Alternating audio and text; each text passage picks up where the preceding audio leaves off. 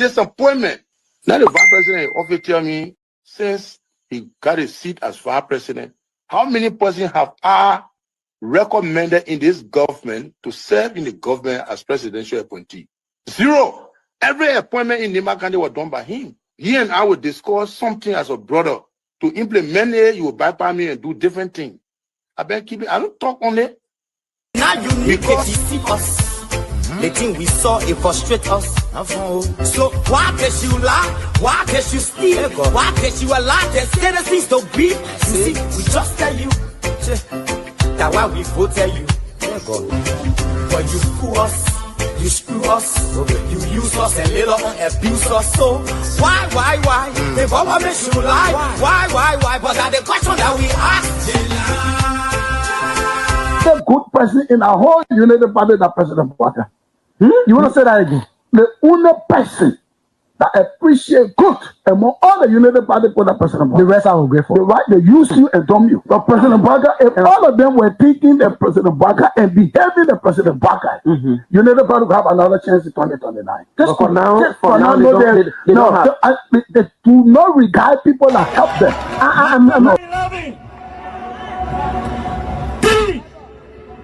Of our soldiers were executed on this party ground. 2 at the back and 1 right at the headquarters. The man who shot and killed our people today is a darling boy in the Liberian National Police. They brought him back to shoot more guns. Get ready to shoot. Because we challenge the status quo appropriately. Inform that violence or still any student because of their action, it will be the day the entire Garguah administration will cut down. We will massively violate the students in this country and will shut down the Garguah administration. The day that happens, we have the capability to do so. And if they think this renovation project is a joke, let them try it. The fall of the Garguah administration begin with this. If they think they will tumble on any student in this country or at the university like going and work away with impunity, while our children saving opponents and logic in the Western world, while we are subjected to agile power and bad learning conditions here, and the thing will say. In the first 100 days, no car will get stuck on a major road in this country. And I mean it. You say you're alive?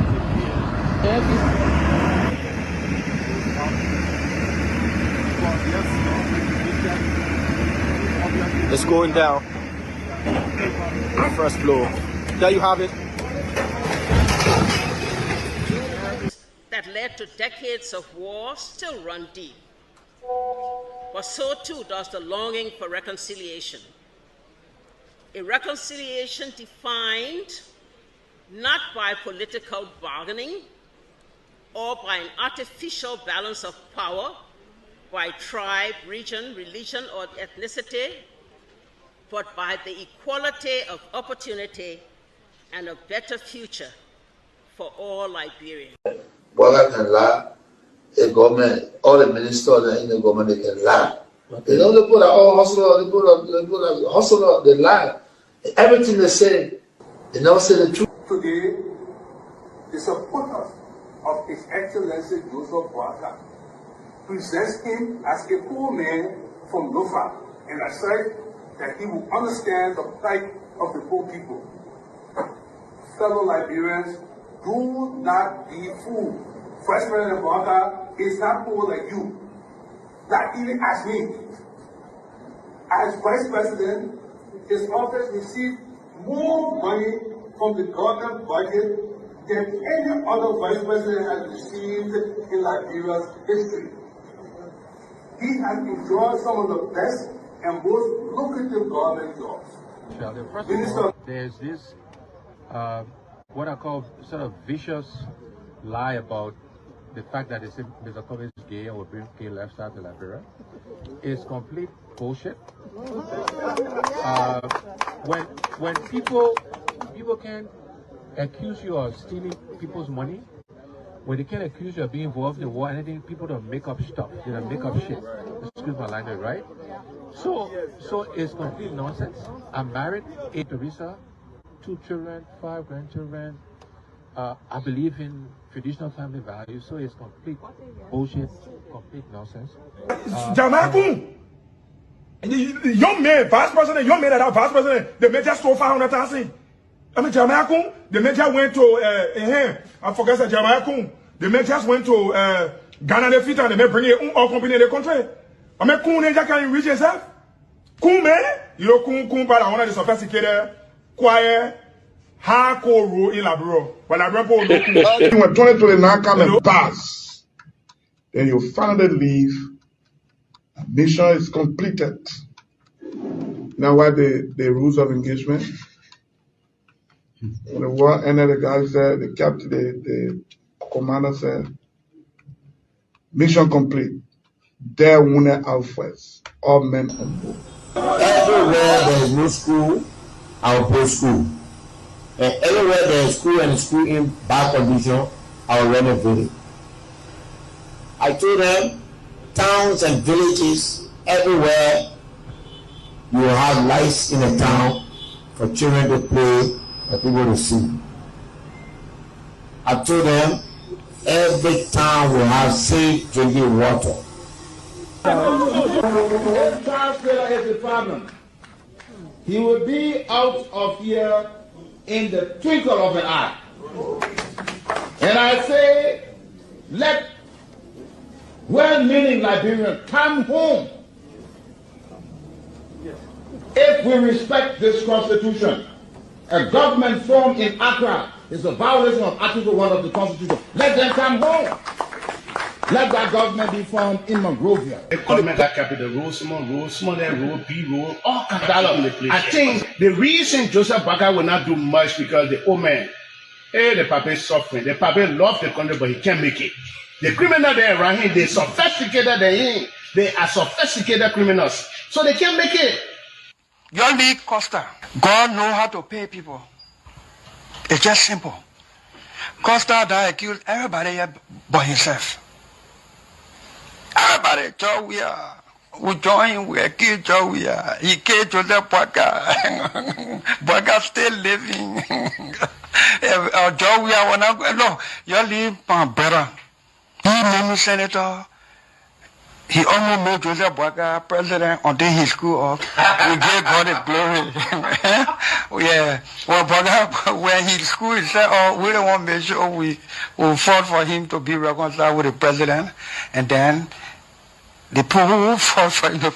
Look, your league Costa, you will come. And Costa was in a podcast, he said, they don't been calling me. Okay. The time you were calling me for me to kind of Boakai, did I put it on radio? That immaturity to do what he talks about. And I guarantee you, when we finish, there will not be a winner or the loser. Today we all wear the jersey of Liberia, and the victory belongs to the people, to the peace, and to our democracy. As we begin to build upon the foundation of this new Liberia, I, George Seleke Kromah, the new president, will first give thanks and praises to the Almighty God for the blessing He has bestowed upon our country. And I say, my people, thank you, We elect on 85 irresponsible men what they happen to the country. We elect on 85 irresponsible men to govern this country, not to be very irresponsible.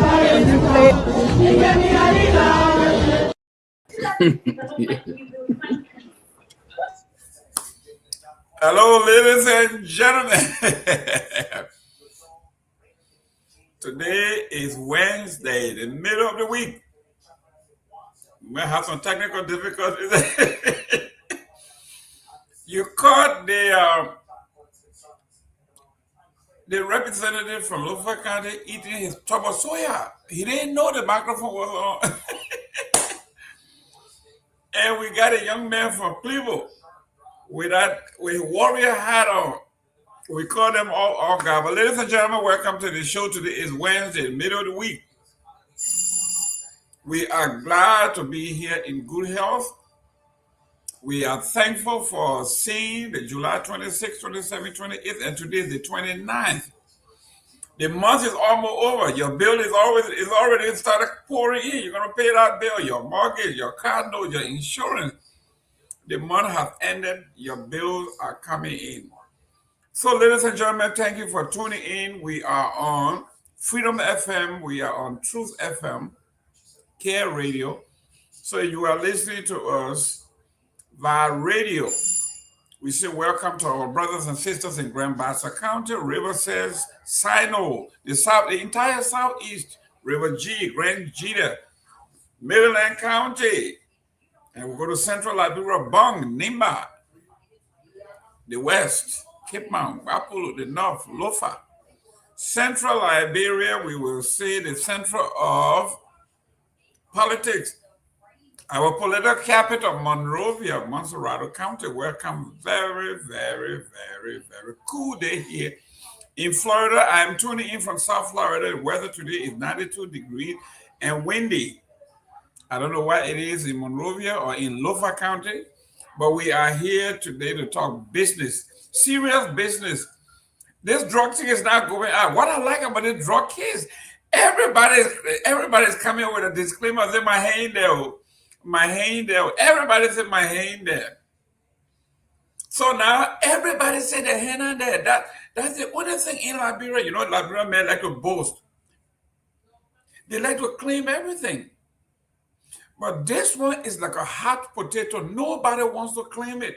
Everybody, my hand on there. Jojo Waka came and said my hand on there. Everybody need a cause in my hand on there. Everybody. They want it too hot. Nobody wants to be near it. Everybody. My hand on that. They lie on me. That picture you saw what I mean. That video you saw what AI. Everybody all over the place. But we will keep the heat on. We will find out now who transported the drug, but who owned the drug? Who owns the drug? Who transported the drug? How did the drug get into the country? We will find out. We will never let this story die down. You can come up with all your disclaimer as you want. You can twist yourself into pretzel, into knots. We are still going to be asking the relevant question, who owns the drugs? If you say somebody got in the canoe and brought a drug here, how come we got the NSA?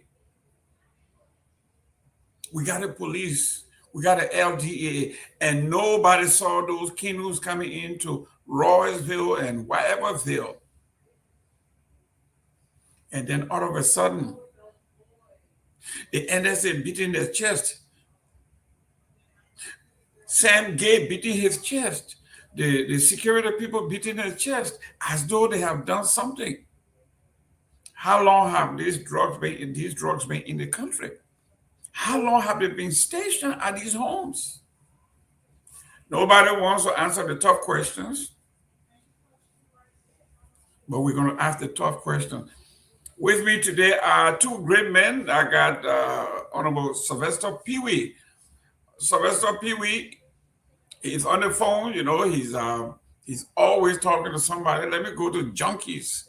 Freedom FM 87.9. When Junkie get a red hat on, boy, it's gonna be hot. Welcome to the show, my friend.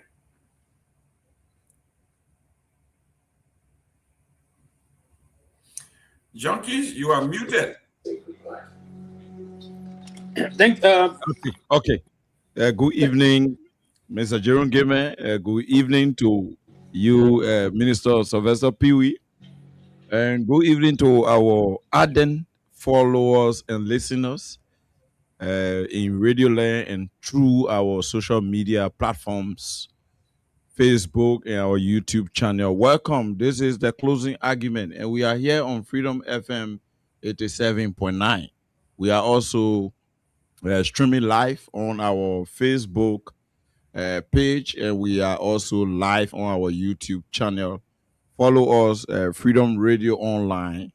And we are also simulcast on several radio stations around the country, to include Truth FM 96.1, Care Radio, Radio Bezu, and other platforms around the country. This is the closing argument.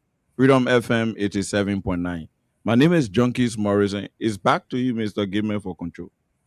Thank you very much, Junkies. And I want to preface the former president of the Republic of Liberia, Ellen Johnson Sirleaf. She said, build a nation for investors, not a safe haven for drugs. She is the former Liberian president, Her Excellency, Madam Ellen Johnson Sirleaf. They say she spoke in Monrovia today, Wednesday, July 29, 2026, at a Women's Day conference held at the Ministerial Complex in oldest Congo town, Monserrado County. Boy, it's getting hot, and we are not going to make what the folks say in Liberia. We are not going to make talk show lazy. We are not going to make our opinion lazy. And you see my homeman, my colleague, Junkies Robert got his hat, the red hat on. That means it's going to be hot. It's going to be heated. The government ready for war. Every time you see him, he is a true warrior.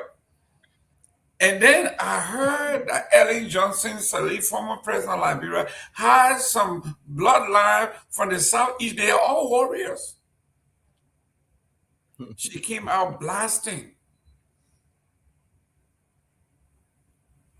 Ellen, lately the women of Liberia, the women are tough. Yesterday we had another woman on by the name of Famula. She was talking Tabata and they blasted her. Today another woman I come up, Ellen Johnson said he blasting. We should build our nation for investors, not a safe haven for drug barons. Jeez.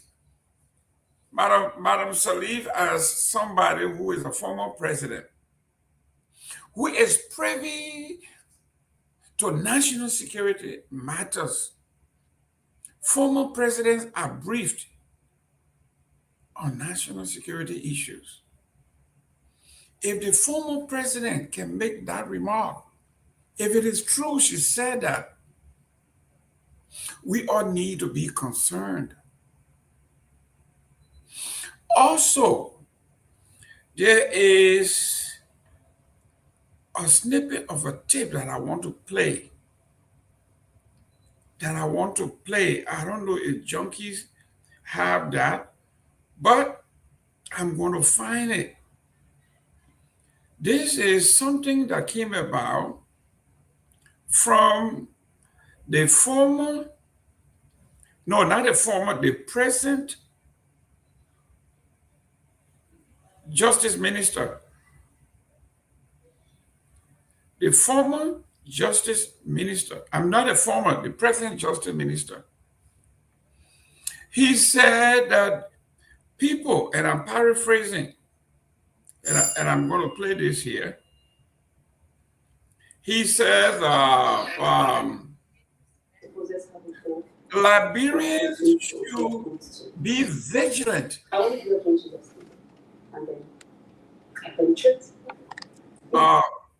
Junkie, is that you? No, Okay. that was from Sylvester Pewee. The Justice Minister said we should keep our eyes on our neighbors. We should do lifestyle audit.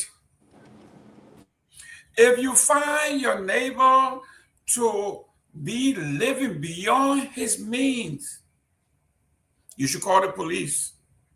You should alert the authority. Fighting drug, he said, is everybody's business. If a gentleman has a job making $500 and he living a $1 million lifestyle, inform or alert the authority. My friend, I have been around long enough. Never in my lifetime have I ever heard something of such nature where the chief prosecutor of the country says we community leaders, we the peons, we the ordinary people, we should keep an eye on our neighbors. And if you find them to be living beyond that means, do your lifestyle audit and alert the authority. This is the voice of the prosecutor himself. So without further ado, we are going to dive into some of these issues Let me go to Honorable Pewee. Honorable Pewee, I'm going to start from the back and then come forward. We missed this. I wanted to bring it up, but we didn't bring it up. The Justice Minister addressed the nation, saying that if we find our neighbors living beyond their means, they may be most likely drug dealers. We should alert the authority. This brings us back to those of you who were very young, but in the President Tubman era had a policy called the PRO, where everybody spied on everybody. Family members spied on everybody. Family members spied on family members. And anybody that went contrary to what the president was doing, your job was to alert authority that this man doesn't like Tubman. Mr. Pewee has gone and put his hand into the old playbook. It's in the way to address the drug issue. If I find Pewee to be driving a nice car and I look at Pewee, I say, but Pewee not supposed to drive that kind of car. Man, let me call the police. This man might be selling drugs. Mr. Pewee, this is a dangerous public policy. And I think it slipped people because of so many things going on. Nobody pick up it, but we have to pick it up. No, obviously, I think, but just it is mind-boggling to listen to the Attorney General to even begin to think in such capacity. I think this is increasingly unfortunate for the Minister of Justice, the Attorney General of the Republic, to come out and say that if you notice someone in your community living above, I don't know what his measurement, what barometer he's going to use, or those informants going to use to get the Justice Department informed about these things, so that they will start investigating or probably. One minute. Start conducting livestock monies from their relatives, friends, acquaintances who were us, and questioning the. But in some cases, on them, if these guys can have in studio, they play the recording. Yes. Let me, Junkie. Yes. Yeah, because the press conference. You by any chance have the video from the state Attorney General that says, or you want me to send it to you and then you can crop it and play it later on? Yes. Can they send it to me? Okay, I'm going to send this to you. Yes. So if it's actually, from what I'm reading, I think it's just unfortunate. The Attorney General as Minister of Justice almost 2 years now. It's never to us. I mean, where you start, you don't have to say to the people, ordinary people, start that, but from within the government itself, we have a lot of government officials living large. Have to do that. Including himself, huh? Yes, and start to see even the Justice Department, the police that report directly to you. Some of the officers are receiving $10,000, $20,000. Do you know, Mr. Attorney General, that it is reported allegedly that the police RG is receiving money from each business people from the metro area in the metro area and other part of Monrovia and the country? Do you know that there's thousands of that are reported to the police chief every month? That has been reported. Have you investigated that, Mr. Justice Minister? Or probably the police chief also reporting? I don't know. So I mean, 1 minute. Junkies, I say when you go the tip, it begins at the 5-minute mark. When you scroll it, okay, right at the 5-minute mark or so, you will begin to hear the police, like you say, the Attorney General. Yeah, go ahead, Pewee. Yeah, so I think the Attorney General should begin to do the investigation from that perspective also. It has been reported that the police, the RG. Junkie, please put yourself on pause or mute.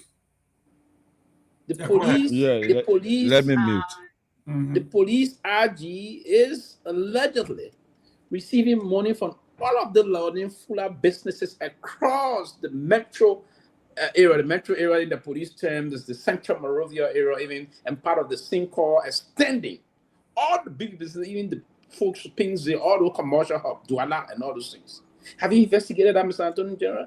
You are very fast to come and exonerate the police chief quite recently. We are conducting what we call a comprehensive kind of an investigation. You exonerated him, but now you want to push it back to the ordinary population that are struggling to meet ends meet.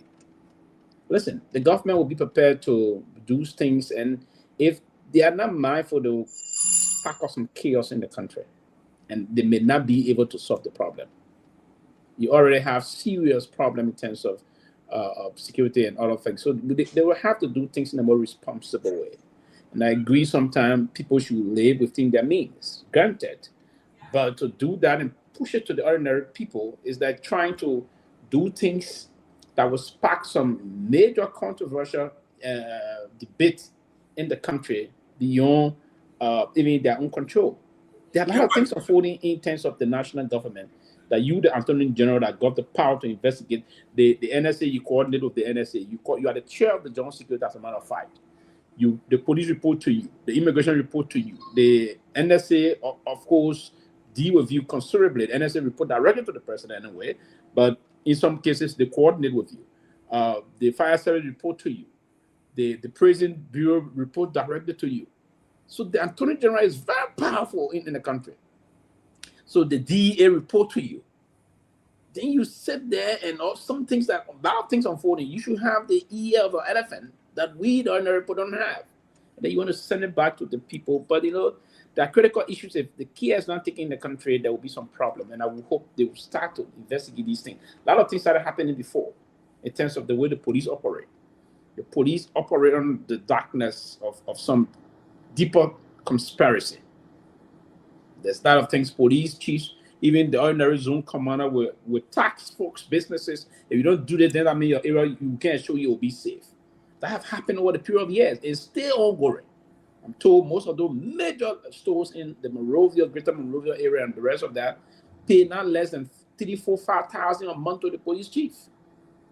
It's not a small amount of money. Some will go to the metro people, the metro and all those things, and all those high-ranking people, but the body will collect and do this. Have they investigated that for find out why? These people are paying taxes to the government of Liberia.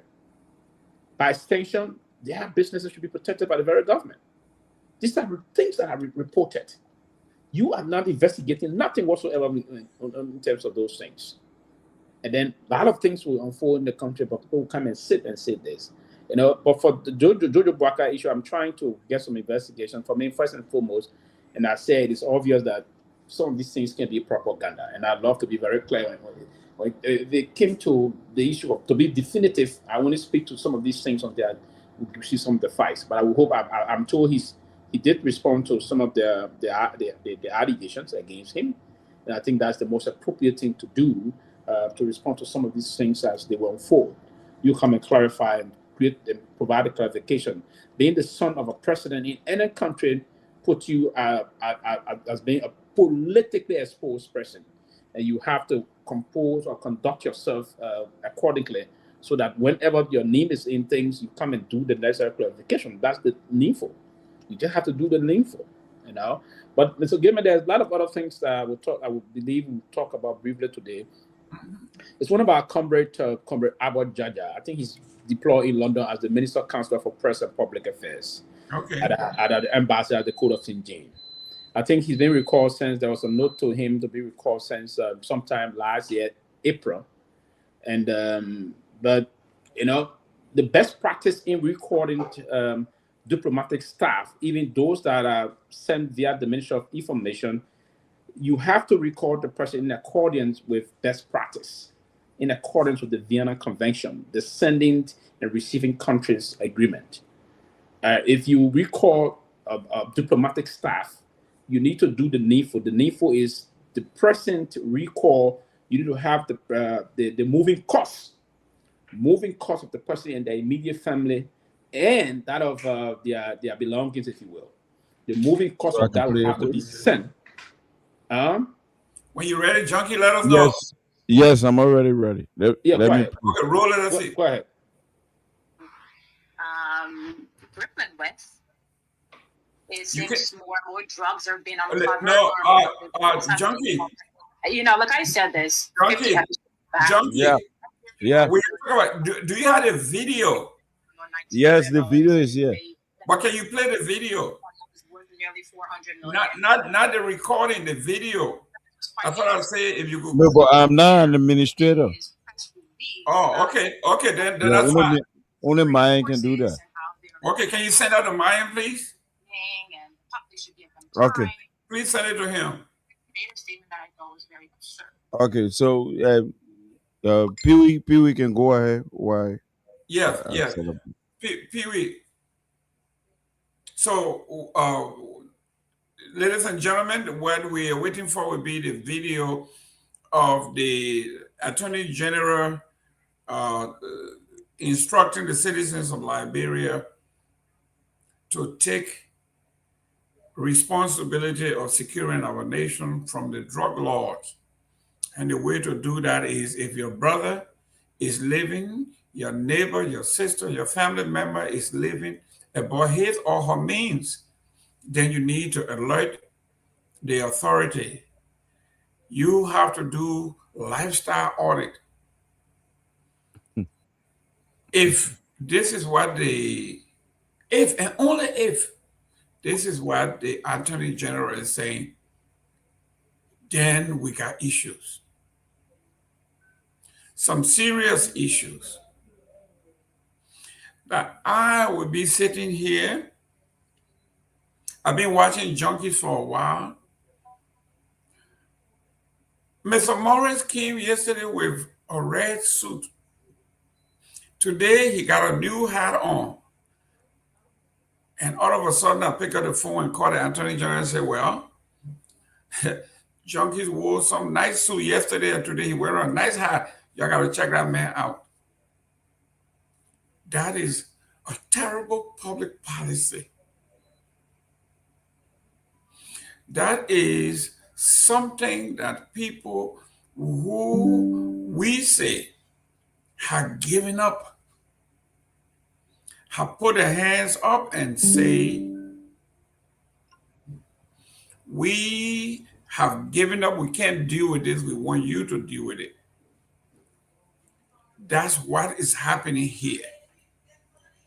But beyond that, we are going to be talking about other issues that we all need to. we got a lot of struggle.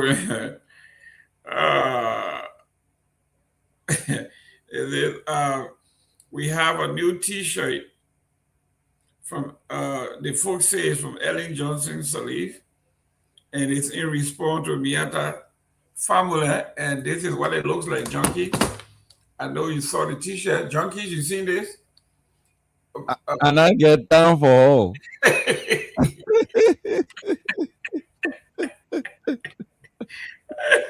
so they are purporting here that they went to interview the former president. What you got to say about what Myean family said? She said, yeah. According to those, I ain't got time for her. I ain't got time for all. You know the Liberian way, Mr. Gayman. Joseph I ain't got time for all. Joseph Barry said, I leave it with that. And this one said, I ain't got time for her. I ain't got time for her. I'll leave it with her. That was what she wants to say. Yeah. So, this is we are doing the best we can to make sure that Myean gets the tape. And yes, I've already sent that to him. But Honorable Pewee, this is Ellen's response to. Yeah, simple. Listen, it may be comical. We're not sure whether she said it, but it is appropriate. No, she said it. She said it. No, she didn't. She didn't say, but she said it on live video. Okay. On live video. Yeah, she said it on live video. It's not an audio. Okay. You know. So the old man is, you see, and Myean again, I the political, not political, the real political old man there also now. That's when I get time for all. Old man meant to say she did least on her mind now. Yeah, she's an insignificant species. So she don't worth my response and other things. So you're kidding.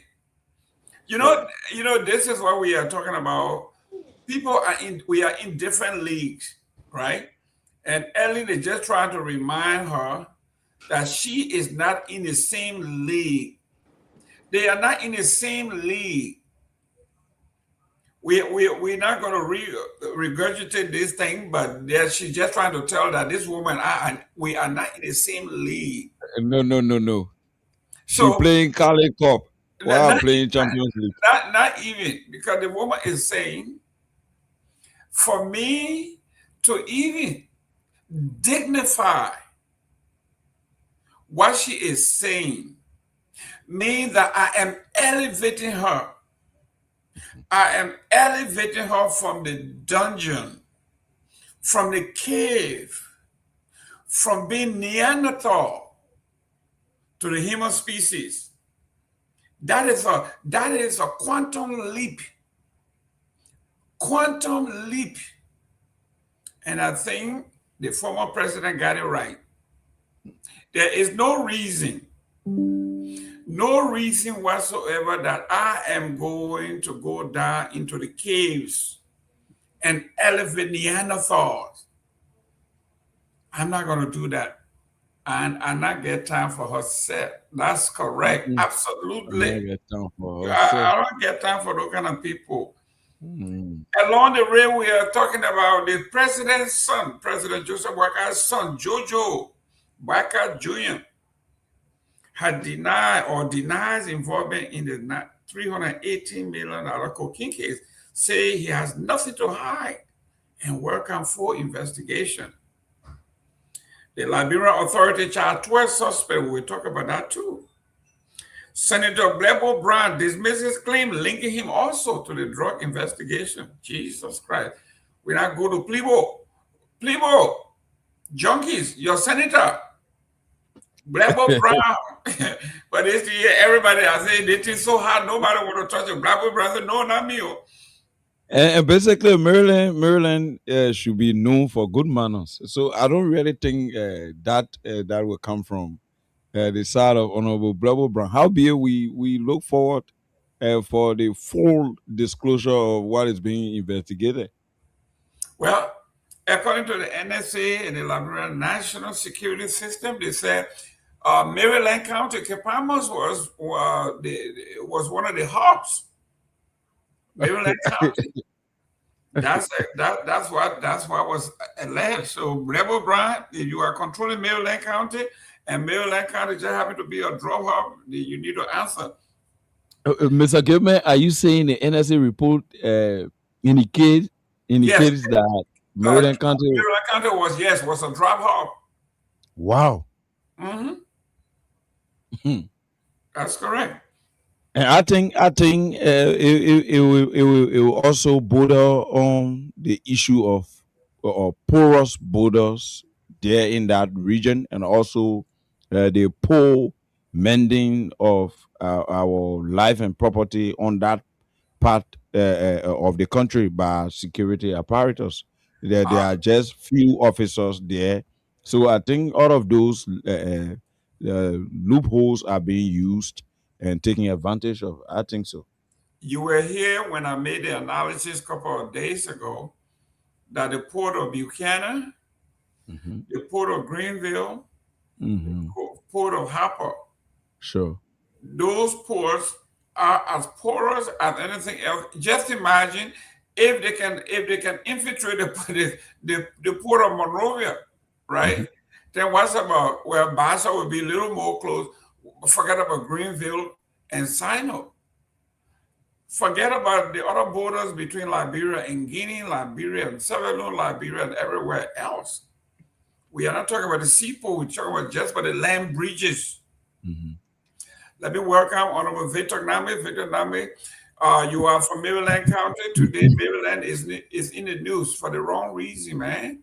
What's going on? I didn't know you guys were drug heads in Maryland County. Well, yeah. Good afternoon. Hello to you, Mr. Gayman, and also Mr. Morris, Mr. Ture, and Mr. Pewee. Also to our guests in broadcast land. Thank you for joining us. It's good to be with you. Look, Jerome, we said it here that we thought this could be one of the motivation for the so-called port decentralization push, but from some of these people. Hello, are we on? Yeah, what's going on?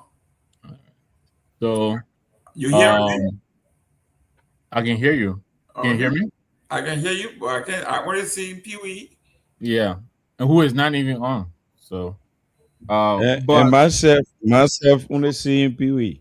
Right. So Okay. we didn't think the drive to decentralize, the port was due to any desire for efficiency in administering the ports. Look, I am from Hapo. Junkies know the port of Kepamos. I don't even know if they're making any money. There is no. It has no capacity to do anything, let alone administer itself. Now, if you're going to do that, you have to empower the team there to upgrade the port. And we say here that it is very possible that some of the drugs could have come through some of these ports because they are so poorly manned. And now it's coming to light. This is exactly what we were talking about. For days here on end, we talked about, where did the drugs come from? How did it come in? It took them forever. So I'm not surprised that this is emerging. Port of Buchanan, even which is as close to Monrovia, compared to Port of Greenville or Port of Harper, Port of Buchanan is nothing in the grand scheme of ports. You're talking about, the necessary stevedoring equipment to offload and unload vessels, the security system necessary to man these ports of entry. It's not just, you put a little checkpoint down and people come through in and out of the checkpoint. It's way more than that. And so, yeah, I'm not surprised that this is what is emerging. And I think it is very, very plausible that this has been happening for a long time. These little, ports of entry, they give access without the capacity to administer to people who want to come through. The point is they're just wide open, basically. I've been to Harper. It's a long stretch of land. I'm sure junkies has gone on the beach there. Nuclear Town area there. It's a long stretch of land. You can go and leave the whatever it is they're using, whether it's a barge or whether it's a real boat or what is a real ship. You can leave it several nautical miles away from the shore. You don't have to come to shore as close as possible. And you can do what they said. They saw some of these people with wetsuits. You can bring inflatables. There are a lot of things you can do. That our people don't have the capacity to detect. And so we're glad that these are emerging. I think they strengthen the argument that we were making. That this government has to be transparent and tell us what is happening here. Some of our colleagues on set, they thought we were just talking and talking, because we felt like talking. But these are some of the things we've been talking about. So, but it's good to be with you. Let's get it on. Good. You hear? Let's get it on. That Marvin Gaye. If this man let his music business, let's get it on. Hey, let's go, ladies and gentlemen. Most of you are too young for these kind of music we're talking about. Let me welcome Abraham Toure. Mr. Toure, welcome to the show. Thank you, everybody. Thanks for having me. I appreciate it, and looking forward to a good show. Like I made mention, like many of my fellow panelists have talked about over the past days. The drug importation of in Liberia, the illegal importation of illegal drugs in Liberia, I think is something that we should not, in any way, shape, or form, close our mouths on. We should talk about it every chance we have and make sure that those who are in authority, who are authorized regulators of these kind of situations, they're held accountable, that they report timely, and in doing that, I also admonish them that they should do a very fast and a scientific investigation. reasonably fast and scientific investigation leading to who brought it in, and so on and so forth. So I think it's gonna be a great show today. I acknowledge that and I think government officials in general, who are holding positions, they're accountable in a lot of ways. There are a lot of accountability things that are happening in some agencies and ministries of our government that to be fair, the head of state has to call his people to order and say, hey, this is you doing too much. But the drug thing is, something we cannot overemphasize. Emphasize we have to get to the root cause of it, and we also have our responsibilities. We have a role to play, and I think that role is one about this. Some of that role is what we're doing every day here, coming here, discussing discussing the drug situation, who may have brought it in, who are in custody, why is it taking a long time, who's talking to us, and what are they talking to us from. So as we go through the day, I look forward to a good show, and I hope that we can continue talking about this very important situation. Great. Let me welcome Dr. Peabody. Dr. Peabody, welcome to the show. It's always good to see you guys, man. Always good to see everybody bringing the happenings in Liberia. It's good to see you guys. I'm looking forward to diving into the breaking news. The drugs, more names coming up. It go as far as the first family. I'm looking forward to diving into it. But good to see everybody here tonight. Good to see everybody. Yeah, like earlier we said, Liberians, we are people who like to take claim for everything. We like our title.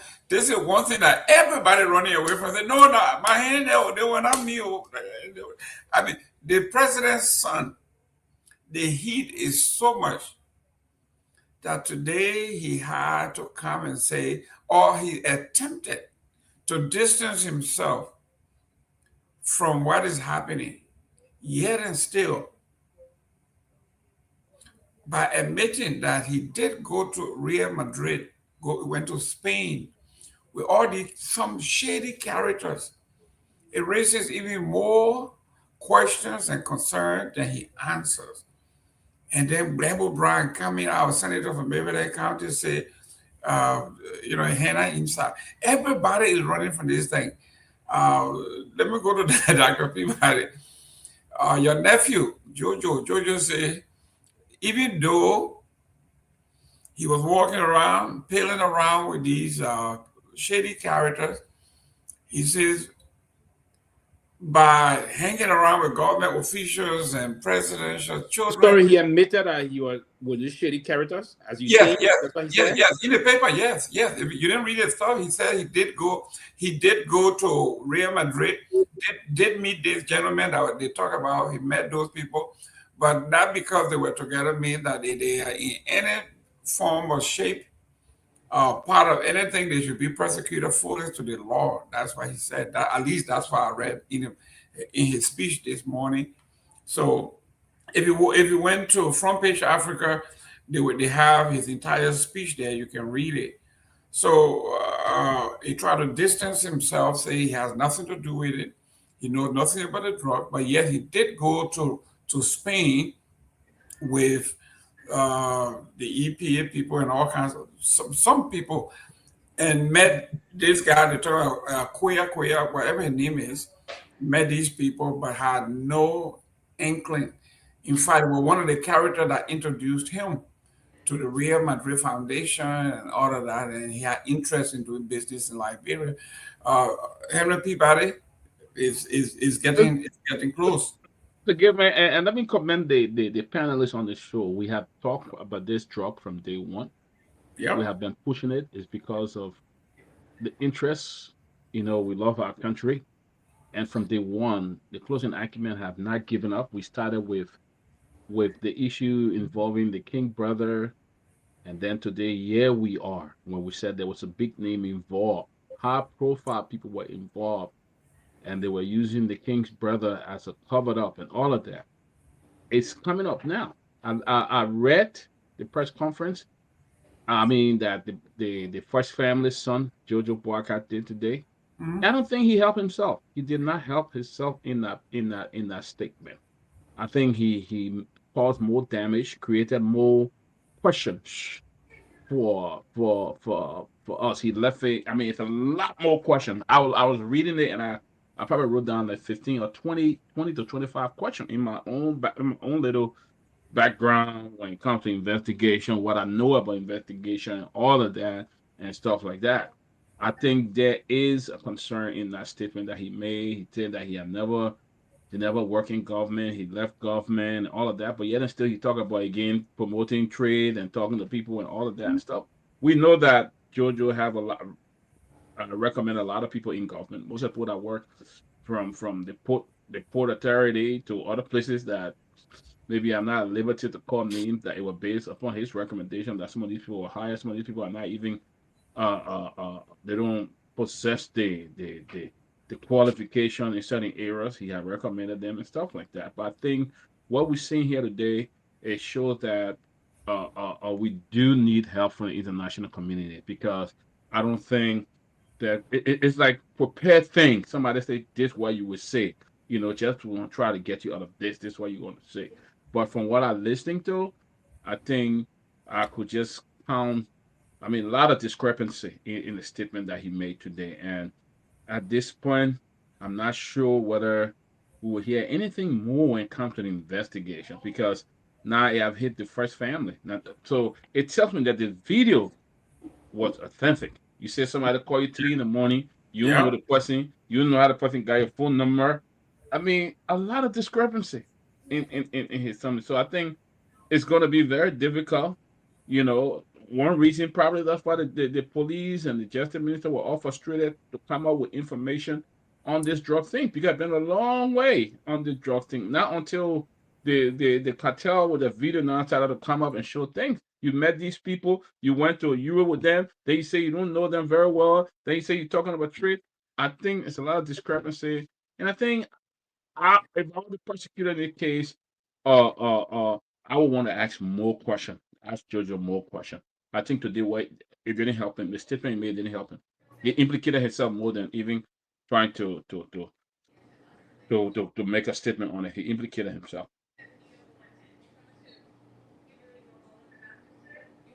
Muted. Let me go to junkies. Junkies, you followed the story. You read what I read. His interview with Rodney C. and the excerpts that were published. To me, I mean, it raises more questions than answers. Whatever he tried to do, I thought he implicated himself by admitting that he had dealing with these folks. To me, says a lot. Because then it brings this question to mind. What is Jojo's position within the government? And he's out there cutting deals and calling the shots on behalf of the government in the name of pursuing trade investment without the acquiescence of the Ministry of Commerce and Industry.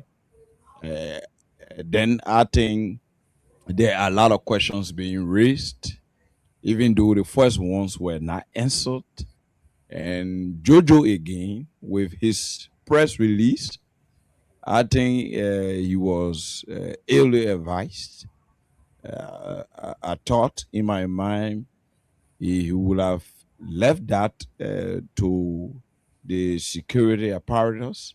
If indeed his conscience was clear, he's supposed to have done that by leaving all of the merits and demerits with those investigating to come out with findings. But that he will come out with such a voluminous press release, making statements that are contradicting in the same press release and indicting himself, forgetting about calls being made between he and Mr. Rodney C. and even conversations being heard behind the scene that he did not know these guys. He said that the phone call made to him by Mr. Rodney C. he refuted that he didn't meet these people anywhere. He did not have any knowledge of their existence, meaning they have not had any encounter. And at the same time, these guys have the WhatsApp number of Jojo.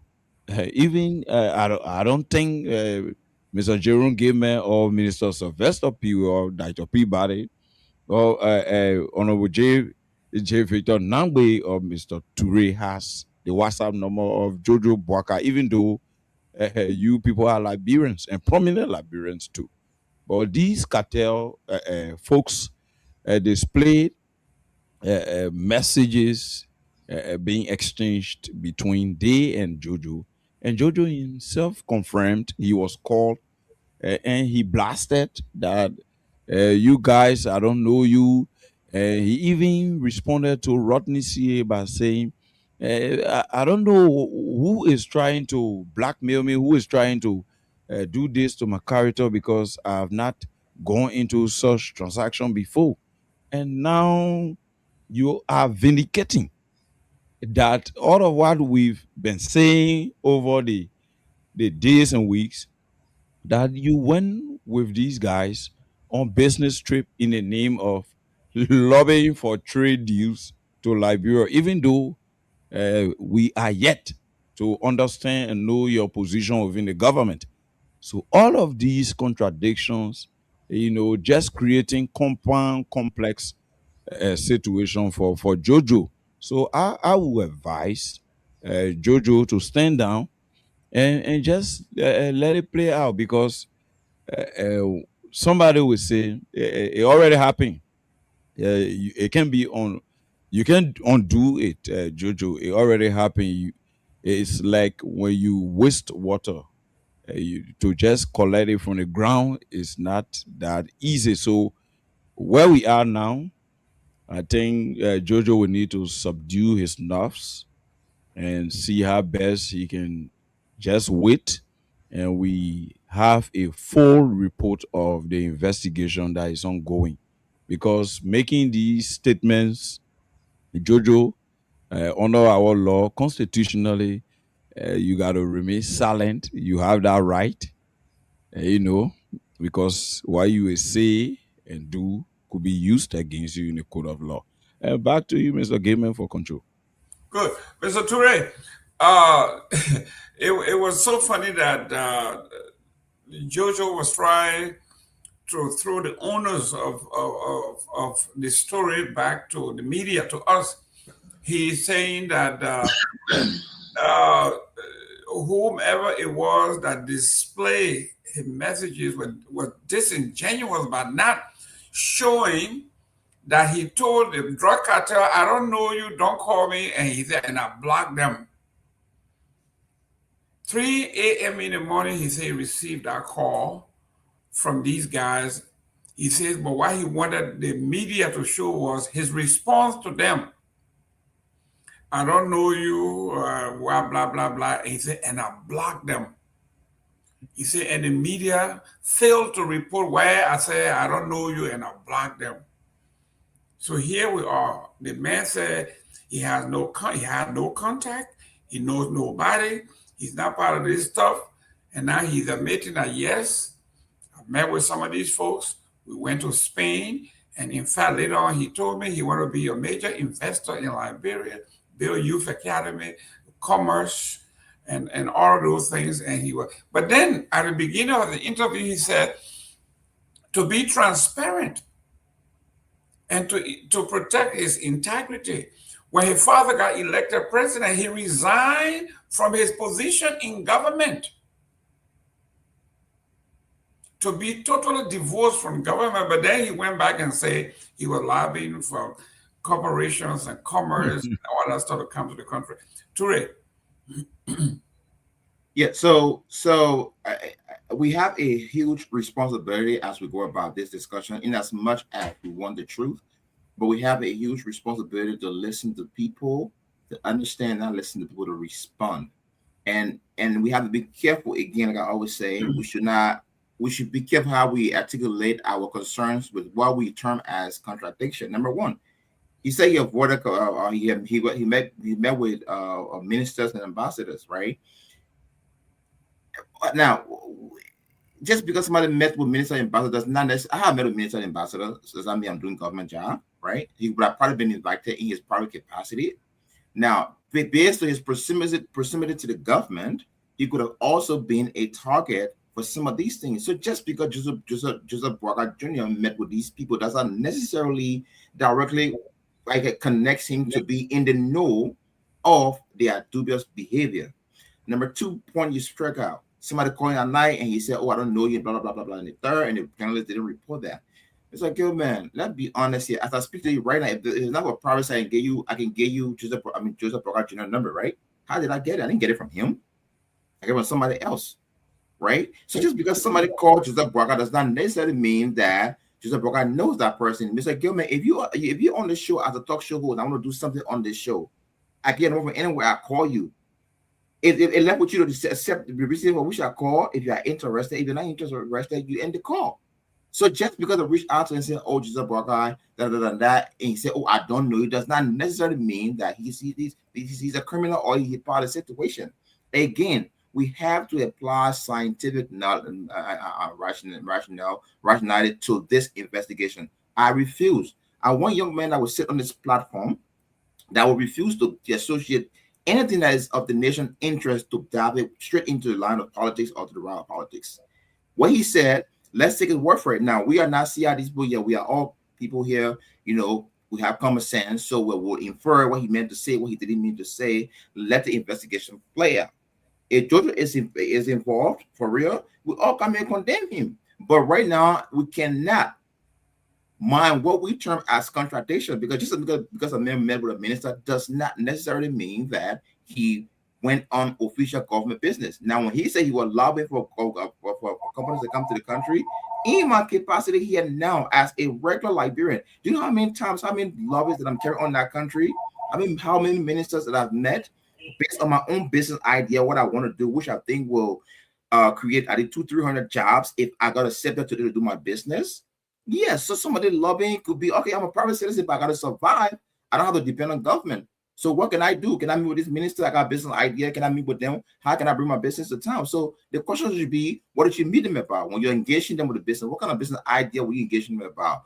And then let us be able to cooperate these information. But we cannot sit here because a man say, "Oh, I met with them, why didn't meet with them?" Or somebody called me at 3, I said, "I don't know you." We take it as a contradiction. Those are not necessary contradictions unless we contextualize it. That's my own position. Excellent. Let me go to Victor Nagbe. We are going to the same thing where I say, if it walks like a duck and quacks like a duck, it's a duck. Our job in the press, wherever way you look at it, is we are the finders of truth. And it is incumbent upon us to use whatever means we get to educate our folks as to where the contradictions are. Because when you go to court, those are the things that they look for. Jojo said that he left government. When his father came to power, he divorced himself from government by resigning his position when he was a maritime. That's what he said. That's fact. That is not innuendos. If you say you want to divorce yourself from government, then how come you deny that you ever met these people? You don't know who they are. But then as we press on, you say, yes, I met them and we traveled together. It doesn't mean that they are anybody. If they are criminal, they should be prosecuted to the fullest extent of the law. That is not what we are talking about. You first denied that you knew these people. Now you are telling they travel with them. Yes. Yeah, I mean, there is an expression like, show me your friends, and we'll know who you are. I hear my friend brother here, going to great pains to try to draw a line of,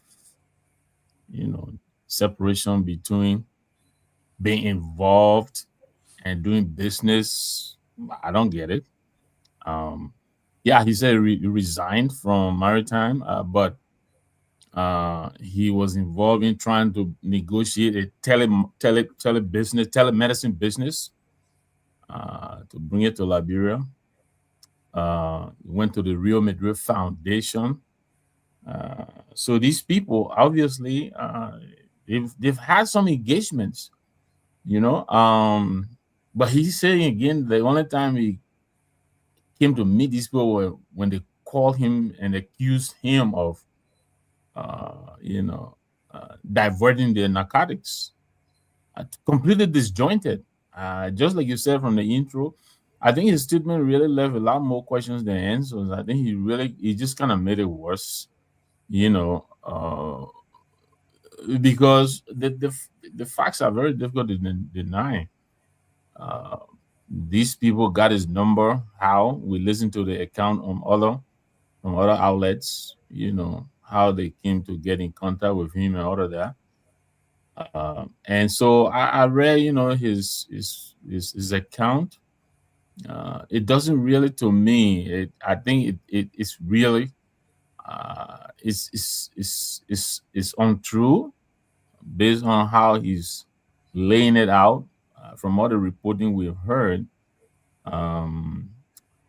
and the extent of his involvement with other activities, not just these people. I mean, we've heard, his assets being used. He didn't mention any of that. I think there's an address somewhere in the Cinco area, 20th or 21st Street, that has been brought up that is allegedly, his. So, I don't know. I am just going by what is available to all of us in the press. But his account really, I think, it really kind of it diverges very significantly from what many outlets have reported. And so many outlets reporting the same thing. I think they tend to corroborate each other. So I am hoping that all of this is not true. I hope it is not. But he didn't do himself any justice by this very lengthy statement, which is really empty. It doesn't really say anything. I don't know. Let me welcome Chief Saint Tomalin Nyenwolo, George the First, King George I. King George, I say I didn't know King George. I never met him before, but then King George took me to Real Madrid to introduce me to the foundation. They think the Congolese are getting curiouser and curiouser. Tomalin George, your take. Well, by the way, Tomlin, why you coming up? I don't know if you've seen this clip. I saw a clip from the Basso that many people have not reported on, of people in the street chanting drug dealer. Did you guys see that clip? Yeah, we try to hide it, my man. I never heard that. We try to hide it. Go ahead. Sorry, go ahead. We had a good night. I'm bringing out the other people be saying all over the place. Go ahead, Tomalin. Yes, guys, welcome again. Welcome to our viewers and listeners, wherever they are around the world and Liberia. Look, I just listened to Brother Toure. He sounded like, I talked to Jojo today, okay? I talked to him today. When I saw his statement, I sent a message to come on the show. I said, we invite you to the TCA, come on TCA and talk more about your statement. But he didn't respond. He said his parents, I think today the parents' anniversary. So he was there.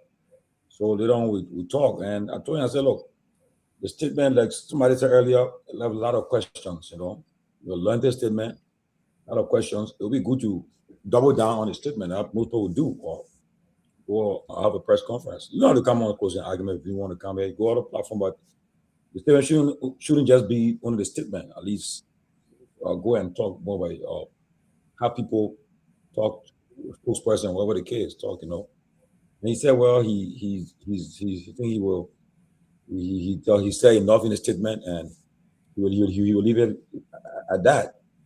And like he said, for the fact that my status, these things we expect it to happen. You'll be in the news and so forth. But I encourage him. I say, look, if I say it will be good, you don't just statement alone is not enough. Because you want to engage if you can even arrange a press conference, whatever the case. and take questions. You know, and I'm sure you can address all the questions I was asking. You can lay to rest in that press conference. He told me last day, he said, well, he would think about it and so forth. So I hope he will reconsider. And if he doesn't want to come, send a spokesperson. Send somebody. To Peabody say he can send his lawyer, which is so forth. But maybe perhaps since he has not been invited for an investigation or maybe invited or talked to, or maybe that's why he may not come forth. But it's a serious thing, you know. But you know, we got to, again. So now that you put yourself in somebody's shoes tomorrow too, you know, because right now, like for instance, like during the crisis, people who was Kram, Mandingo, Gio, Mano, some of them were innocent, and they never chose to be born as like that though, but because of situation like Liberians. Oh, Liberians are this. I mean, you can't question God of who you are, but again, it comes with. Like I said, it comes with the territory. You know, when you in a convoy, the security, all the assets and things, it comes with it. So these are you'll be vulnerable to such a thing. But all in all, the security, our law enforcement, those who investigate in this case, they're not doing the country fair. People can be guessing and getting leaks. Like today again, I got leaks from my NSA people. Again, and that what will happen. Somebody will be giving you information to you that you're talking to, be giving it to the public, and it's not a good thing for you guys. And I maintain that with that quantity of drug that was seized, it just can't be ordinary people involved. People within the highest echelon of power might be involved. You know, like most of our checkpoints at night, you won't know, but in Liberia, many people don't know. In Liberia, at night, the checkpoints are up. Most of the places, if you go to Liberia and you travel, you move at night, checkpoints are up. The guy checkpoints are strategic places, locations in the city. And you coming, like you're driving, you're going.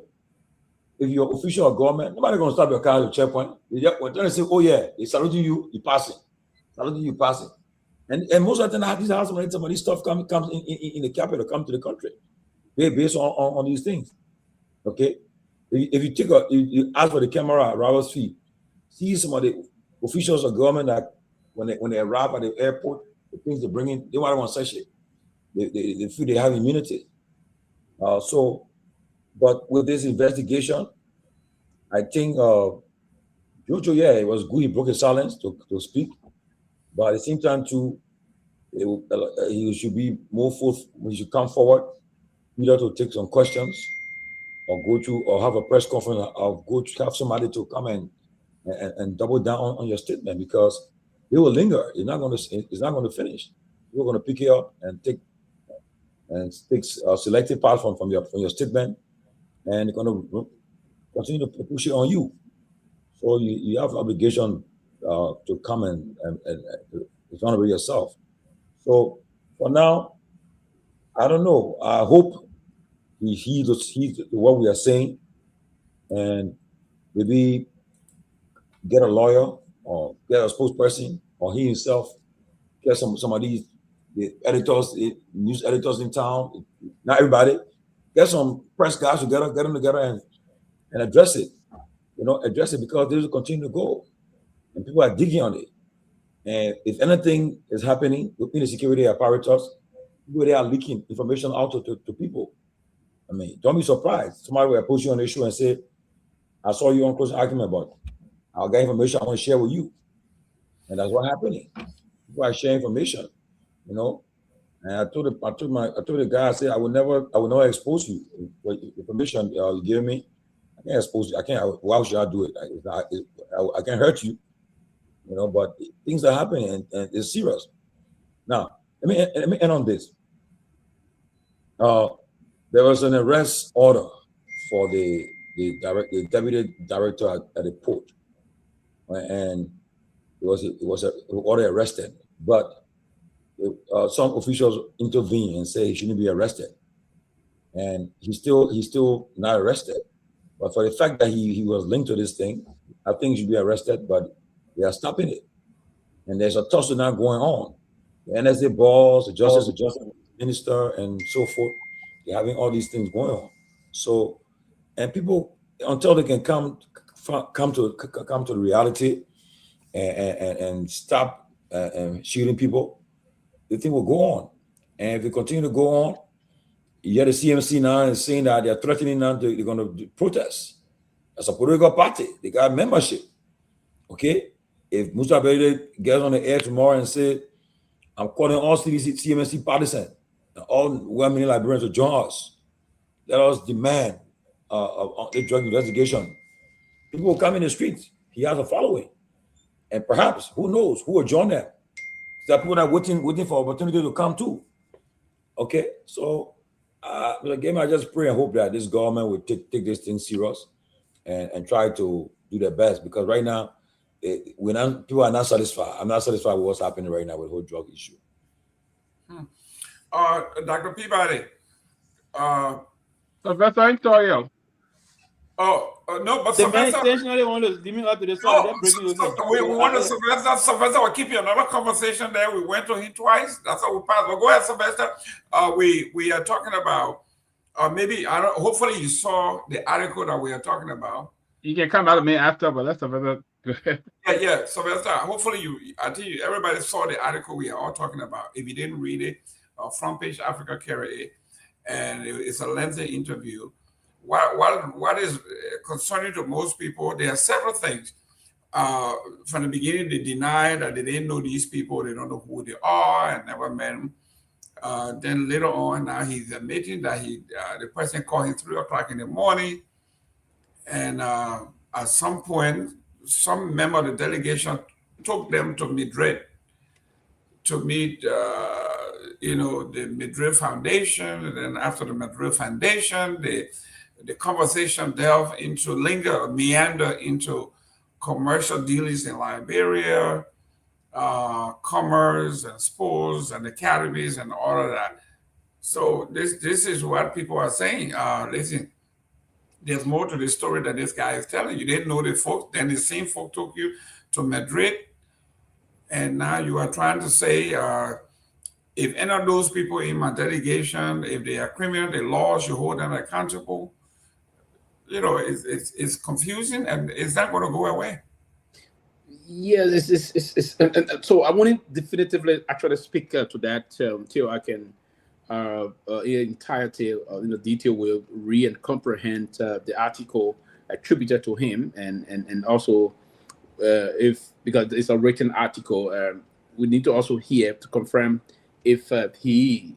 Out of the story that's attributed to him came actually from him in terms of that. But yeah, sometime in the governance system, in the public bureaucracy, you attempt a lot of calls to open to a lot of opportunities. But sometimes you go to a lot of invitations, and they'll say you send out invitation, but they say you never refuse the call, but you refuse the content of the call, if you will. So I haven't really seen the detail of it, but the fact that he went to, and I want to see how the story went first and foremost. He did deny and now trying to agree, but what he said in part of it is that he didn't know from the fact that these guys were involved to any sinister activities, if you will. That is it. I may intend as a government official, or at the time, even I work with the Ministry of Foreign Affairs, my boss, the foreign minister, the chief diplomat of the Republic, we've engaged in a lot of other conversation with folks from the bilateral perspective, individuals that are wanting to do business with the Liberian government or wanting to serve as representative of the Liberian government in all of dispensation. You have conversation with them, but you don't know their intent sometimes, and that's why you do some background check on them. Later on, you do background check, but you won't understand the motive until things start to unfold. So if the son of the president stated clearly that he had conversation with some of them, they wanted, because listen, folks will always want to call people that they believe that are close to that got some good proximity to the presidency. It does not negate the fact that you know the intent of them. We ought to be sometimes get the dispensation. It may be me tomorrow, my father or my mother or my uncle or someone that are close is the president of the Republic of Liberia, and then folks will want to use to have certain rapprochement with me that they can use that to get close to the presidency or to do some investment in the country. Yeah, and I will do that if my father was the president of the Republic. I will even be an extended kitchen cabinet person to do some thing on behalf of the government, get involved into shuttle diplomacy, go into some high class capital to engage with some very powerful investors to come and do some investment, reasonable partnership investment into the country. But in times, I won't know the detail issue, but I will have to take some time and ask a hard question. So he trying to distance himself from that the engagement was not meant for any criminality, if you will, but he didn't know the motive of that. And if those that were talking to him are engaged into any shitty deeds, should be dealt with by the law. I think that's the most appropriate thing to do. But he will have to move to clarify more and speak sometime even beyond the written clarification he gave. He will have to come and speak out to the Liberian people. Listen, I do understand the phase of the Liberian politics. Robert Sirleaf played very deeper role into the politics. When his mother was the president, he headed the oil company, and there was some profit. He was appointed by his mother. He even pushed that institution to the extent that his mother took responsibility of that, right? But the good side for Jojo, he's never been appointed by his father into any government position, but he's been using his affluence, if you will, outside of government to maybe seek for investment to come in the country because he got an elderly father that is the president. And I suggested some time ago on this show, I said, I will implore Jojo to begin to be very progressive and aggressive in engaging partners to come and do some investment. You have to be very progressive also in detail in trying to also look at some of the operational activities of certain government officials. Are they being honest? Sometimes go and sit with your dad in the evening, tell Mom, it's about time every week probably let me have a section with my dad to see if he's following certain things and I update him. That you don't think we have to look at the Ministry of Commerce to ensure that most of these things that are unfolding is on course. So then you move to the Ministry of Commerce and get some detailed information and serve the woman with some of these things. And I mean, he would have been a very useful and a very regular kitchen cabinet person that will advise the president behind the scene that will impact very significantly. So his statement to disengage himself from these bandits, in other words, is welcoming, but I will encourage him to go further until I can see anything to the contrary that will prove that he's culpable. I want to, for now, see these things not on the surface basis, but we all go deep from the detailed perspective to understand what is actually unfolding in terms of his clarification. I thought, yes, he went to Spain. He will travel the world over to ensure that investors can come to the country. A reasonable son of a president would do that. I see the current president of this country, his children are engaged into even doing other investment in other area, encouraging investors to come. They are getting powerful defense contracts and other things in the millions and the rest of that. I haven't heard that Jojo is seeking contracts in the Liberian government. I haven't heard that Jojo is doing this or employing the Liberian government. But if Jojo can make it more useful to engage partners outside to come and invest in the country, that would be encouraging, but not to engage with people that got ulterior motive to undermine the national security of the country by peddling drugs and the rest of that. Something he distanced himself already from. It's welcoming. So I would encourage him to do more so that he cleared the family name and then to reassure the Liberian population that he's dealing with these people. He thought it was in good faith. But if it's established that these guys are involved into some sinister ulterior motive, the law should take a course. And I thought if I were serving as his spokesperson or advising him, that statement, the person I advised made a statement. But again, you said that he did deny, and now he come and say this differently, then that would be a problem. So I would need to look at the statement in terms of the detail line of his response to it. But it's critical and important that he do come out and say something about the tide. The drug thing is not going to go tomorrow.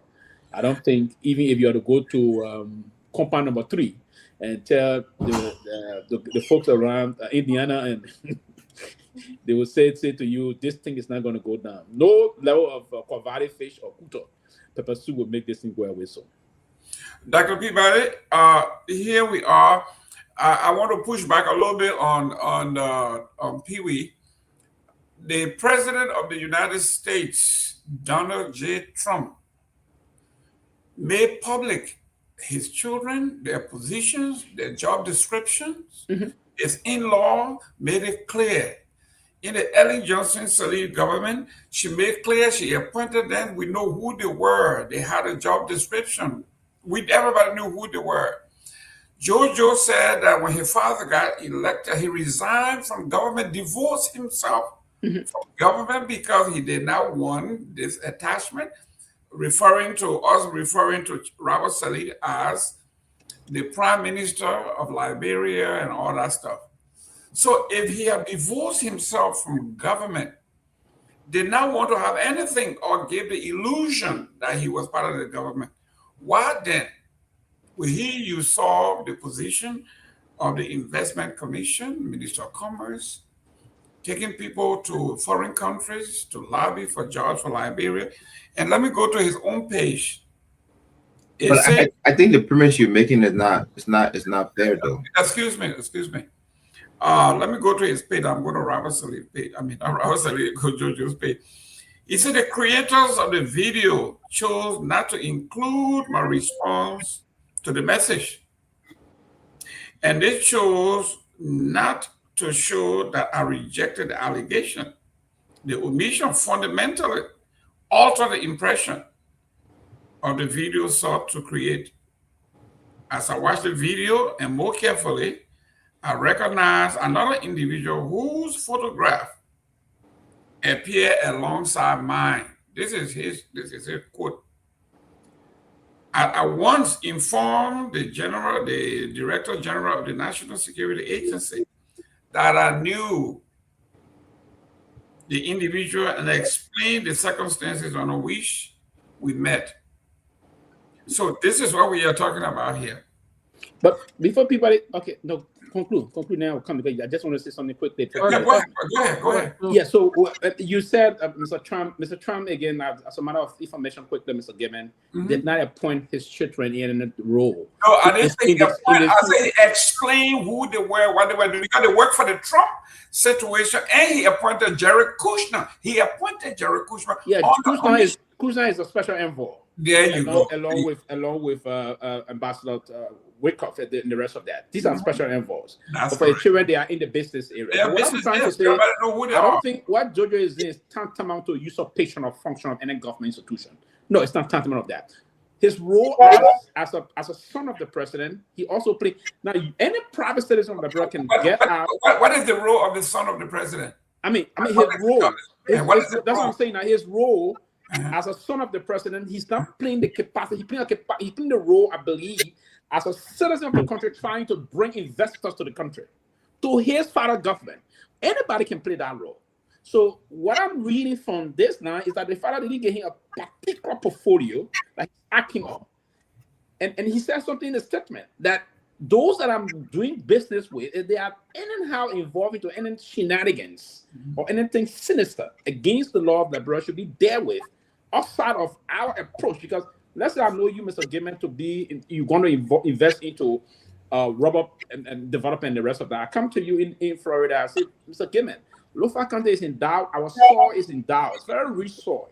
Can you see and talk to your partners to come and invest? My dad is the president. I don't have no role, but I was looking for some investment to come into the country. He said, oh, yeah, no problem, Pewee. I will see what to do. I'll talk to some friends. But I don't know Mr. Gayman and his friends got other dealings that are counterproductive to my thought process. That way, in no way, in the future, if things were to come, I was coming and say, hey, I was talking to Mr. Gayman. I thought he's clean, but if Mr. Gayman have done anything to the contrary, the law should take a course. I thought that exactly what the gentleman is trying to do or was doing, and then he's caught up in this, and he's trying to do a clarification here So that's the position I'm looking at between the line. Okay. So Okay. in terms of the level, yes. That position is blurred. Fair enough. Let me go to Peabody. Wait for your chance, you can't say your own. No, don't attack my own. Let me say this. Jojo, yeah, he came up and said, "Yeah, go ahead. Ain't nobody going to anybody that is excused. I'm not going to come and say I'm part of this. Exactly. I know those people. I'm part of this and this and that. You first thing you try to exonerate yourself. You come up and you say that yes, I don't. All those involved. That's just a blanket statement. That's a blanket statement. Anybody involved, let them face the full weight of the law because you know that you will be free out of that. Your pride is the president. It's almost impossible that you will be persecuted or anything will happen to you. That's what I'm calling for. International investigator into this drug incident. You can't just rely. I mean, because we saw Biden pardon his son. You think the fresh family in an African country, third world African country, you arrest the son of a sitting president on these kind of charges? It's almost impossible. That statement was a blanket statement. I'm not saying Jojo is involved in this. He came on and said, hey, you know, I know these people, but what I'm basing on is he should have just remained silent and let his lawyer or somebody talk.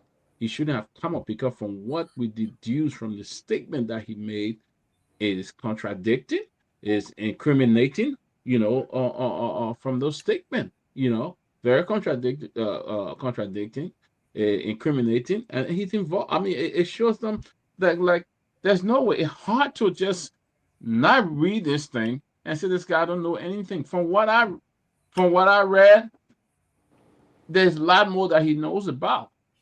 You know, there's a lot more that he knows about. You're meeting with these people, they bring in the football foundation and they want to come and do investor, and you didn't disassociate yourself from these people. You say you met them. These people are involved. They have been allegedly accused in this whole saga. And you look, what I wanted to hear today, I don't know these people. I had no dealing. I don't know what they're talking about and stuff like that. But you came up, then you tried to frame story how you met the people in Europe. Then you come up, you saying this again, you met them. I mean, you just got a bunch of story connecting that don't make no sense. So I think what we see here it's good that he came out say and disassociated himself from there, but I think he incriminated himself more than disassociating himself from that. Let me welcome Jackson T.S. Seaton. Thank you very much, hopefully we don't have no background noise and you don't fall. Well, thank you very much. And I think, and I'm happy to be here. Good evening, gentlemen. And the issue on the discussion is very germane to Liberia because this situation with Liberia being used as a hub to transport drugs from South America and translated through Liberia to Europe and the United States is serious. We have to take this issue very serious. I read President Joseph Boaka's son, Joseph Boaka Jr. Reaction on front page Africa. I think around this year will not publish anything that did not come directly from Mr. Boaka Jr. But I think the interview leaves a lot of questions unanswered. One of the issues that I want to talk about is the telephone call that he said he received around about 4 o'clock in the morning. Now, if he claimed that he didn't know these individuals, how did his telephone number pop up for the people to be able to contact him? How? What do you mean? His telephone number, he received a text message. From you in Liberia as this person. Hold on. If somebody, before you continue, you are in Liberia as this person or official. That's a simple thing. So let me go there. No. If I want to talk to you, if you are a big boy in Liberia, I want to talk to you. Your telephone number, your private telephone number. Anybody can get it. No. I can get it to anybody. No. So do you have the telephone number of the president of Republic of Liberia right now? Of course. You can call the president of Liberia directly. I do have his number. But the president's telephone number, all people got it. It's strange. It's strange to me that the president's son, a group of Colombians, people in Colombia, immediately when the number came, before said he recognized the number, it came from Colombia.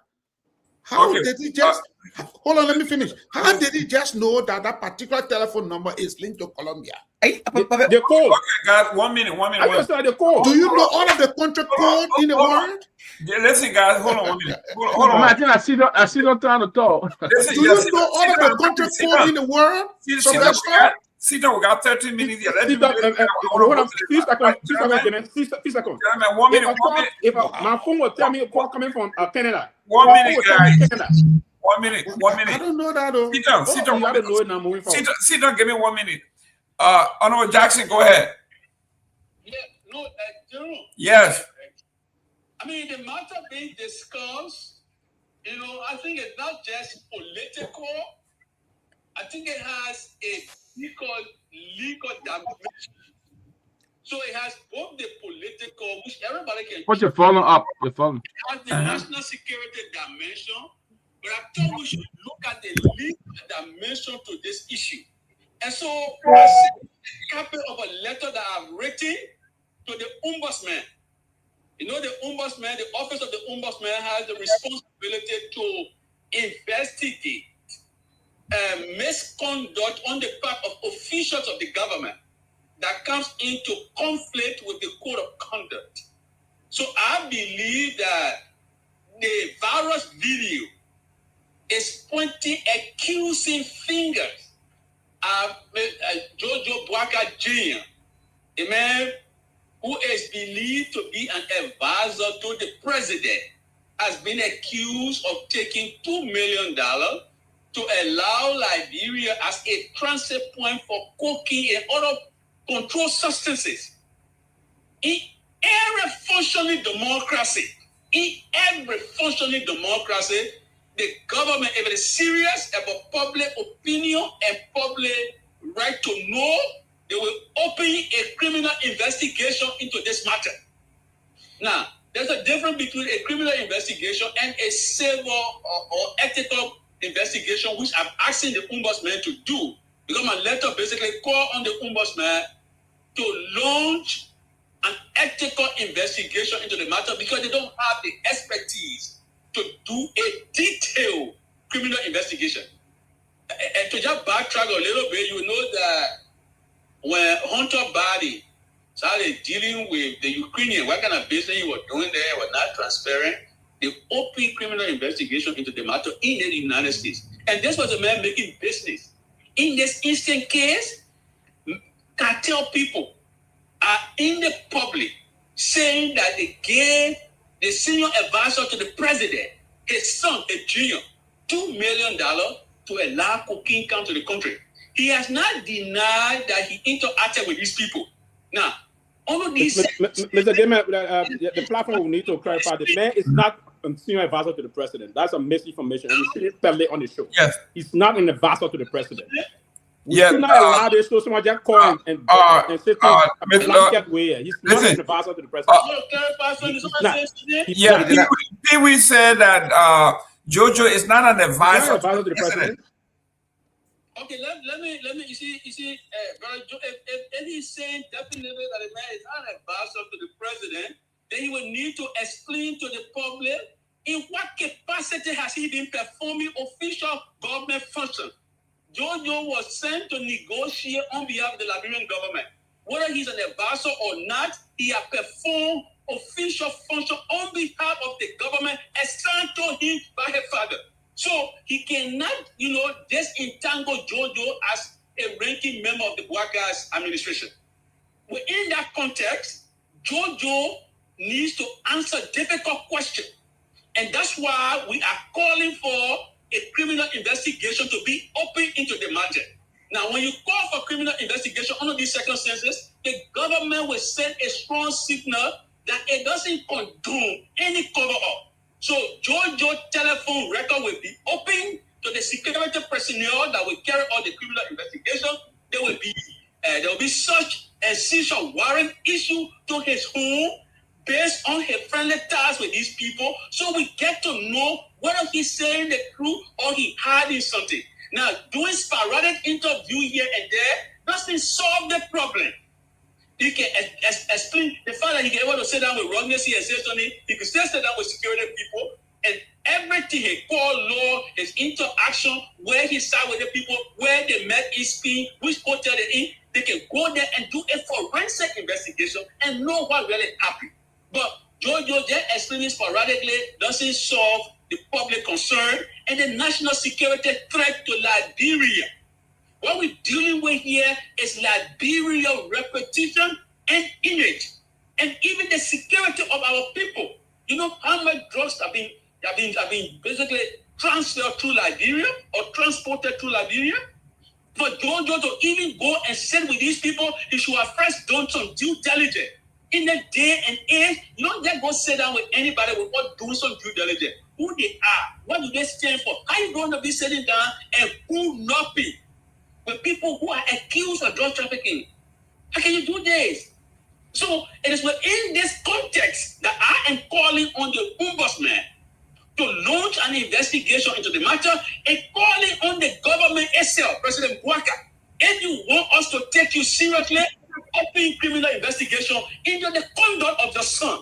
Thank you. Acting with drug traffickers and having huge importation of drugs into the country. Jojo will not just say that and explain anything with all the taking. He must be investigated by experts, by serious people, and the court law should be open for scrutiny. That's what a criminal investigation entails. Thank you. You understand me? Thank you. It should not just be, oh, Jojo yesterday, they will all believe it, or why would Jojo say a law and gospel? Anybody who engages in drug trafficking or taking bribe will not admit to the commission of the crime. I think 1 minute.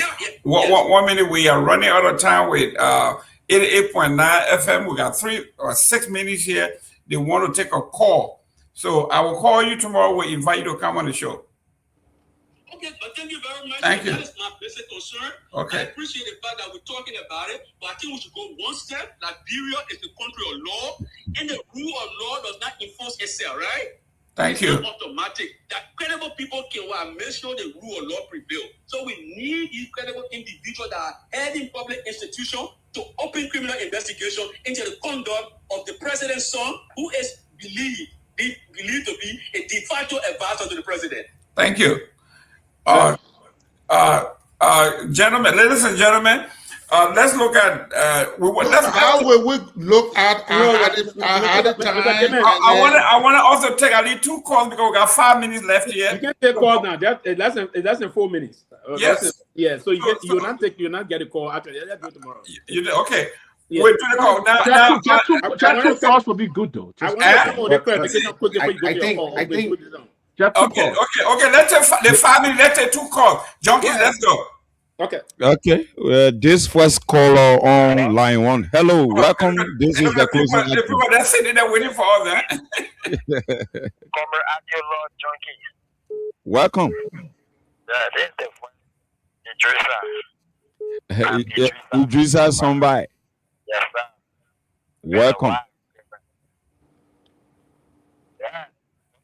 I mean, not time to play. We'll not get time. The concern they're going for justice. Go ahead, no time. But let me say hi to the panelists. The guys, they are doing extremely well for our country. You know, it is to 15 days, they cocaine activo Bouaka. Because Bouaka is the newest cocaine activo.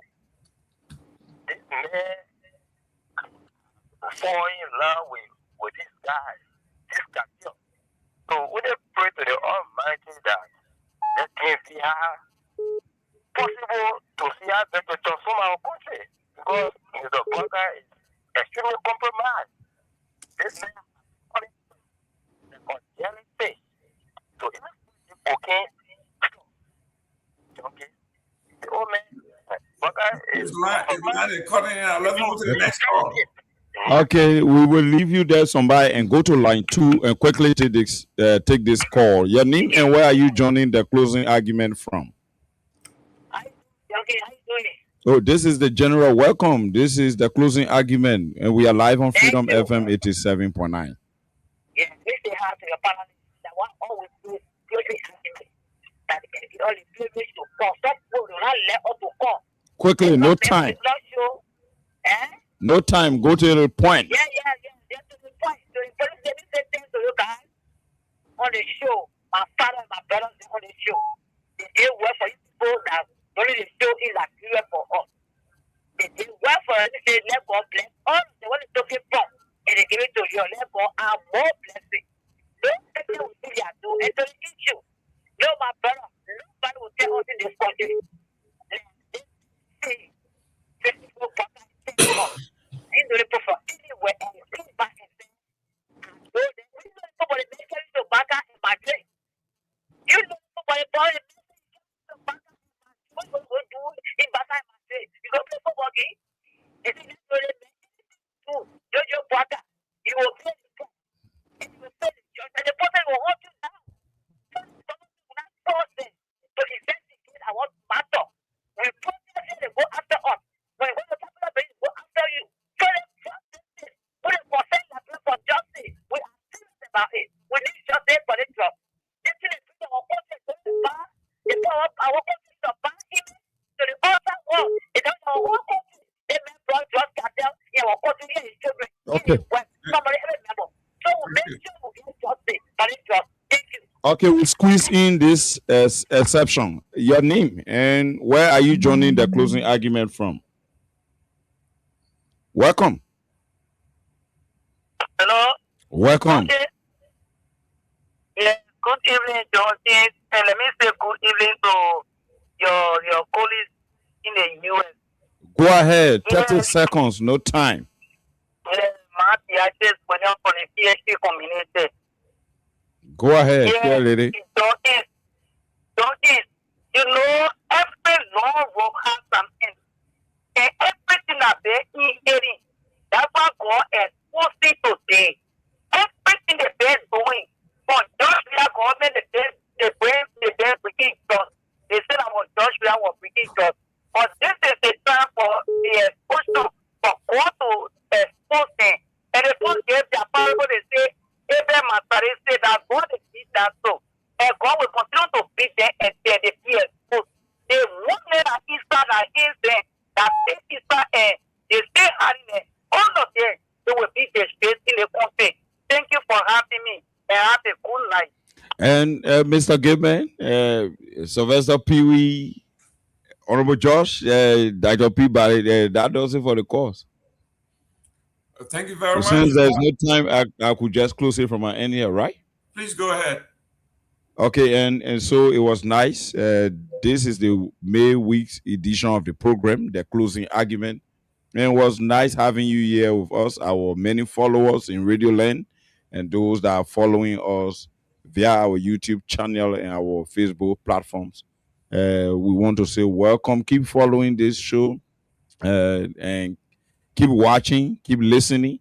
This is your favorite platform, the closing argument, and we are always live here on Freedom FM 87.9. I want to close by saying to our panelists and our many listeners, the cartel guys alleged that they have in Liberia 10 tons, and I think we need to pay some keen attention to that aspect of what was said on the video that is trending.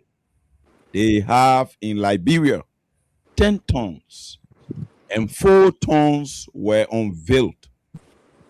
4 tons were unveiled, and the 4 tons were already crying, and it almost like Liberia is going down in a toilet. And why we have 6 tons allegedly. The cartel memo said 6 tons that had been camouflaged and placed somewhere is not being unveiled yet to our security apparatus and even the public. So we have to take that into consideration, and we need to look out for that, because 6 tons adding to the 4 tons it will be too damning and damaging.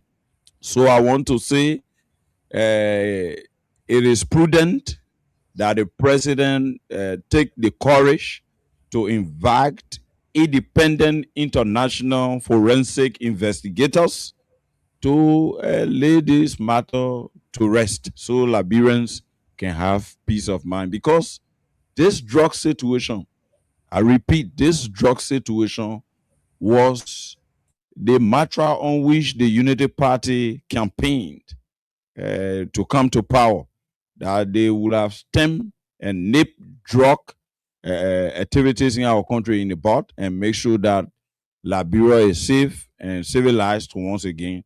And we are seeing it being increased instead of it being diminished.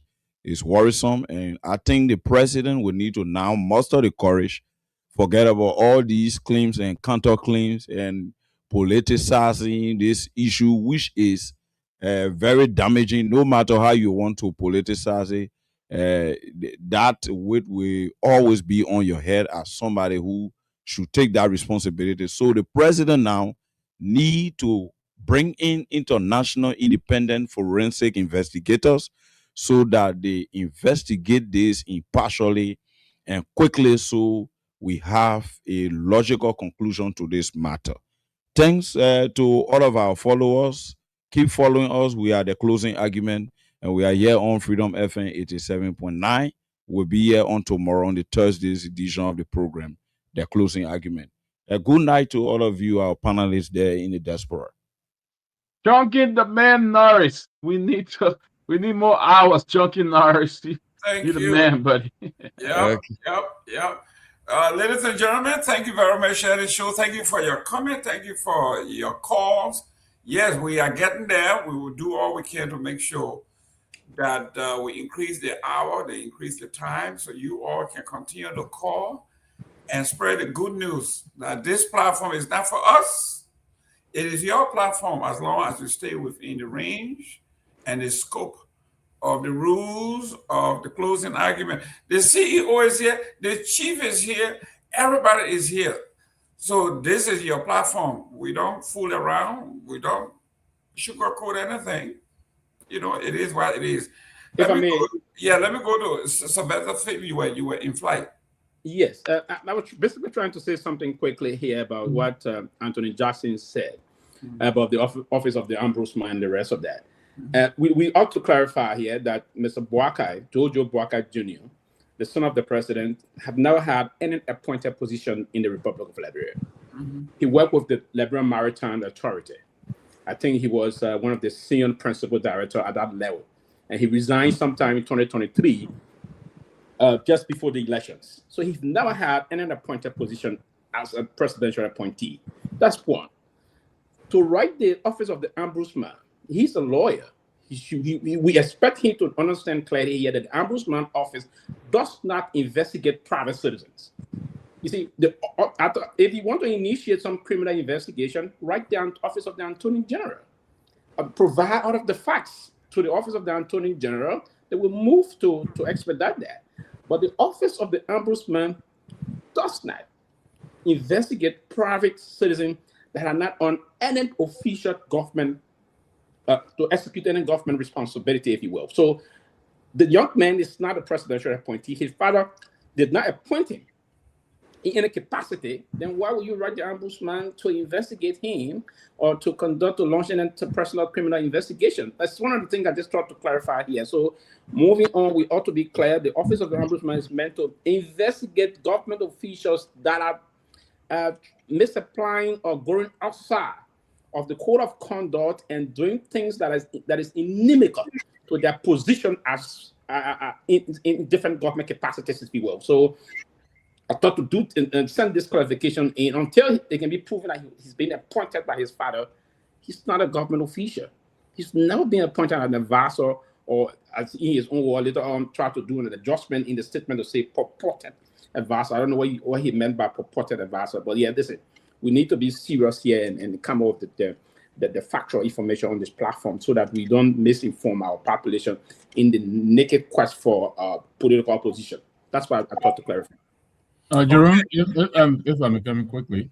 Sure.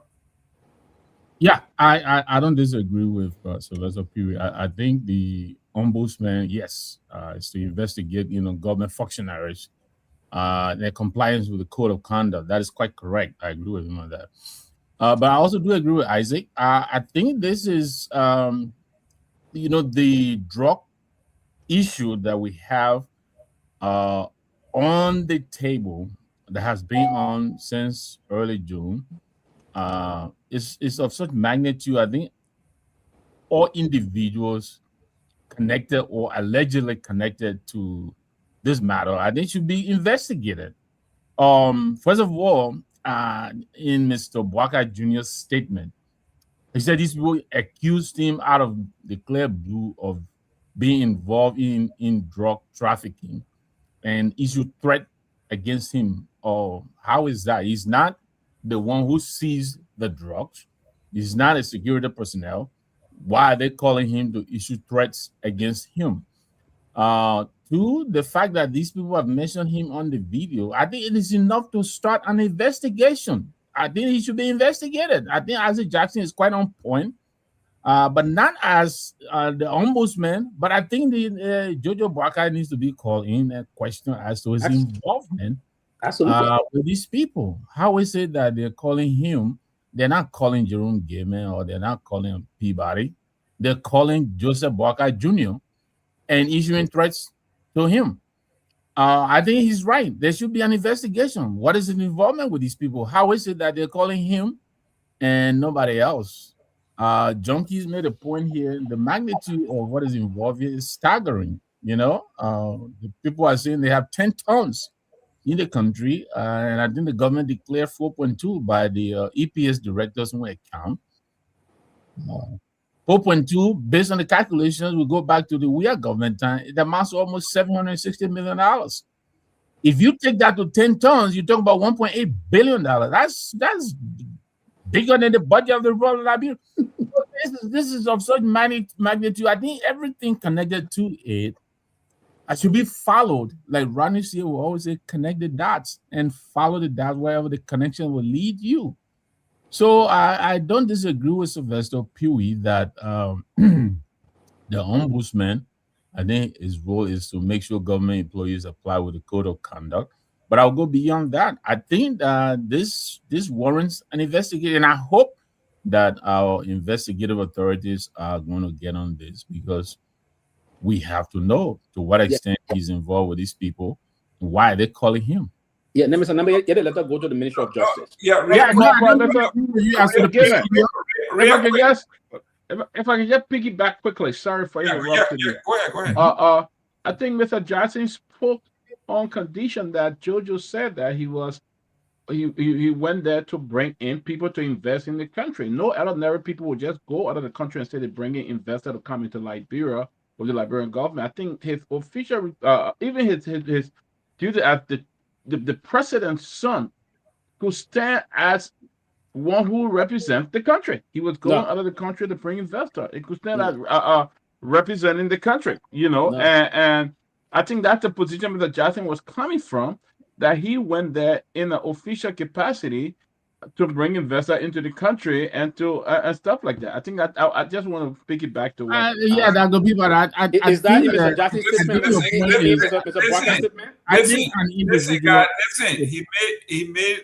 First, I got two points. The first one here, I have the responsibility of the scope of the ombudsman. I'm going to read it. So, the Office of the Liberian Ombudsman is an independent, anti-graft and watchdog institution, primarily responsible for investigating administrative injustices, abuse of power, and violation of the National Code of Conduct of the Republic of Liberia. So it's a whole lot here: abuse of power, injustice, and the key word there is a watchdog. Watchdog for government officials. Got to go back to the law. Listen. Then the second point there is he made a comparison. He says, when you look at what Biden's son did by going to the Ukraine And by him being the son of the president and getting special favor and doing business, that's why the FBI said they wanted his private, his laptops, his iPhone, his iPad, everything, even though he was a private citizen. But the FBI wanted all of this to see, like you said, they wanted to conduct it that what the son of a certain president will go to a foreign country. But you see, but the FBI is different from FBI. There's a law in this country that prohibits American citizens from doing business, also are declaring it. That he didn't mention that. The FBI went to that. There's law in this country that prohibits American citizens from engaging. The code of conduct did not talk about private citizens in Liberia. But it's an independent watchdog. It's not part of the government. Basically, they say it is an independent watchdog. What Pewee said that you guys are missing is what you just read. That you're missing it. They say administrative. You missed the word administrative. Thank you. I read it. Administrator can be private and public. No, that institution was. But look, the ombudsman is a government watchdog. Exactly. For government institutions. Yes, including the president and his family, because they protect the president and the president. The president. So no, listen. The president. I'm going to hold you here, though. We have also appointed a prosecutor, a special prosecutor. Well, that's what he's saying. That's exactly. But not the ombudsman. Not the ombudsman. That's fine. Either way, okay. Yeah. Go ahead, Peabody. To tax. You said that the American law says that citizens cannot do business in out of the country. It says citizens can do business, but not with countries that have been sanctioned by the United States government. That's what you declare. If you're doing business, you declare it, and you make statement as to what kind of business you declare the business. They are talking about. There's a misunderstanding in that. What the American government is talking about right there, number one, that Mr. Peabody said, in a country that is under some kind of watch or American in good alignment with, you are not allowed to do business. Even at that, they don't stop you as an American citizen. Don't do that. They only stop you if you are working in the capacity of an American, American job or government job, whatever it is. You are not allowed, even your own country you're from, depending on the currency you have, you're not allowed to own anything in your country in your name. So that's a total different thing. And another thing we're talking about that we're missing is this. Joseph Boakai Jr. is a citizen of Liberia. He's a Liberian. I will hear. My father never had any government job before, but there are numerous times that I've encouraged people to go invest in Liberia, my country. Many times I've done it. I have met people that say, hey, we got diamonds, we got gold, we got a lot of minerals, we got a lot of things that you can invest in Liberia. Anybody can do it. As a matter of fact, this man is a private citizen. He's sitting outside. He has to survive. Let us not go there. He is not a regular person. No. He is not a regular private citizen. Okay. He's not a private citizen. He has enormous influence over the government. He will enormous influence over the government by virtue of the fact that he is the son of the certain president. But he's not a government employee. He's not a government employee. He's not a government employee, but yet they say he will enormous influence. That's what I believe. That is the reason why he brought these people, and I believe these people did not go through the regular process of doing investment in Liberia by going to the National Investment Commission. And they attempt to put a thing fully on JoJo that. That is the reason why his interview implicated him more than what was being speculated. He has a lot of questions to answer. Sita, I know for the fact Biden was investigated because of using his power as a son of the president, and they consider him, what he did was lobbying. Exactly. And he did not register as a foreign agent. Period. This is what Jojo is doing. He's lobbying on behalf. no, Yes, no, he's no, lobbying. No, that's He not true. is That is not lobbying. true. He that is looking- different. No, He That is is not going. true. This man is bringing No. I don't want to corporation. be seen as He's bringing but that's the corporation. Listen, he's bringing corporation to Liberia. He's bringing business Who benefit from that? on behalf of Liberia to these companies. He is lobbying. Are you sure that he's just bringing them because he wants to bring them for Liberia? Of course. What are you No, talking about? I refuse to accept You want to that. see improvement in the country, in the Listen, government. He promises just not for himself, not the country. You're missing one part though. You're missing one part that Joseph Boakai Jr. is a businessman. He's a businessman. He has his own business in Liberia. Well, then you make it even worse if he's a business. Why? He cannot do business? Listen, what? Come on now. You don't Mr. Gayman, do you have the code of conduct? No, I don't have it. Have you seen anything in the code of conduct that prohibits family member of the president from indulging into any business activity? I think the code of conduct is vague on that issue. It's silent on that issue. I have to look at that. Let me bring Tomalin. The code of conduct is silent on that issue. Tomalin George, I was at one of the embassies and I wanted to talk on behalf of some other folks as a Liberian, and I was told to go through the process. The process is, and I'm going through that now, which is to fill out all the legal documents to be considered to talk in the way that we want to talk, lobby for the country. I have to register as a foreign agent. In a month or so, I will be having that license. So I could not go and say, okay, I will connect you to. I won't be an advisor. I want to connect you to my senior advisor. I want to set up a meeting between Marco Rubio and Pewee. I cannot do that at this point if I don't have that licensure as a foreign agent to speak for a foreign country. So this is why we are saying the line is so thin, right? If you don't have the right advisors, they can nail you for lobbying. They can nail you. First of all, when I came, I got the same firm that the Unity Party just got, and I got them. When I scheduled that meeting, the first thing they told me was I needed to do a requisite form before they can go any further, because I was doing it on behalf of CDC. And I couldn't go any further because I was not registered as a foreign agent to introduce different government personality to American government. So this is what we are saying. In Liberia, we allow everything to go, but this is serious business. Biden was in the Ukraine and using, what the guy named was the Minister of State for Presidential Affairs for Ellen Johnson Sirleaf, and they got rid of it. Maurice Tatuma. Every time they say he really say, I spare the president. I think Pewee may know more about this. The president may not have even known more about, because of his proximity to the president, I spare the president. So the president had to. That's what we are talking about, proximity to power. So Ellen had to get rid of him. So what we are talking about here, this thing is not going to go away. Yeah, I mean, it won't go away, but let you see, honestly, right, like I told Jojo today, I said he brought up for he said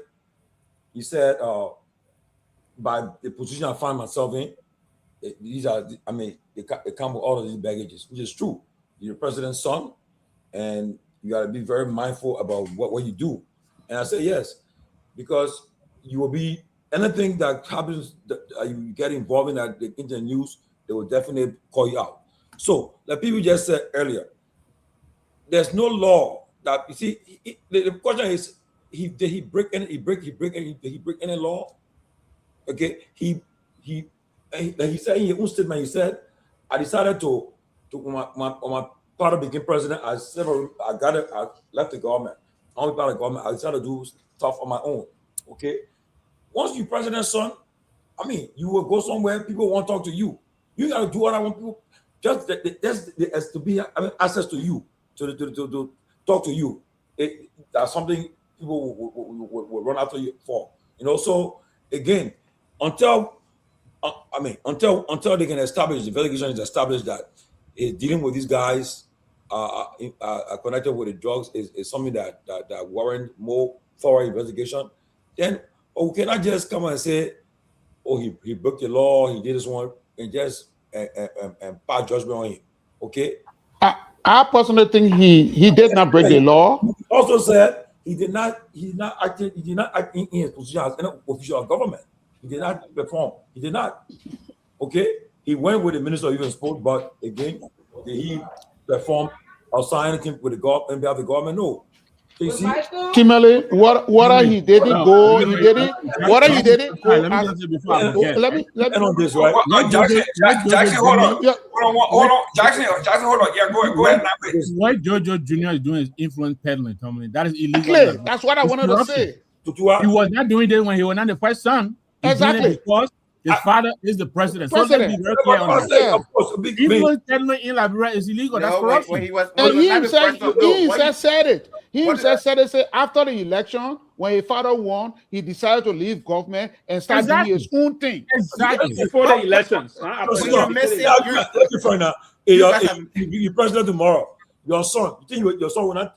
But look in the world. Of course, my son will do the same thing. My son may likely do the same thing. For instance, right? That example, our man. You know, Tomalin, look, let me tell you, if he brought in good development, maybe we would have looked the other way. But you're talking about cocaine. You're talking about that's the president will use. The president said to bring up. Mr. Nagbe, you are a man. You feel that you're not judge the man or the man involved cocaine. No, he involved with people who are dealing cocaine. Right now, that's the issue at hand. The investigation established that. No, the man agreed. He agreed. He know these people, and the people are cocaine dealers. Okay. So the people that are met before. So don't say before. Let's deal with a particular issue. Yeah, but also because he meet somebody. No. Let's deal with a particular issue. Let me ask you one question. Did he meet with these people? He said he met. Good. Okay, good. And who are these people? Cocaine dealers. He had an idea that people were cooking dealer when he met them. Mr. Judge, I think to be honest, we can't be like the other people or some other people who just come here and just discuss stuff and just won't be. We just because we want somebody to be there, we just look at things that will put things there. I think we'll lose the credibility that we deserve and the credibility that you guys have built over the years hosting this platform. That's your opinion and other people's opinion. So No, it's not. What is the fact? At the end of the day, a man comes here. We should be suspend days. Oh, you see? No. I want to go somewhere. I want to go somewhere with this. Right? We got to stop the double standard. Let me go somewhere with this. Double standard will not lose our repetition. But the one we are saying that No. Defending somebody. I'm willing to call Joseph Walker Jr. out here if there's something apparently wrong here. Please call him. No. I'm saying calling out. Call him out. Say exactly what it is, right? He's wrong, yeah. But equally so, I'm very careful what I say and how I say it. Number one, Joseph Walker, right? The government job that I knew he had was with the maritime. That's what I knew. That's correct. Before that, Joseph Walker always been in the private sector. He was a second one, Orange now, when we were called second, he was with them working at the time, right? Later on, he went to America and had a government job. So the other person who just said, how you got a thing, if his father not in office, what would he have done, or because his father's in office? No. When his father got in office, I don't want this attention. Let me leave from him and go to the private sector back that I know that I belong, that I don't understand much, right? So he went back in the private sector, doing his own business as a consultant. Now, you don't know what kind of consultancy he offers. You don't know how many persons you get to meet, how many people you get to meet. We all here had never been a cartel before, hopefully, right? We've not been a part of a drug cartel before. But according to rumors that we heard, these guys have unlimited resources. So they can do anything to get anywhere. So they could have probably came to the same Joe Burger man and said, I want to do business in Liberia under the name of something. Let my business be registered. Business get registered and start doing something under that business. If that's the situation, let's investigate it. Mr. Sito says here, said to us that, how I can get a man number that Mr. Sito, if you give me the next 3 hours, I can get your personal number, I'll call you here. And we're not getting from nobody on this panel. Because You are why you are out here because a lot I of was people know baffled you. when she doesn't said that. Right. I was You know very what I mean? baffled. So we the cannot. reason why We I'm cannot saying that come is here. because the reason why I'm saying that is Jerome, I want to because come on when he he's knows done. these people. That's why they got his number. You say what now? He knows them. That's why He he does. said No. Now we're coming. Now wait 1 minute. Thank you. At some point, you say you were let me just say Coming this. back to Toure, but yeah, go ahead. Mr. Toure, Yes, let me tell you, when you come on here, Yeah, you talk your own, I talk my own. I think your judgmental attitude, I find it condescending and repugnant. Don't come on here and tell me I misunderstand this, or maybe I'm misusing words, or don't do that. Don't be don't do that. You come on here, you say what you have, and let's be done with it. Don't come here and tell me what to say and how to say it. Let me come my own. Let me finish. Since you came on here, I've listened to you.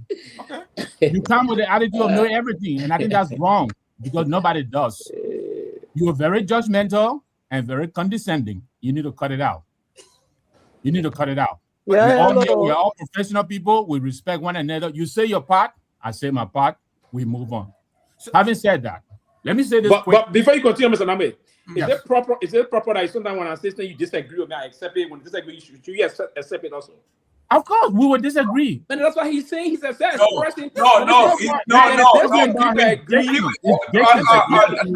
Nagbe, the man said, because of our utterance, we stand to lose the reputation that you have built over the years. That's what he said. And that is not what commentators do. Mr. Nagbe, I need a apology from you, Mr. Nagbe.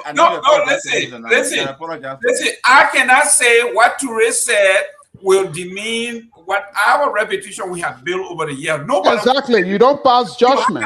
No, I never judge. I said we've got to be careful how we say things here. No, everybody says. So you are sure we are careless. No. This is a public saying, because if we are not careful, we will lose the integrity that we have built over the years. That means we are, you can't say that. This is a public forum. Everybody is entitled to their opinion. You have to. You can disagree or agree with my opinion. Your opinion is your opinion. My opinion is my opinion. I'm entitled to my opinion. You are entitled to yours. And you can debunk it with facts. Yes, and it's just your opinion is not better than anybody. It is only the public that have the right to judge who is saying the truth or not. But you can't come on this platform and tell anybody say that what you are saying, it has the potential to tarnish the reputation of the institution. No. This is a public forum where everybody comes up with their own independent views. Sit down. 1 minute. Excuse me, guys. I'm sorry. Sarah Dopoh, welcome. You know what? When you're behind the screen, Sarah, man, welcome. Look, we don't talk the ghosts. No. I want to learn. When I learn, you can recognize the CDC so you can talk about what's happening. Man, your global sister. She can Hello, Sarah. I know that you Sarah. said back there, but let me just quickly learn. And Mr. How you doing? I'm so tired. Apologies, but let's be civil to one another here. But let me say this. Look, I think Jojo Jr., you understand, his name has come up in many different things, in very, very unflattering and very, very unsavory involvements since his dad came to office. I think as a man who I believe to be a very decent guy, a stand-up guy, he needs to come and clear the air. The statement that he issued today, I think, is empty. And I agree with you, Mr. Toure, that maybe he can come on here. And that Tomalin Joy said he invited him already. Hopefully, he would do that. He needs to come on here and clear the air. Now, what I said earlier, and I maintain, is what he's being accused of is influence peddling. He's using his dad's name, and the name is opening doors for him again for engaging in unsavory engagements. The cocaine business we are talking about, that is an existential problem, a threat to the republic. For something like that, where his name keeps coming up now, and these people are even on video calling out his name, I think it is substantial enough for him to do a presser. Come and take questions and talk to the nation and address, not a little empty statement, which is a non-denial of a denial. You understand me? He doesn't know the people, but he knows the people. He and the people, Manny Madrid at the Real Madrid Foundation. He and these people have been talking. How do they just pick up the phone and call him and threaten him? They don't call you Mr. Toure. So I think there are a lot of disjointed connections there that he's trying to provide to the public. And I think the Liberian people are seeing through that. He did not help himself today. I'll pass it back to you, Jerome. No, he did not. Let me go. Sarah, welcome to the show. Yeah, thank you, Mr. Gilman. Thank you to everyone for the show. Oh, I'm so tired. That's why, but I still want to be part of this show, so that's why I came on. Wait, you tired because in Philadelphia at a convention? No, I'm not there. Yeah. I'll be there. Don't worry. I'll be there, and when I get there, I will go live so you can see me. So don't worry about that. There you go. Yeah. Sarah. Yeah. When we're talking about influence pattern, right? You or nobody else can pick up your phone and call the Minister of Youth for Sports to travel with you. And the reason why children of presidents are protected by the NSA, the EPS, the FBI, you name it, it is because they are in close proximity to power. That's right. So they enjoy all the perks. And Jojo said it when he was going to Madrid. You guys, he had an EPS. Is that EPS from one of those government agencies that travel with him? And Ito was the Minister of Youth and Sports. So this is not just a regular guy. I don't think Pewee can just get up and say, Minister of Youth and Sport, let's go to Madrid, and you go. These things take power to do. So to divorce yourself, but your opinion on what's going on? Yeah.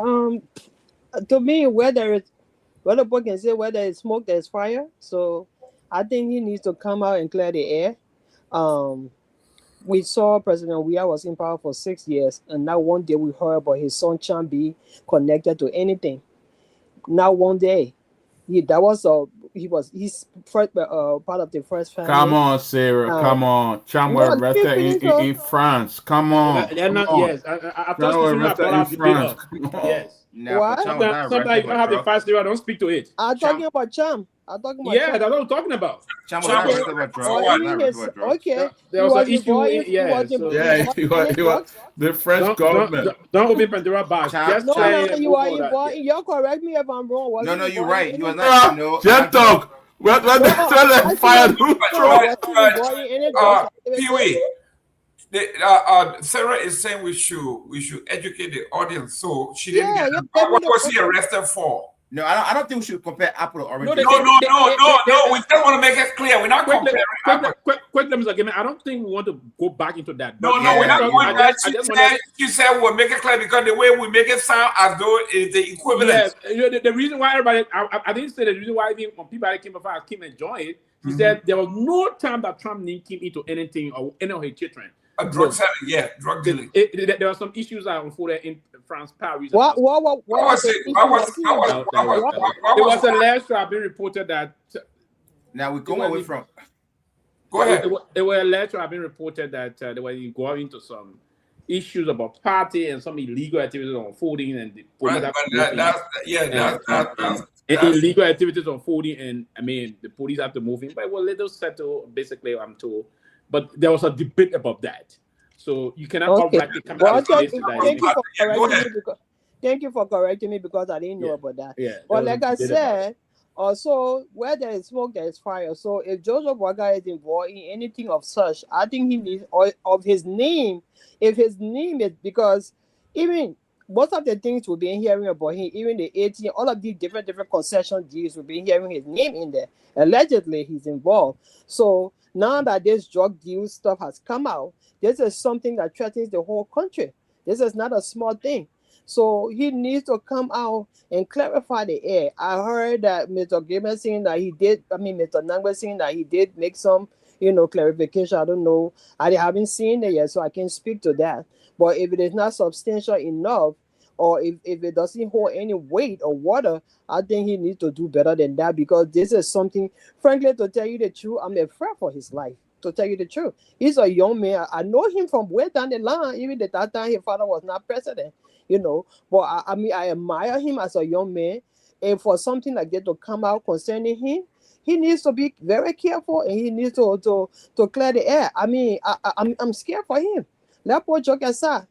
Joseph Boakai might be president today, tomorrow he might not be, but he a young man, and God forbid something happened to him, it's not going to be good. So he needs to clear the air, and I think he needs to stay away from these bad guys. Thank you. Great. And for the record, let me pull up the record. It said President Weah's son, George Weah Champ Jr., was arrested in Paris during the night of February 1, 2021 for contempt and rebellion.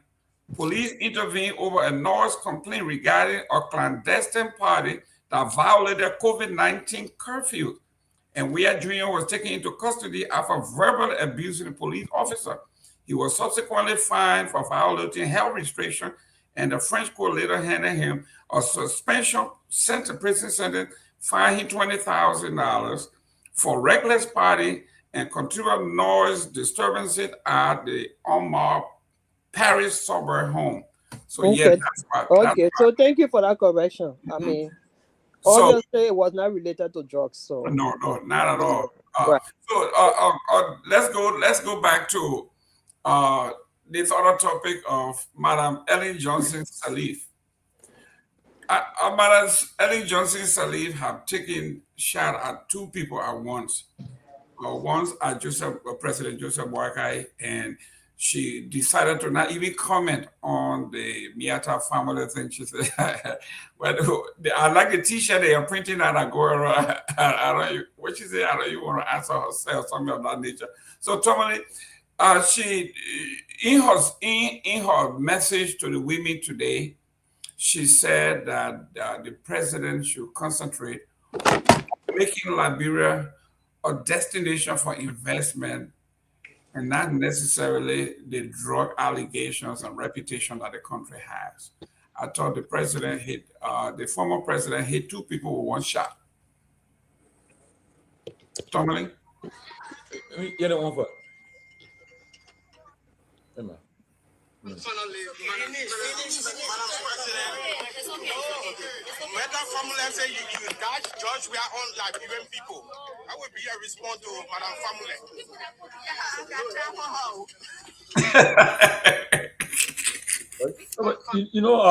Let me say this. When presidents, prior to her leaving office, during her last term, I think she mentioned that she and the president now have planned to retire together and give her the country to the younger generation.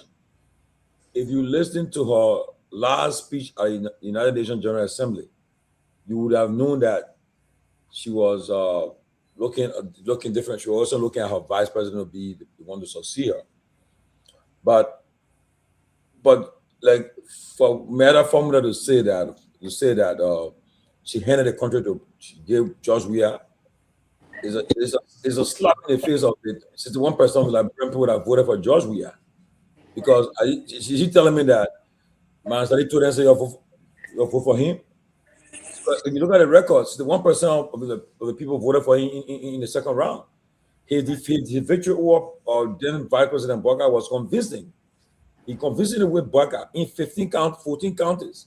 Only one county that Boakai won. So, I mean, we did not see Madam Sirleaf campaigning on the campaign trail for him. Okay, wherever the case, wherever happened, but in reality, when the votes were counted, we have he convincingly with Boakai. So, but people believe that because she wasn't campaigning with her vice president and everything, she wasn't visible with him. So they felt that she was against him and she was favoring Weah. But at the end of the day, if she had done all that, if the Liberian people would have still voted for Boakai, they wanted him to be the president at the time.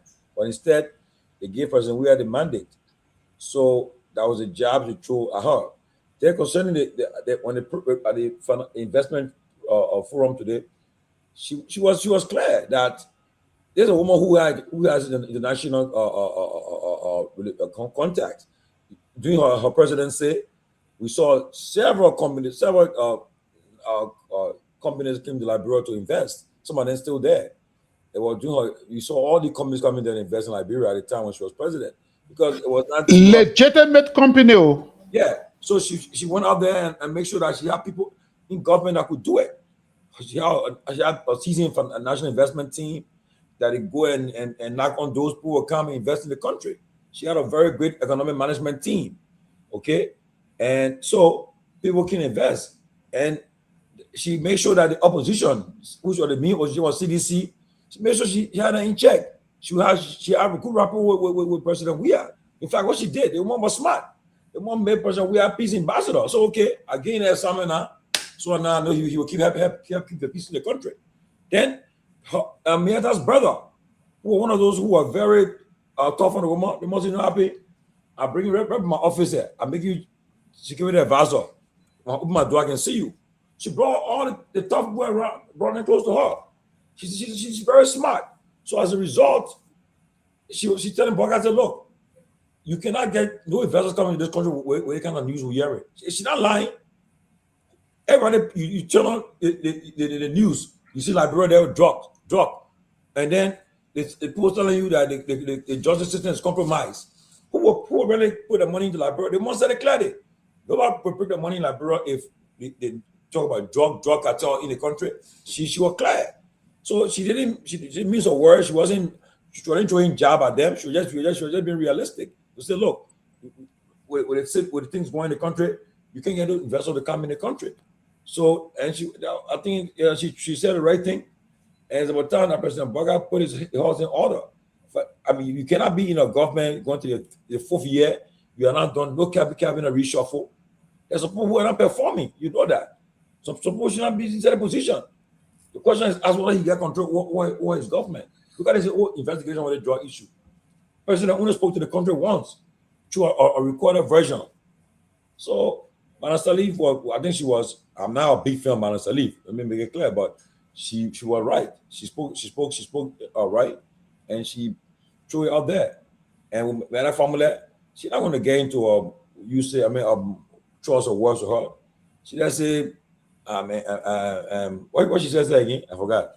They said the former President Ellen Johnson Sirleaf urged the administration of Joseph Newman Boakai to strengthen the country's credibility and integrity, warning that failing to do will deter legitimate foreign investment and leave Liberia vulnerable to illicit operations like the drug trade.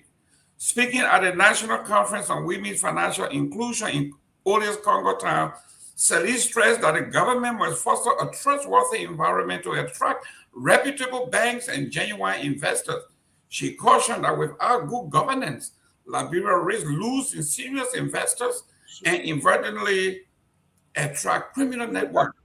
That's why I would say, Utoya, by 2027, y'all be laughing at us. The tailing will be launched. They're coming. Obviously, we need a new political dispensation. Let me go to Toure, man. Every day they telling, we don't know where the telling. Listen, Tomalin, watch this man. Tomalin try to do the telling terror thing. He just scaring people every day. I've been scared. So that man be talking about the telling. I've been scared ever since. It's a terror. I told you.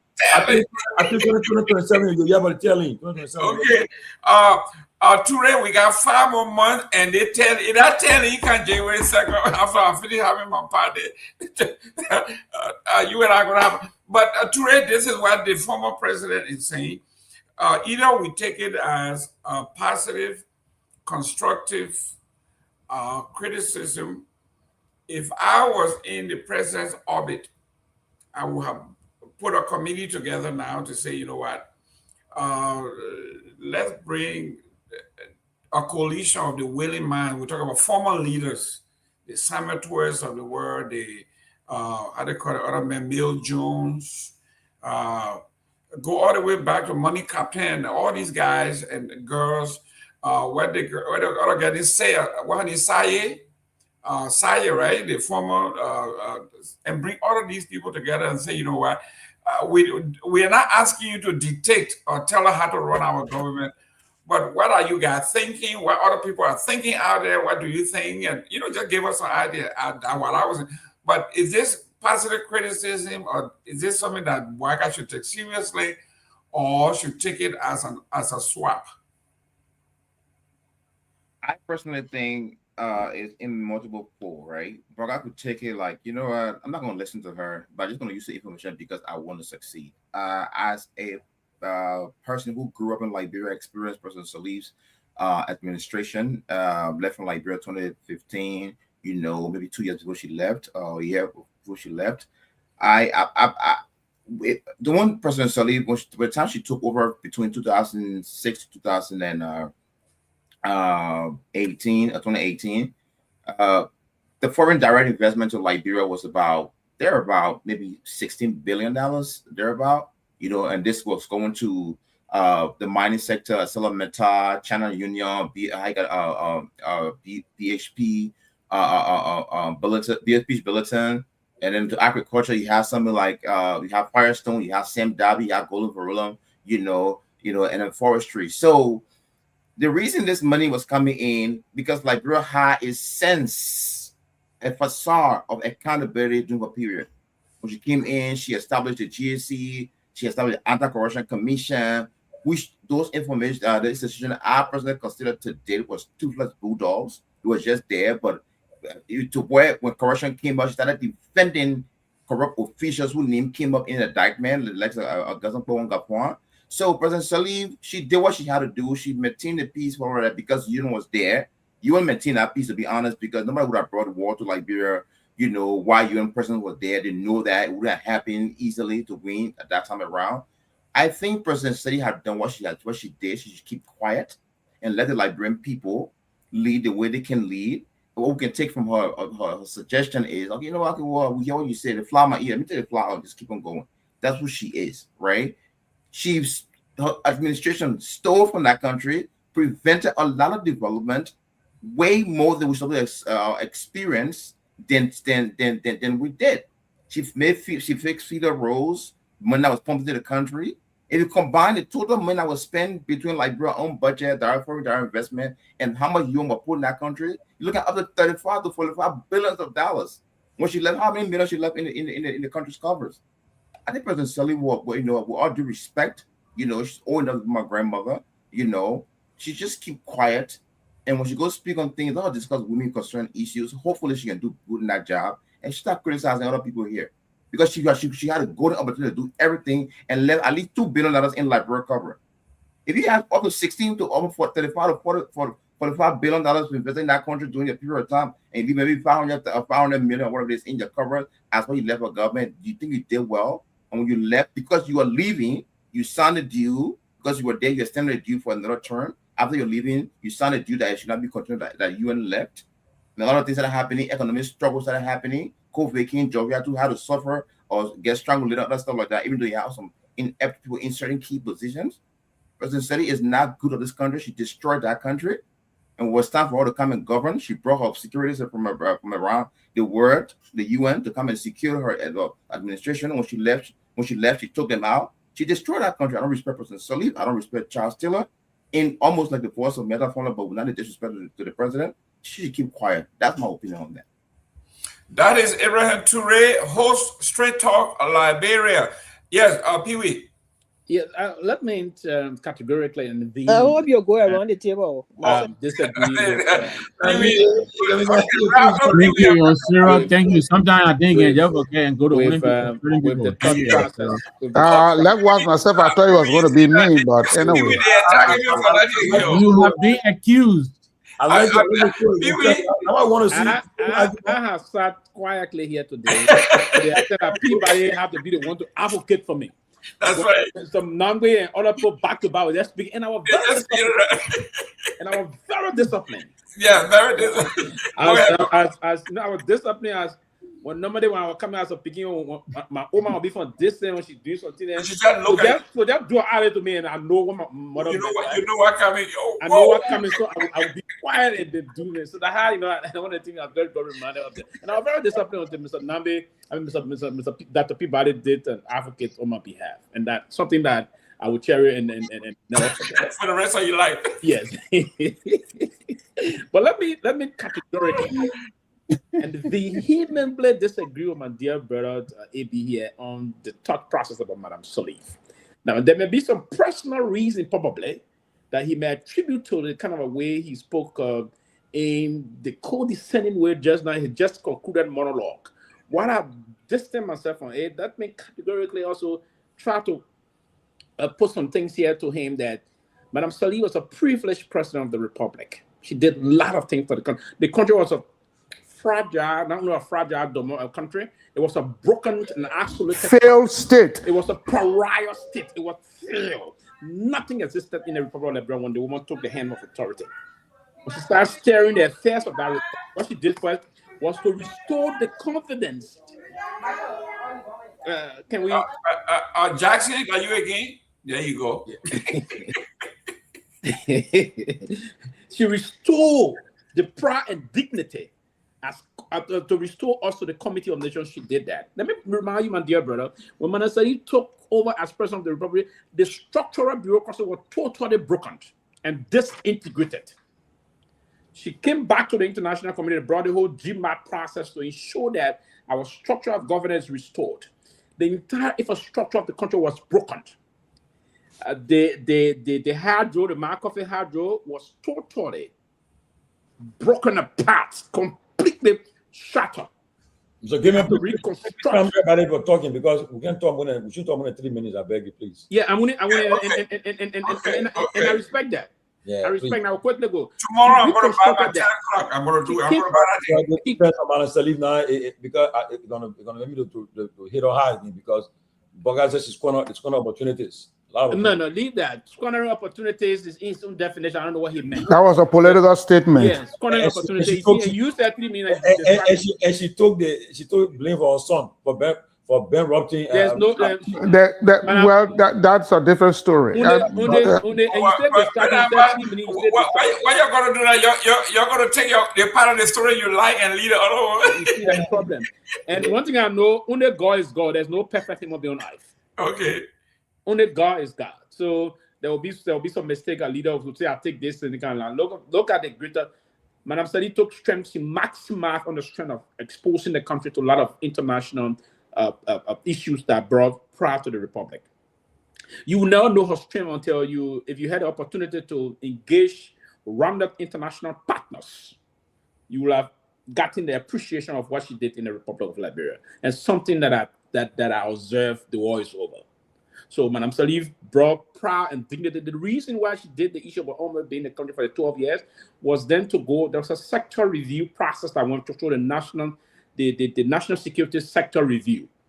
The national security sector review was a combination of all of the UN forces, the police sector. The security sector review came from a comprehensive perspective to ensure that we have, and that's what they did. What we did, the military was also factionalized. To defactionalize the military, you need to bring someone neutral. We brought Ibrahim Mohammed from Nigeria, the late general, came to reconstruct the military. We brought the army forces to reconstruct our police. The integration of new forces, geographically balanced, was a structure that reflected the international community's own sight about the security sector reform. She did that to bring pride and dignity back. That's the reason why when she left power, our security people took over and security is now maintained in the country. She brought the issue about all of the infrastructure was all broken. There was no road from Broad Street to Red Light. She engaged the World Bank. There was no road from Buchanan. Those are from Grand Bassa County. It used to take up more than 10 hours from Monrovia to Buchanan City. I don't want to destroy those roads. And the World Banking and did this and reconstructed it. Manasadi brought pride to the Republic. And as President Bush said in 2007, when he visited the executive marshal at the time, when the president of the United States of America came, he said, this woman exposed this country, brought this country, but the country was broken and isolated. She brought the country and Sunday up. So listen, I will end on this one because we don't have the time. Manasali is the beacon of pride and the beacon of international connectivity of the Republic of Liberia. No Liberian president will ever get kind of an admiration and international connection in the new dispensation we have. You said no Liberian in the new dispensation for now, for this point. For this point, in the new dispensation, no Liberian leader got the connections, got the charisma. From the time she left, no president have taken, and I don't see it. Probably when I take over 2035, I may change and close that gap in and moving forward. But up to current, I haven't seen that. Thank you. That's the telling right. Let me welcome to the show. Thank you, Mr. Jerome. It's great to be on. Thank you. Sarah, let me go to you. You know, when I look at what Sarah had, it's a male. That a man, that the silhouette is a man. So I get scared. What you say? Besides that, making our dashboard looking very funny. We can see the whole place You just say dark. what happened? Yeah, come out. Let's see Imagine you. you see some Come kind out. of man behind there. I know what he You looking. are next, Sarah. Come on, let's talk. Vector, you'll be fine. Very low. Sarah, so Hey, sure. Jamal, yeah, long time she jumped from behind that. Yeah, oh yeah, that she will be sitting there and looking pretty with her red hair. I am Hey, very tired. Sarah, should President Joseph Boakai take Ellen's speech as an advice or as somebody with adversary? I think he should take her speech as an advice, and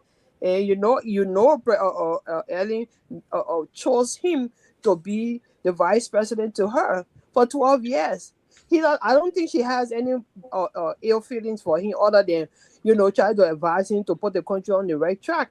But as we all know, the propaganda in our country, he felt like the woman didn't want him to be president from the beginning anyway. So that old man can keep grudge. So you never know. He still got some kind of little thing under his sleeves for Ellen. So if Ellen tried to advise him, whether it is good or not, the fact that he has arrived and he's sitting there at that level of power, he don't care. He doesn't care.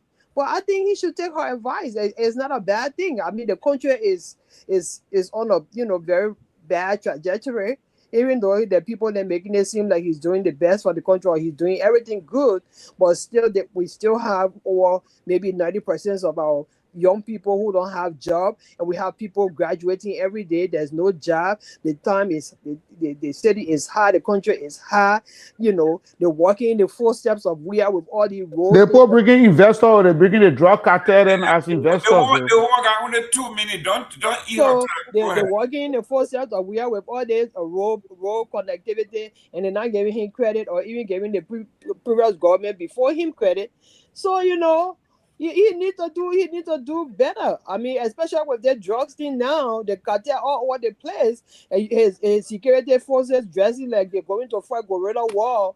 All that kind of thing is embarrassing for our country. So as a former president, Ellen Johnson Sirleaf advising him, she been there, done that. She know what it is. So if she advising, I think he should listen. He shouldn't look at it like, because, what her name, Myean family said nonsense about her. So I don't know what the connection is, but I think he should listen to her.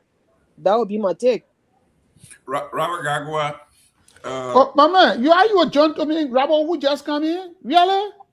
But we cannot work on the man again. We need to work on the man already. Yeah. Listen, wow. Listen, Victor Nagbe started something and gone viral. It's a virus that spread away. You see, no, tourists. No, say it right. Say it viral. But y'all said that, and y'all complain all the, and you're all Southeast people. All the people from the South. Those are all Delawarean. I'm not part of them. Robert Saleh, this is what the former president said. And the dominating the show. Yeah, Robert, the Southeast people dominated the show. Former President Ellen Johnson Sirleaf urged the administration of President Joseph Boakai to strengthen the country's credibility and integrity, warning that failing to do so will deter legitimate foreign investors and bring vulnerable illicit drug dealers. What do you say? I mean, I concur. I 100% agree with her. Listen, I don't often agree with Ellen Johnson Sirleaf, and just to be fair, I think I have a bias when it comes to my opinion of her. And when you listen to Sylvester enthusiastically talked about her leadership, listen, a lot of what he said could possibly be true, but we can. Yeah, true, not possibly. Yeah, but you left out a lot of other things as well, right? And from that perspective, you looked at Ellen Johnson Sirleaf administration and everything that was wrong. You talk about structural bureaucracy broken, infrastructure broken, the hydro, everything that you talk about. Ellen Johnson Sirleaf understood what she signed up for, right? And many will argue, and I think this is debatable, that she also played an integral part in the broken country that was Liberia when she took over in 2025. And I think this is the 100%. argument This is the argument that folks are making. This was not Alice Cummings, right? This was not Alice Cummings. This was not George Weah. This was not someone who was independent of the destruction that is Liberia even up to this day, right? She played an integral role in the Charles Taylor that we know today, the one that's behind bars today, and everything that he supports. Her ability to network and raise funds and support the NPFL and all of the different groups. You cannot negate that fact. I think that's very, very important. So 1997, when Charles Taylor was elected, people did not elect Charles Taylor because they thought he was the best person to get Liberia back to where Liberia needed to. It was done out of fear and tiredness of war and bullets and guns, and people just got sick and tired of being sick and tired. And they said, you know what? Who else should we give the country leadership to if this was going to end this war? But beyond that, if this man broke this country to pieces, then he understands what it takes to build the pieces back up. And I think you can say the same thing for Ellen Johnson Sirleaf. She was the most involved in the destruction that she inherited, and a lot of people felt like the rebuilding of Liberia could have been done under her because she understood the dynamics. But let me close on this note. The IMF, the United Nations, Ellen Johnson Sirleaf had a lot.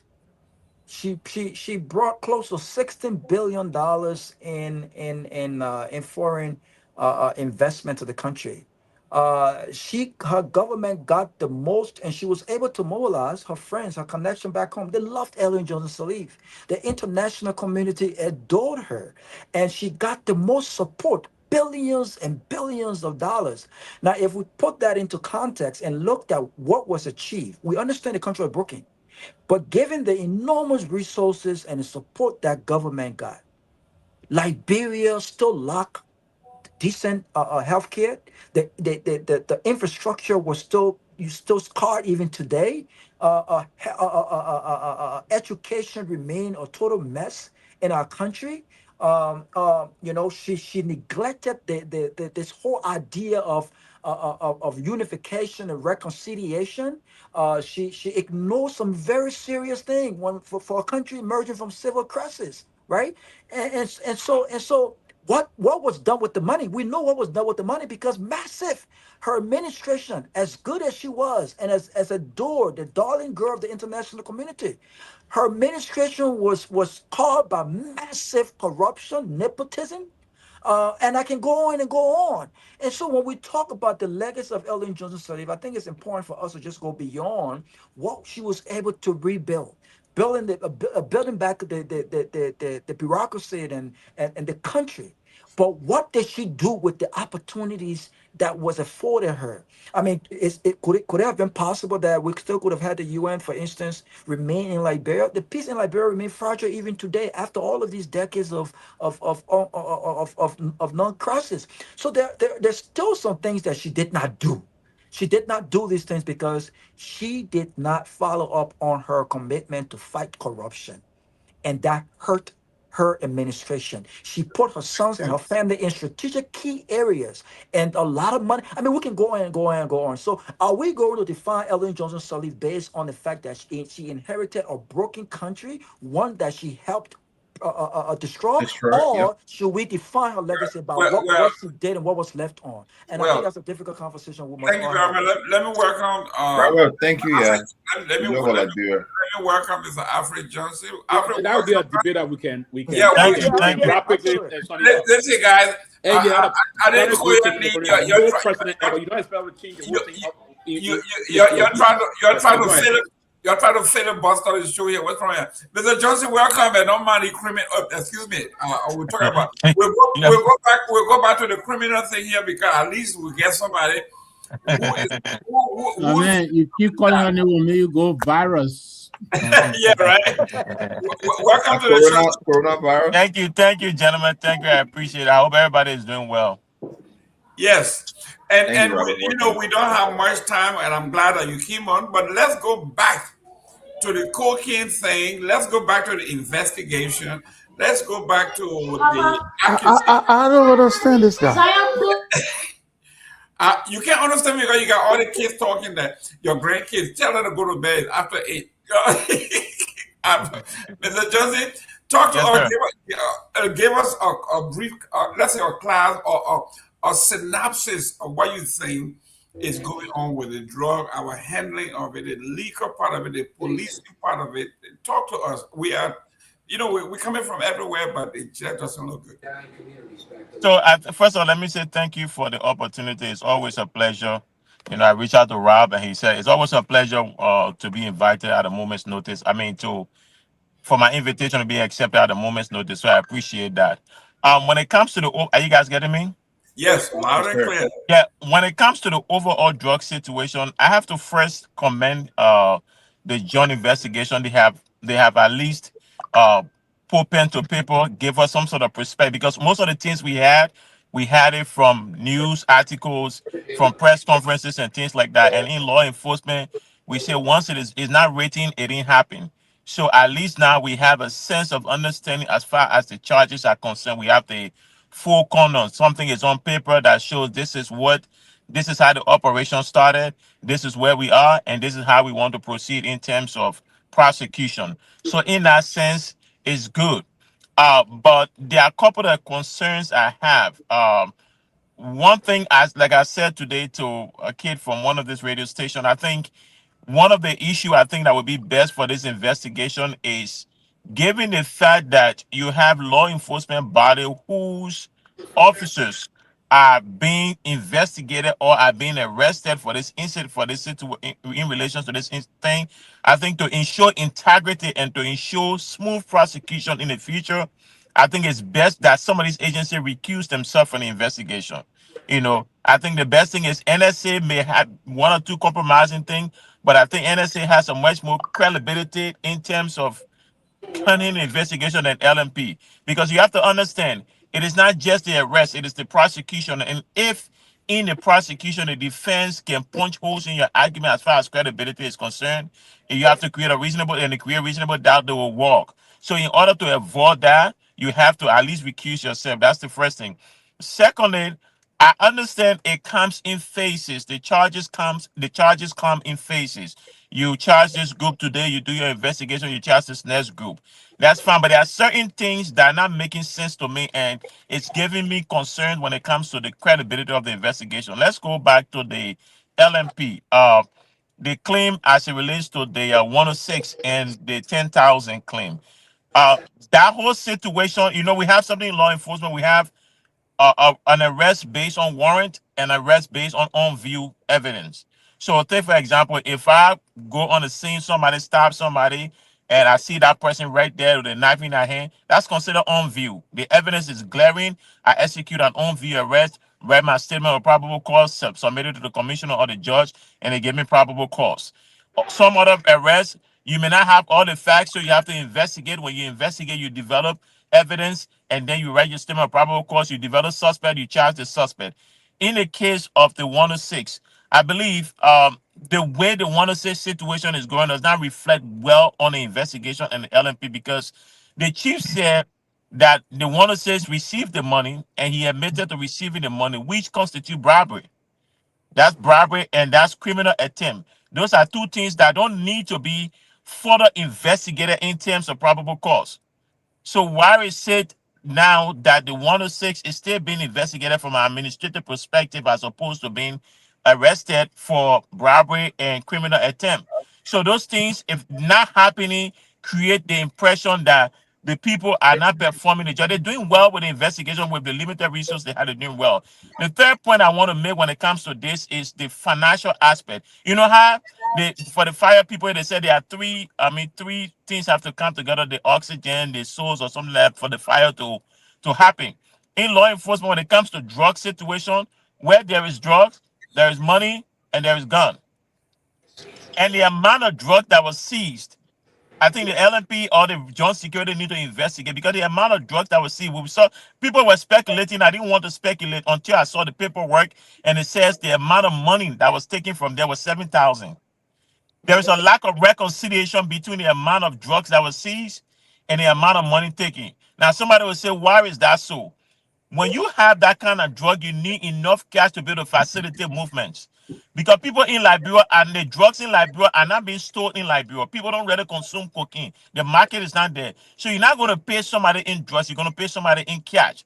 So to be able to facilitate a movement of 300, the truth is the value of that drug is almost $500 million. To facilitate the movement of that, you need more money. There is no. I have difficulty believing that the guys had only 7,000 there. Maybe the person who escaped, according to the affidavit, may have taken the other money or then something happened. But it's difficult to believe that only 7,000 was there among with drugs that are close to $500 million. You cannot have $500 million worth of drugs and use 7,000 to facilitate the movement. So they have to be able to investigate that. The other one is the fact that some of the people who are being mentioned, the way they are structuring it, it gives the impression that the people who are at the higher level are being considered witnesses and the people at the regular level are being charged. And that shouldn't be the case. I hope I hope the investigation is step by step so that the next one they will have these people being charged. But if you are creating the impression where certain group of people are going to be witnesses, I've never seen that where the honor man is charged and the higher man is the state witness. Usually the honor man turns into state witness because we want to go for the head of the fish, not the body of the fish. So if you are going to go for the head, then there is no way you should be charged. I shouldn't say no, you should be charging the honor man. You cannot be creating the impression that. Let me ask you something. Yeah? And thanks again for your input. Welcome. If you were investigating this matter, where would you place Jojo Jr. relative to the investigation and his involvement? So again, everything I have seen about Jojo is most. I like to speak based on my experience and my background. I like to speak based on facts. Every connection Jojo that has been mentioned about Jojo is more. It's not within the. It's not on in line with the investigative evidence that has been produced so far.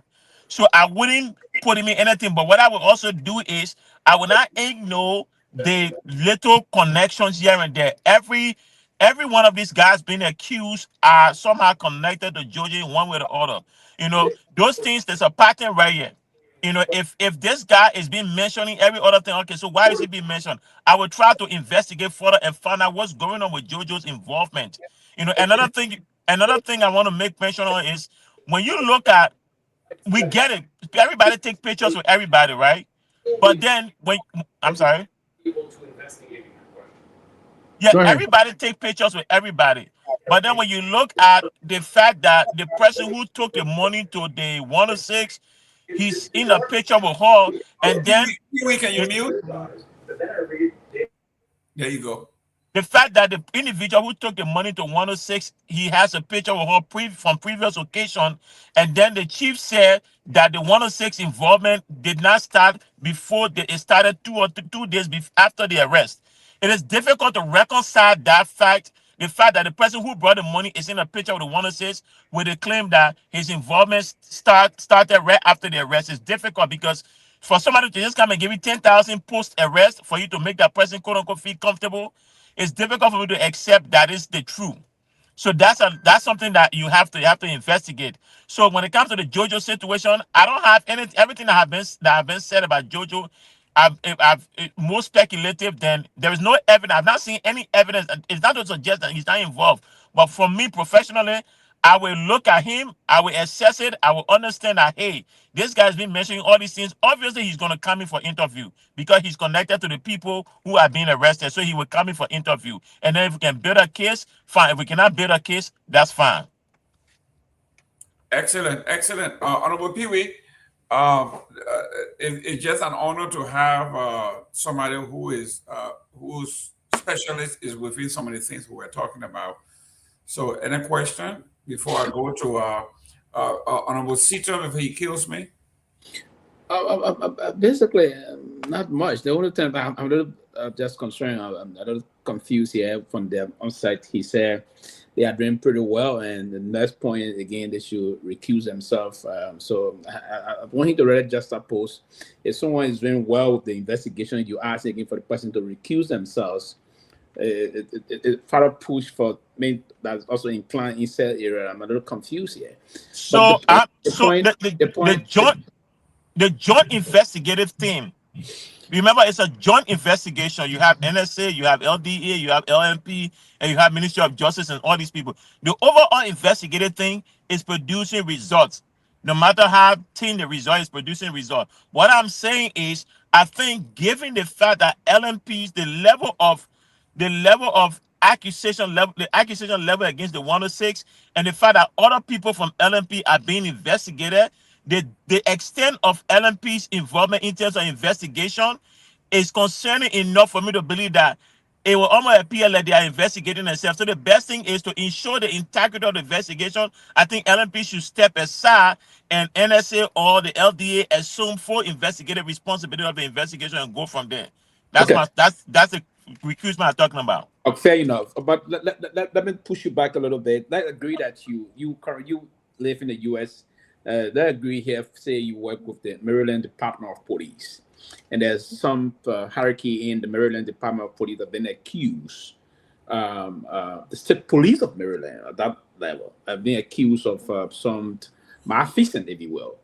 Will you call now? Will you call in this kind of capacity for the entire Maryland Department of Police to recuse themselves when they got the statutory responsibility to do the investigation, or you call for those elements that are linked to the particular issue to get out? Will you call on the entire Maryland Security Police Department to recuse themselves from the investigation?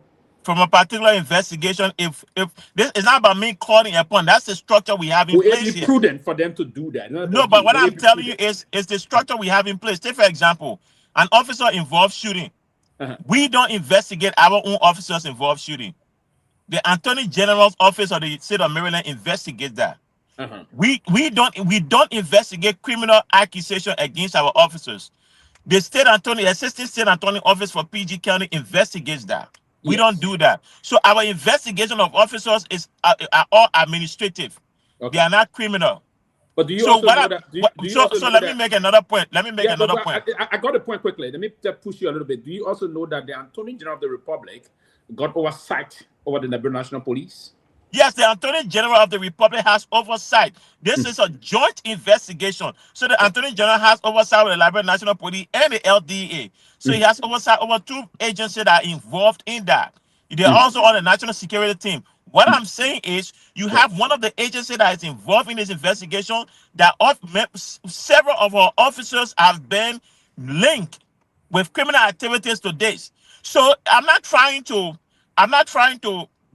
disrespect the LMP. What I'm saying is you have to be very careful in cases like this, because one of the things drug dealers go for is your integrity. Their defense lawyer go for your integrity, the integrity of the investigation. There are times cases have been lost based on the integrity of the officer. You understand me? So what I'm saying here is, if this is the case, if this is what's happening, the best thing for LMP to do to ensure this investigation is tight, airtight, and integrity driven, so that tomorrow when they go to the court, when they are making an argument, the defense cannot make an argument on credibility issue. So the best thing you do, withdraw yourself from it, step out of if the job investigation needs you in some other way, they can ask you. But what you need to do, step out here.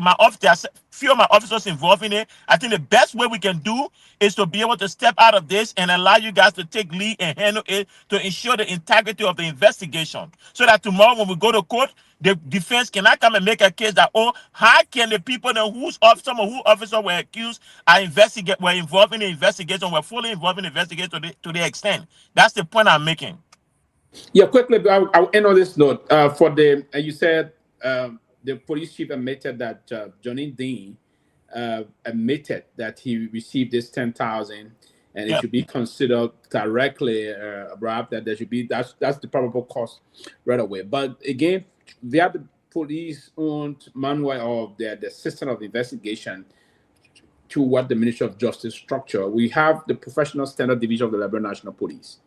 It's a pattern before going to court, because the police chief statement alone and what Johnny said, that have to be corroborated by the professional standards. I want to believe, as the police inside, some are saying the professional standard will have to conduct that. CSD will have to confirm all those things before they put the documentation and charge in. I think It's part of the reason I'm told. If you were in the system, were you going to basically follow said procedure in terms of the professional standard division and that of the CSD to ensure that these things are well documented? Why, if you are just to move with that, we have probable a very brilliant investigation and well documented evidentiary and move to court, then Johnny did that and said, no, I didn't say this. So do you think it's proper for them to use the professional standard and the CSD own investigative pattern to exhaust that means before moving to charge him? It should be fair for you to get the time to do that before moving to charge. So it's not wrong. You just said that, yeah. So it is not wrong to give them the chance to do certain things. But what I'm trying to get you to understand is this. Just give me 1 second. Hold on 1 second.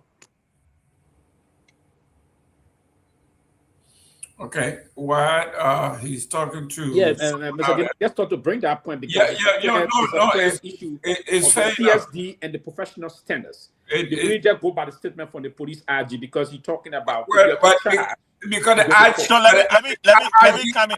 IG have presented himself as the demigod. Yes, so and let me say this, right? So I get your point where you're making. I get the point where you're making, right? But what I want you to understand, like I give the example, there are certain crimes where when it happen, we're not sure if we have to investigate more, get more. But in this situation, the IG himself said that Johnny admitted to getting the 10,000, and from the narrative, Johnny was talked to by the NSA. Johnny was called in by NSA because NSA tracked the lady, and then she got in contact with Johnny. So there are too many probable. I'm sorry. He's talking to me. No. Sorry. You think he was reckless, the RG? A little bit. Well, I wouldn't say if he's confident enough. Listen, that's what I'm saying. I have to. When it comes to the IG, I've always said you have to be very careful with your utterances because as an inspector general, you carry weight. You carry weight, so you have to operate with care. Because the reason why I'm saying there is enough evidence to charge Johnny is because of what the IG said. Exactly. The IG said Johnny admitted to taking the Johnny got the money. Johnny admitted to taking the money. And when you look at the offense of criminal attempt, it says the person engaged of criminal attempt, if acting with the kind of culpability otherwise required for commission of an offense, he purposely engages in conduct constituting a substantial step towards commission of the offense. So the conduct Johnny engaged in was to take $10,000 for the purpose of receiving bribe. So that's criminal attempt right there. So the probable cause, based on what the IG said, that Johnny said, based on that, the probable cause that unless they are trying to tell us now that Johnny, maybe when he was interviewed, his rights were not read to him, so now they have to go back to the investigation and things like that. But based on what they told us, based on the public utterances of the chief, I believe there were enough probable cause to charge Johnny with bribery and criminal attempt. Now, maybe they're going back and saying Johnny did not say that, whatever it is. But you have to understand one more thing. The Professional Standard Division does not investigate criminal matter. They investigate administrative matter, misconduct. If when it comes to the criminal aspect, it will be the CID or the Justice Ministry. The CSD. That was said CSD. The CSD from the Professional Standard will move to CSD. Then a CSD is what you cover with I think there was a little misunderstanding here. You kept mentioning Professional Standard and CSD. Those are two different entities. Yeah, let me quickly say this quickly, and to clarify myself, you didn't get me. So what I meant by professional standard is going to see if you apply the professional law of the police manual, if you breach anything. The CSD is looking at the criminal aspect of it. Yes. If the CSD were to hold you culpable, then they would disrobe you from the police and charge you to court. And I agree with you. I agree with most of your investigative judgment on most of it. I respect that. And I believe sufficiently from my own reading and my understanding of this thing, my own inclination, the police chief slipped big time. He shouldn't have. If I were the police chief at the time, I would have said, okay, we got some information about Johnny. We are investigating him. We want to get the facts. But to come on and say, oh, the man admitted, that is that's what I'm saying. Based on that, you see, the problem is based on the way the police IG spoke.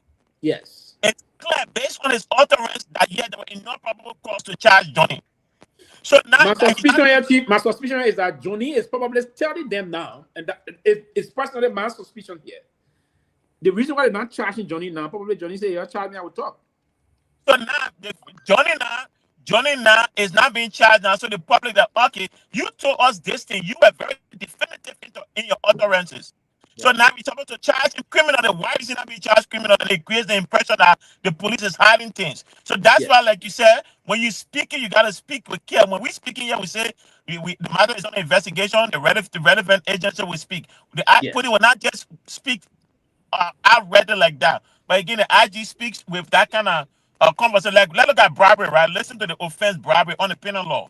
A person has committed bribery, a second-degree felony, if he knowingly offers, gives or agrees to another, or solicits, accept or agrees to accept from another a thing of value as consideration for A, the recipient's official action as a public servant, or B, the recipient's violation of a new duty as a public servant. Based on what the IG said Johnny did, Johnny committed bribery. So why is Johnny not being charged? This is where people have issue. Like, okay, if you say this, you're supposed to be charged with it. Why are you going through all of this long process when the probable cause exists for you to charge it immediately? Wow. Okay. Go ahead, Tomalin. Then we'll go to Stephen. Then we'll go to Sarah. Sylvester Johnson. As I was saying to my colleagues earlier, okay, you know, there are a lot of leaks coming from all of the investigation now. Maybe you ask this question, but you talk about NSA. Okay, I sent a question to the NSA director today. I'm not getting a response yet. Okay, this question was: is it true that 2 of your deputies are at the center of the 317 million drugs investigation? We've been told that you have refused to take order from the Justice Minister. What is the and then also Mike Kua is the deputy director at Rousfield. I was informed that the Justice Minister ordered his arrest because he's been linked to this thing. So, but they are refused to arrest him. I don't know why. Okay, and so because they said that his boat was used in this whole dealing with the drug issue. So it appears from my source that leaked information means that the Justice Minister and the NSA director, they all have some issues. So that when people ask the question, you're saying that that the NSA should handle the investigation, but then they are also apparently linked to the investigation too. So who I think we lost him for a second. Yeah, I think he's. Yeah. So why he waiting? So your thing now? Who if the Justice Minister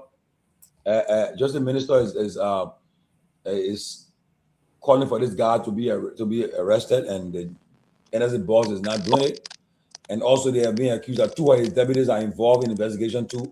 So who investigate who?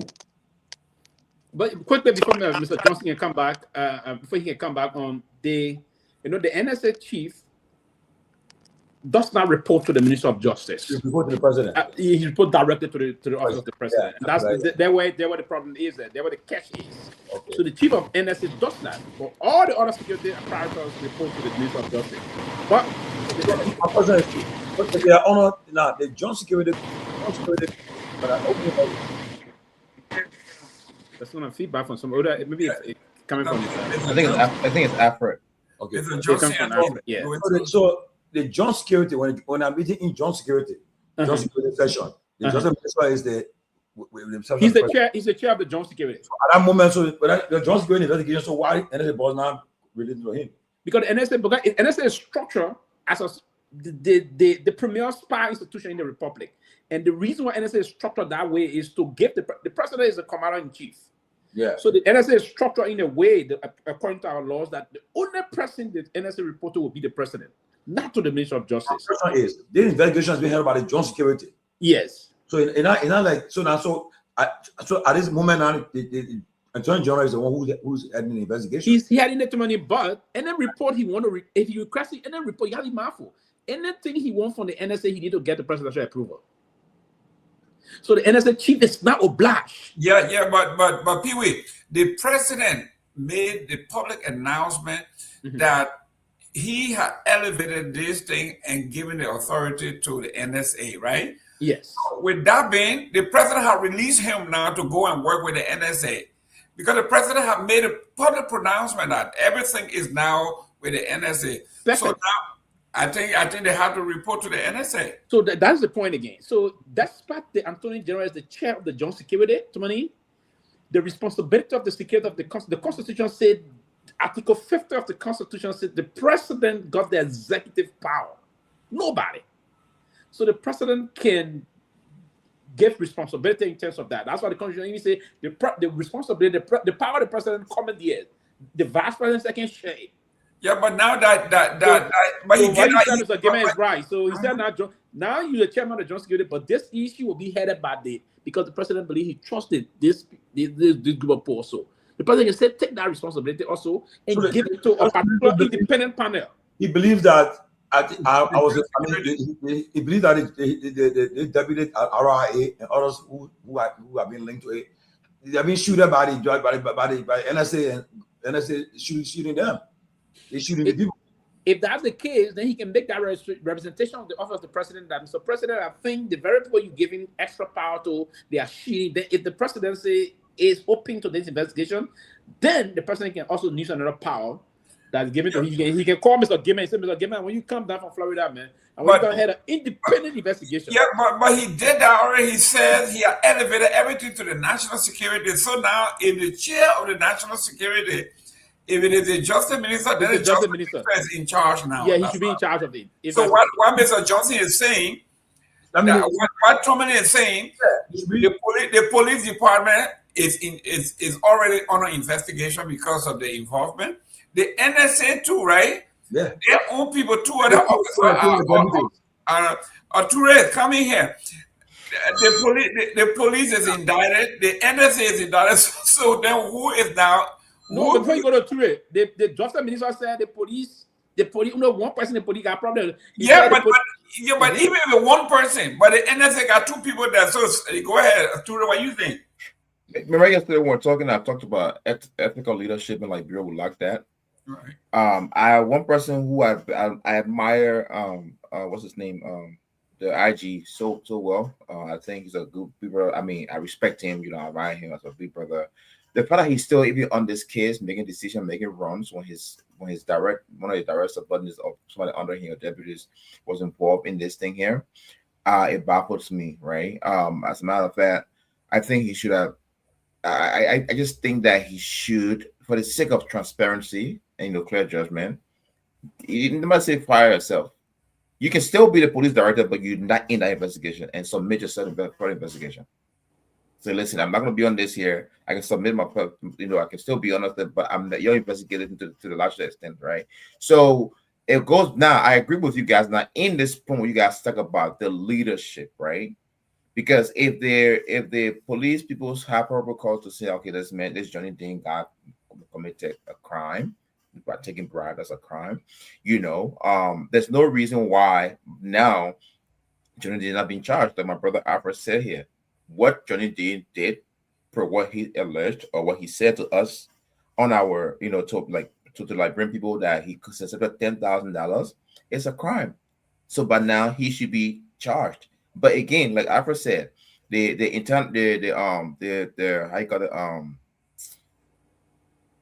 office of professional compliance. That's not they call it like they call it something. But for where I work, is office of professional compliance. They deal with administrative investigation, and if there's a funding, right, they take it back.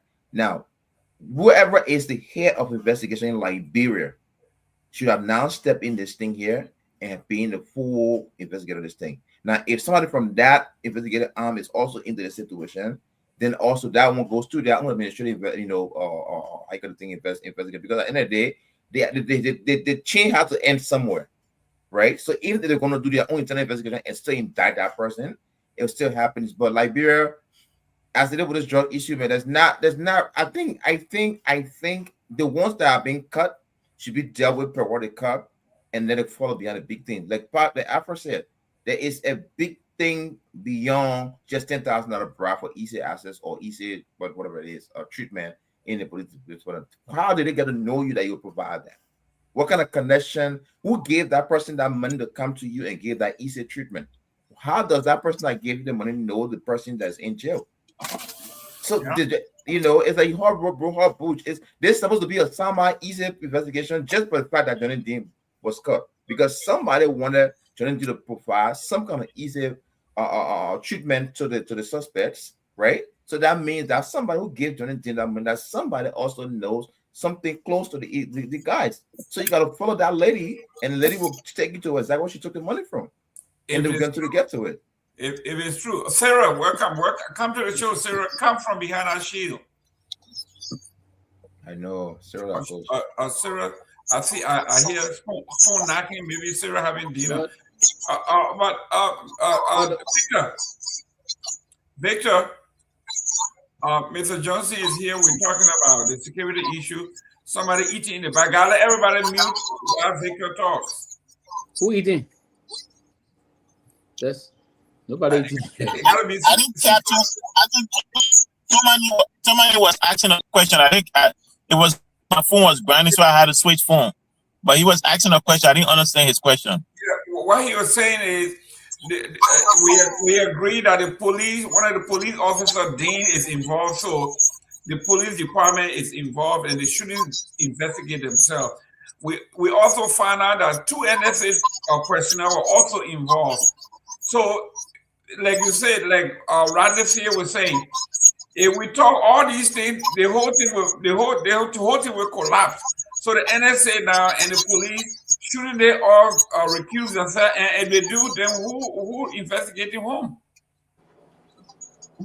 No, not necessarily. So when it comes to the NSA involvement, you have to understand that Johnny Dean's involvement with the LMP is high. The individuals who Christian Yanti is a way. As a matter of fact, Christian Yanti rank is lower comparatively. Christian Yanti is on the lower end of the totem pole than even the traffic. The director of traffic for LMP, how you call him, said the guy who they said Yanti used to do some escort. He and another guy were used to do some escort.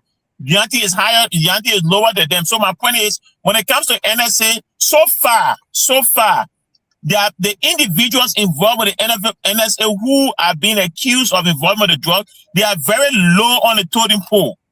You understand me? So their level of involvement, the NSA's involvement with the investigation, I don't think it's going to be that tinted compared to the LMP. Nobody, it will be difficult for you to make a stronger argument against the NSA. Now, so far, so good what we know. If there's somebody involved in a much higher position than the NSA, then we will call for maybe their recusal. But so far, the NSA's people that are involved are on the lower end of the spectrum in terms of the leadership structure. When it comes to the LMP, this is, I think, the number 6 man in charge of the LMP 106. This is the guy that has been accused. You know, so that's a bit different. And the NSA also is that they are investigative to the resources they have. The LMP does not have it like that. NSA, most of the things we're finding out for this drug thing is coming from NSA, from people who are close to the investigation. So while it's true that a couple of people from NSA are being accused, have been arrested, I think those people's level of engagement with the NSA makes, compared to LMP, makes NSA a much better party to investigate. That's assuming because the Liberian government may not want to go for an international body to do an investigation. If they want to stick with the government body, I think the NSA is in a much better position to investigate this than the LMP. Okay. Sarah, are you still there? I'm here. Okay, go ahead. We got Mr. Johnson. We talk about the cocaine, the criminality. I got a question for Mr. Johnson. Huh? I got a question for Mr. Johnson. Yeah, go ahead. Yeah, I mean, I listened to all of the things he has, explained with regards to the investigation. My question is, don't you think that the government, as compared to previous government that have invited international people to do investigation, we saw them invite international people to do the Capitol building investigation. Don't you think they are afraid to bring people in because for some reason, because the investigation might, expose them to being somehow culpable? Don't you think that's why that this is what is preventing them from inviting international folks to help with the investigation? So here is what I'm going to say to that. When this drug thing happened, every individual I have spoken to who is involved in, I know a couple of Liberians who are deeply involved in the DEA. They are on DEA task force. There's a Liberian guy on our department who been on the department for well over 20 years, and he's still, I think, only 4 years in patrol. And the rest of his time, he's been in the NED. He's been in the drug issue. everything, there is a consensus that no cartel is bringing in $500 million worth of drug to a country without some serious high-level connection. That is not possible. So, with that said, is there a possibility that maybe the investigation is being slow rolling, is being moving in a direction that is moving up, that will be pushing away from other people because they don't want to bring the government down, they don't want to bring disgrace on certain people? It's possible. But again, we won't know it because if the people who are involved are the ones involved in the investigation, how will we know? Again, I'm not accusing anybody, but what I'm saying is it is not a far-fetched possibility that people at a higher level of government may be involved because cartels are not bringing $500 million worth of drug to a country and counting on mere airport security staff. Let's look at the timeline. The timeline track 2020. The first thing, you have to be strategic. The guy at the airport, what's his name? The deputy manager for operation, I think Mark something. He's there. He has some sort of connection. You have people with LMP, possibly NSA, and other different strategic level. It started in 2024. Remember the plane that came and they said the plane came for business and things like that. There are so many things. So this guy put in place that network. You put in place that network, and this network was established by people at a much higher level than regular people. So Mark, the deputy guy, did not just go there because somebody is qualified. I think he went there because somebody trusts him enough to ensure that whatever business they want to engage in, he will be capable of falling in line. So is it possible? Yes, but I don't want to speculate without evidence. All I'm going to say is it is not possible for a drug cartel to send $500 million worth of drug to Liberia, depending on low-level NSA staff and LMP people or government official. Thank you. Ladies and gentlemen, one minute, I'm coming. Ladies and gentlemen, we usually say here, if there is a pronouncement or something that has to do with the policy of this platform, it will be officially made. We just getting a breaking news from the central office that at the end of this show, the closing argument is going to officially spill the beans. At the close of this show, stay tuned when we are done. Information that will leak to us will be officially, not by me or anybody else, but by the closing argument. We're going to spill the beans. Stay tuned. Yes, Sarah, you were still in flight. I was just agreeing with Mr. Johnson with regards to what he just explained, that for that level of drugs to get into the country, it has to be some high-level officials connected to that, not just the undermen. So I agree with his explanation, and I encourage this government, regardless of who it is, that they should extend the investigation to an international body, because we want to know. They are being accusing other people that I see more Ali posting 24/7 around the clock that the drugs brought into the country was done by CDC. So let it get international body. Let it get international body to expose CDC. To expose CDC, if CDC is the one who brought the drugs into the country, let it get international body to do the investigation and expose the hands behind this drugs. Because frankly, this is very, very important, and it's very, very life-threatening for a lot of our folks in Liberia, even those of us that live in the diaspora. I mean, they can cause any kind of way they want to cause us, but that's the fact. And we are encouraging them to do just that. Thank you. Excellent. Ladies and gentlemen, at the end of this show, we got about another maybe 20 minutes or so here. You will be hearing some big news from the closing argument, not from me as an individual, not from a panelist, but from the official platform, the closing argument. Robert Garguah, Mr. Nagbe, our guest, Mr. Johnson. Yeah, thank you. I was muted. Thank you very much, Mr. Johnson. Thank you again for coming back. I admire, your understanding of this matter and your input. I want to thank you very much. I agree with you and others who have said that far too often the weakest among us, get punished, and the well-to-do people, continue to walk around. Some of these people we're talking about, we understand, even after the allegations have been levied against them, some of them still go to work. They're still enjoying life. Only the Babla dance so far, so to speak, are being incarcerated. So I want to thank you. This is my cousin Jerome. I want to thank the network tonight for the opportunity to make our contribution. I will reiterate. The CMC has sounded a call. We're going to come out in the streets if this matter is not handled like it should be.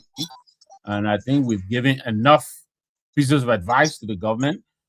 We do recognize this is not a political matter. We don't want to politicize it because it is not to be politicized. It's just really a national urgency that requires the input of every one of us.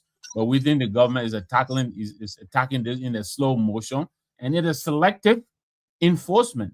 We think that this thing should cut across the board. Wherever the dots connect, we think those people should be investigated. This is not what we're saying. And so we're going to plan it and bring our people out, and we will continue to make noise until the government does what they're supposed to do. But thank you very much for the opportunity. That was my closing. I hope to be with you guys back tomorrow. Your name and where you calling from? My name is Kehleboe Gongloe. Kehleboe, welcome back. Welcome. I asked Mr. Johnson this. Yes. I know Mr. Johnson is a distinguished law enforcement officer. Are you hearing me, or I'm talking too low? Yeah, I'm hearing you. Oh, okay. So I know Mr. Johnson is a distinguished law enforcement officer. So, but I want to ask a question that is very opinionated, not based on facts, but based on experience. If I make a conclusion that in this particular cocaine situation, because there are two different cocaine situations we're dealing with, the 19.2 million and the 317 million, which personally I believe that the value is understated, because I do not believe that there is an economic valuation expert within the Liberia National Police to really determine the actual value of cocaine. Because cocaine is now one of the drugs that is sold in the market in Liberia. So they really have less experience with that.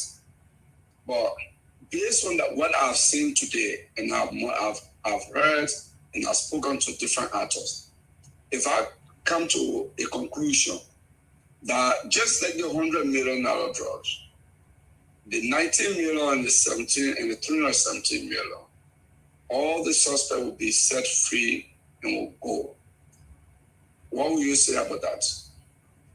Well, before I answer your question, let me agree with you that the amount that is being placed, the 317 million is not the actual value. It's a conservative estimate, and I think they estimated based on the conservative value. But from what I gather, the drugs is still in its purest form.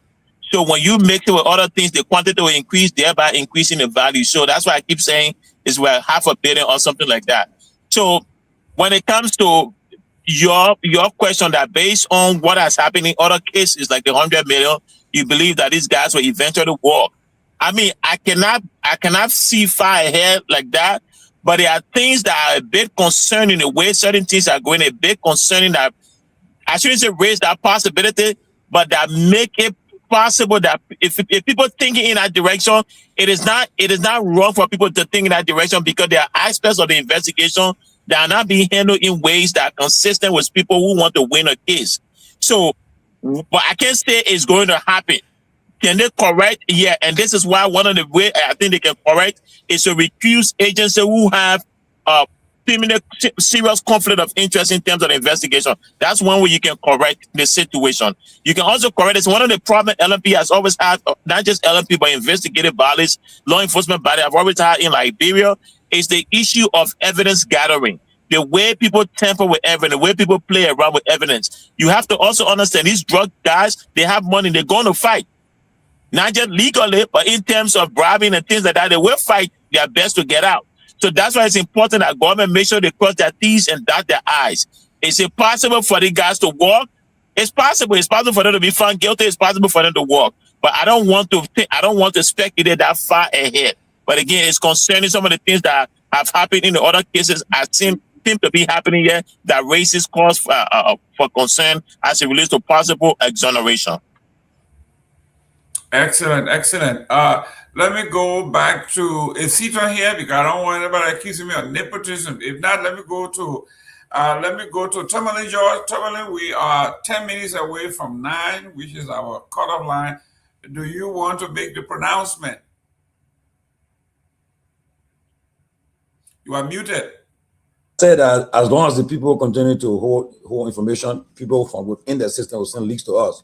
Now, information we just got is that the guy this fellow who is in Sierra Leone, the person who was in Sierra Leone, he infiltrated the Liberian government. He infiltrated the government. He infiltrated high also within the government. Okay, and the drugs that was brought in the country came through sea.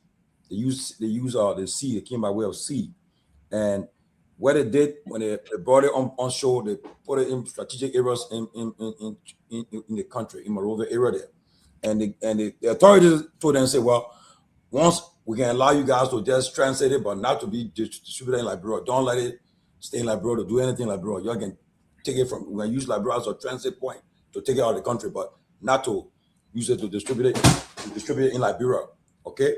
Now, and also, the NSA have been working with the U.S. government for the last 14 months.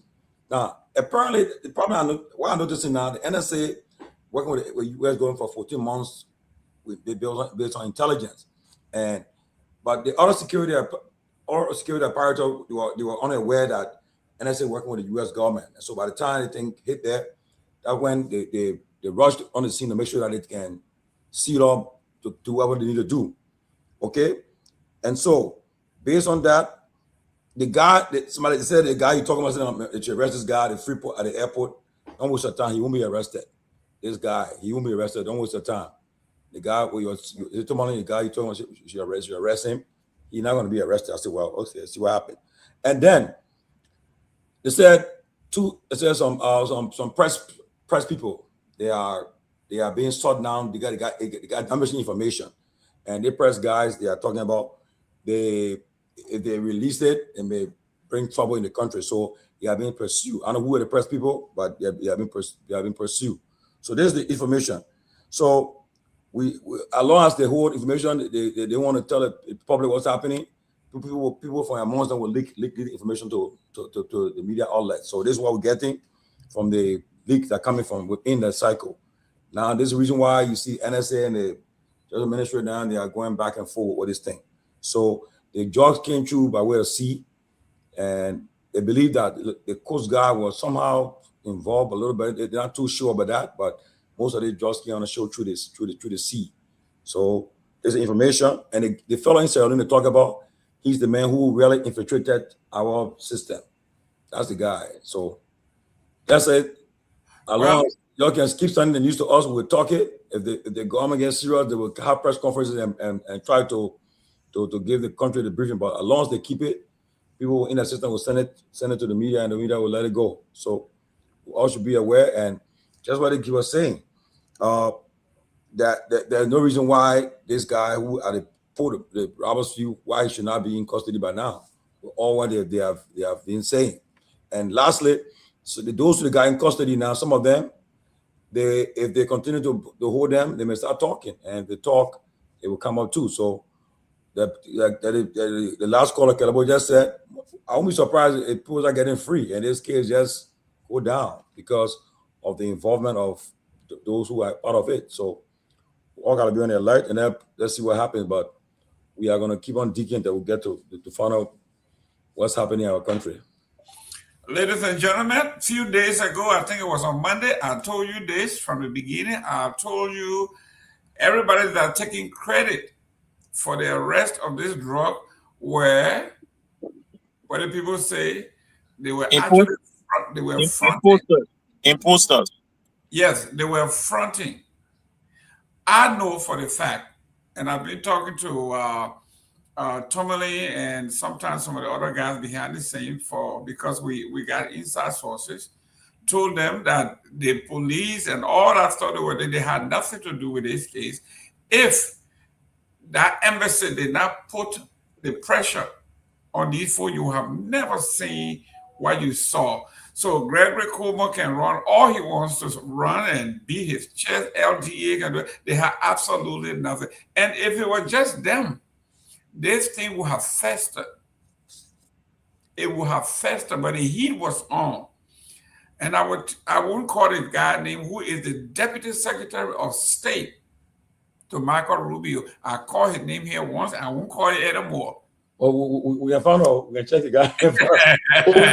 That's secret there. No, it's not secret. It's not secret, but I can tell you because I told you guys several months ago. There's a gentleman in this government called Chris Landau, Landau.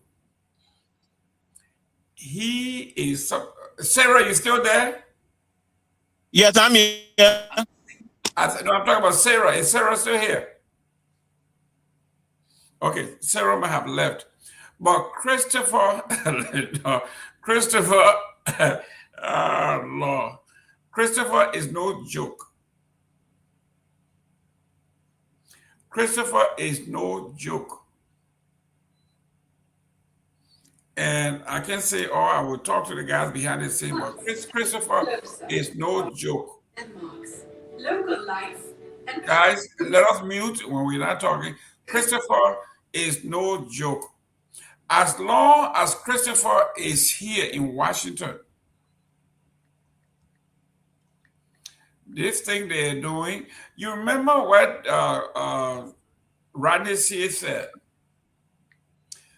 I have all the information have been leaked, and I got it from high sources that if I decide to spill the beans, we will not have any government to go for election 2029. That's what he said here.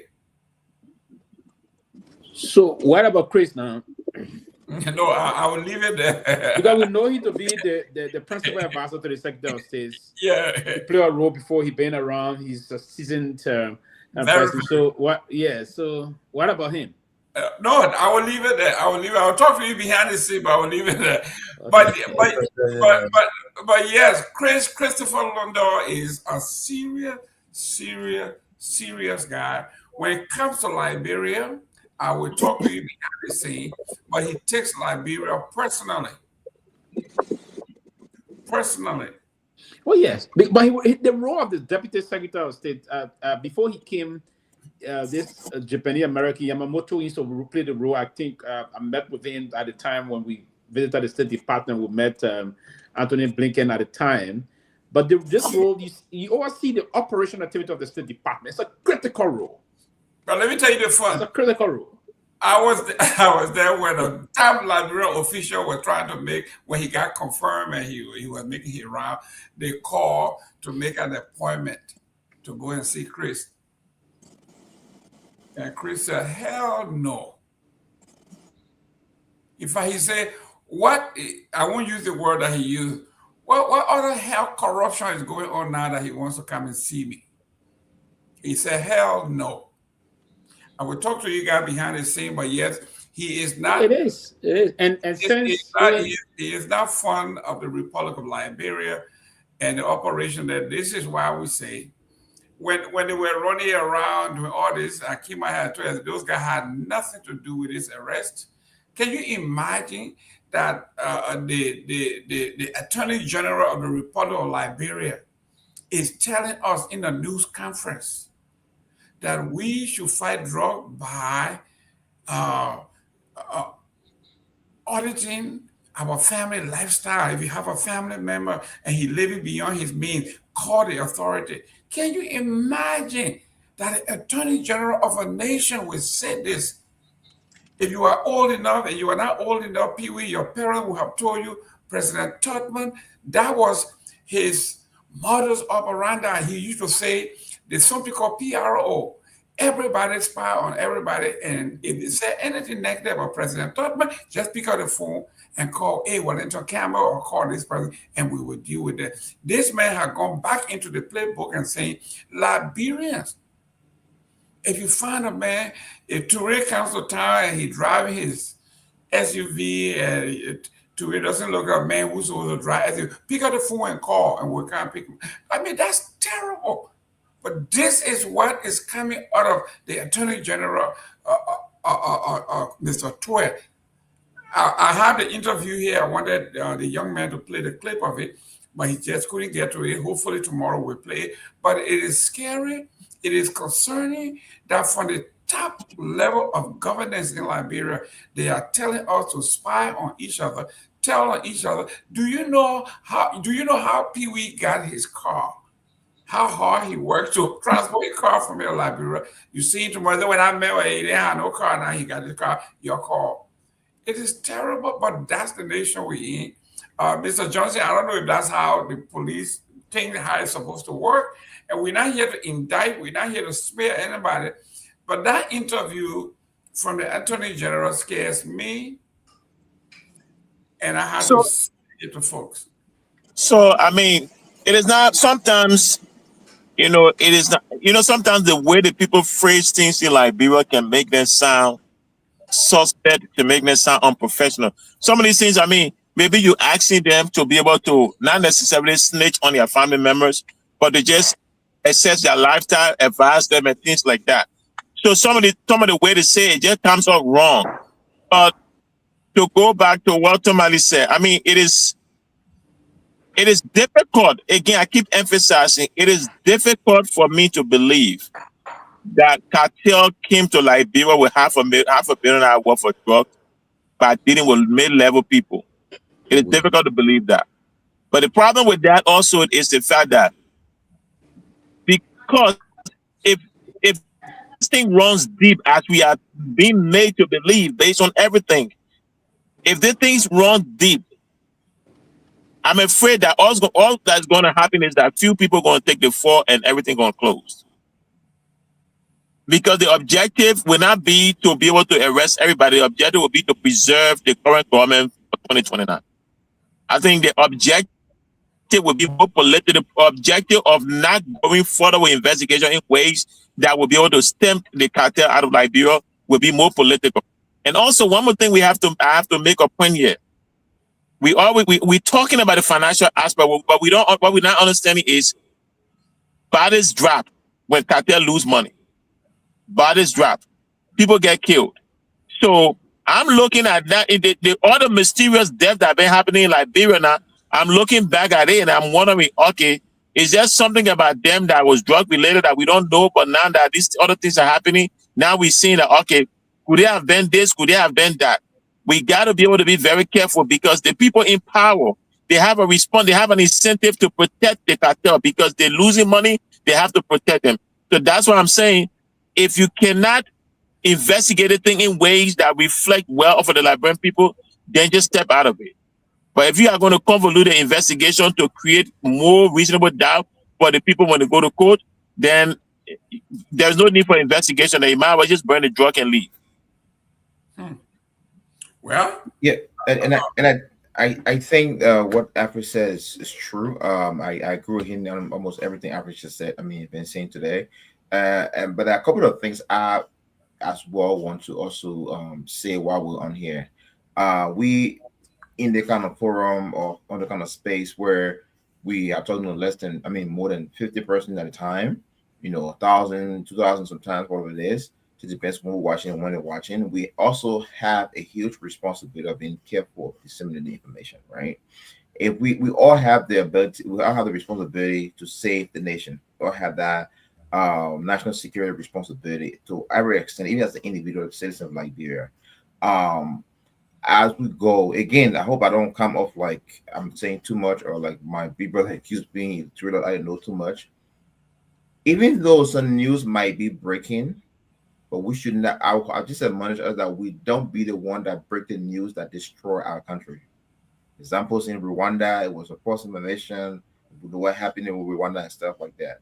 Now, if those guys who are experts in this area are withholding certain information, I think it's still reasonably okay to let them hold certain information while we push on the investigate versus spilling some news out here where in the next maybe 2-3 months, then we'll know we don't have a government, things are head of scatter, and Liberia goes back to what we used to be. We gotta be very careful with that. That's number one thing. Another thing I want to say as well is this. The person who spoke, I think the Attorney General who spoke about pretty much security, or your permanent member address, some kind of weirder than that. I think is the channel in which he spoke that is that's what he was careful in my experience. I think he was just a little careful with that. But almost every high profile security agency, when they watch a person who knows to live a certain life before starting a certain thing, and there are certain things they're investigating, yes, for sure, they will say, "Oh, well, they may not to drive the car before." But it happens most of the when it's a crime, there's a suspicion of, maybe a another drug, embezzlement, stuff like that. So it happens that way, right? So they will say, "Okay, you know what? Because of this here, let's check the could this be," and they start pointing the doubts, right? But I would not be an attorney general of the nation that would just come online and say, "Oh," and just give a open warning to the nation if you start up then dressing like they know how to before, investigate over that. Now, if that, because every country has the way of doing things differently, if that's a new thing you want to introduce, I think it should be more from a secretive standpoint. For example, a young man just got a time driving baby cars, guess what's going on? He's not working, you don't have a business that could bring that money in. And I'm a security personnel and makes decision on policy. Yeah, it would be good as alcohol. Well, we're not arresting him, we're not tapping his phone because of being illegal, but let's observe because this could lead us to something. And that's something I want to say. Just a few things I want to say. Well, before I go to Rawa, it is, in this country during national security, when you go into the airport, they say, if you see something, say something, right? And that's a warning to everybody, but they have never gone specific and say, if you see Touré brother walking with backpack on him, you better call us. They don't say that. Say, when you're at airport, do not leave or do not take any package from anybody you don't know. You see something, say something. They say that that's what the professional folks do. Robert, this is where we are at this point with this particular one. And listen, we have to, if you are asking us, the ordinary people, to be very cautious and patriotic, then if you are doing an investigation, you too supposed to be patriotic enough to say, I will come clean with the people so we can address this together. Robert. Yeah, but I think that's nonsense. This is not how you fight the battle on drugs.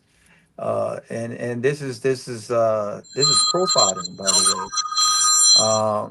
This is another form of profiling. It's almost like saying if you see a black man in a predominantly white neighborhood and it's a multi million-dollar neighborhood, you should call the police. That's not how we fight drugs. There are people in Liberia that are earnestly earning and they're doing businesses. They are allowed to drive nice cars. They are allowed to look good. And then there are people who are involved into BM and they're going out stealing money and coming back home. This is not how you fight drugs. I think it's complete nonsense, and I think we should we should condemn that. I'm not calling the cops because I saw someone drive a Mercedes Benz who was living in the hood a few months ago, and all of a sudden I assume that he must be involved in some sort of nefarious act. That's not. I don't think that's the job of the citizens. That's not how you fight drugs, and this have got nothing to do with what we're talking about right now. What we're talking about right now is the hovering of drug cocktails in the country by very powerful people.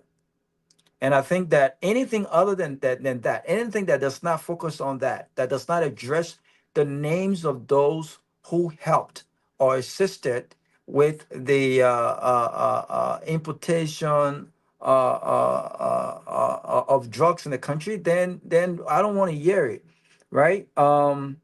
I also want to say this though.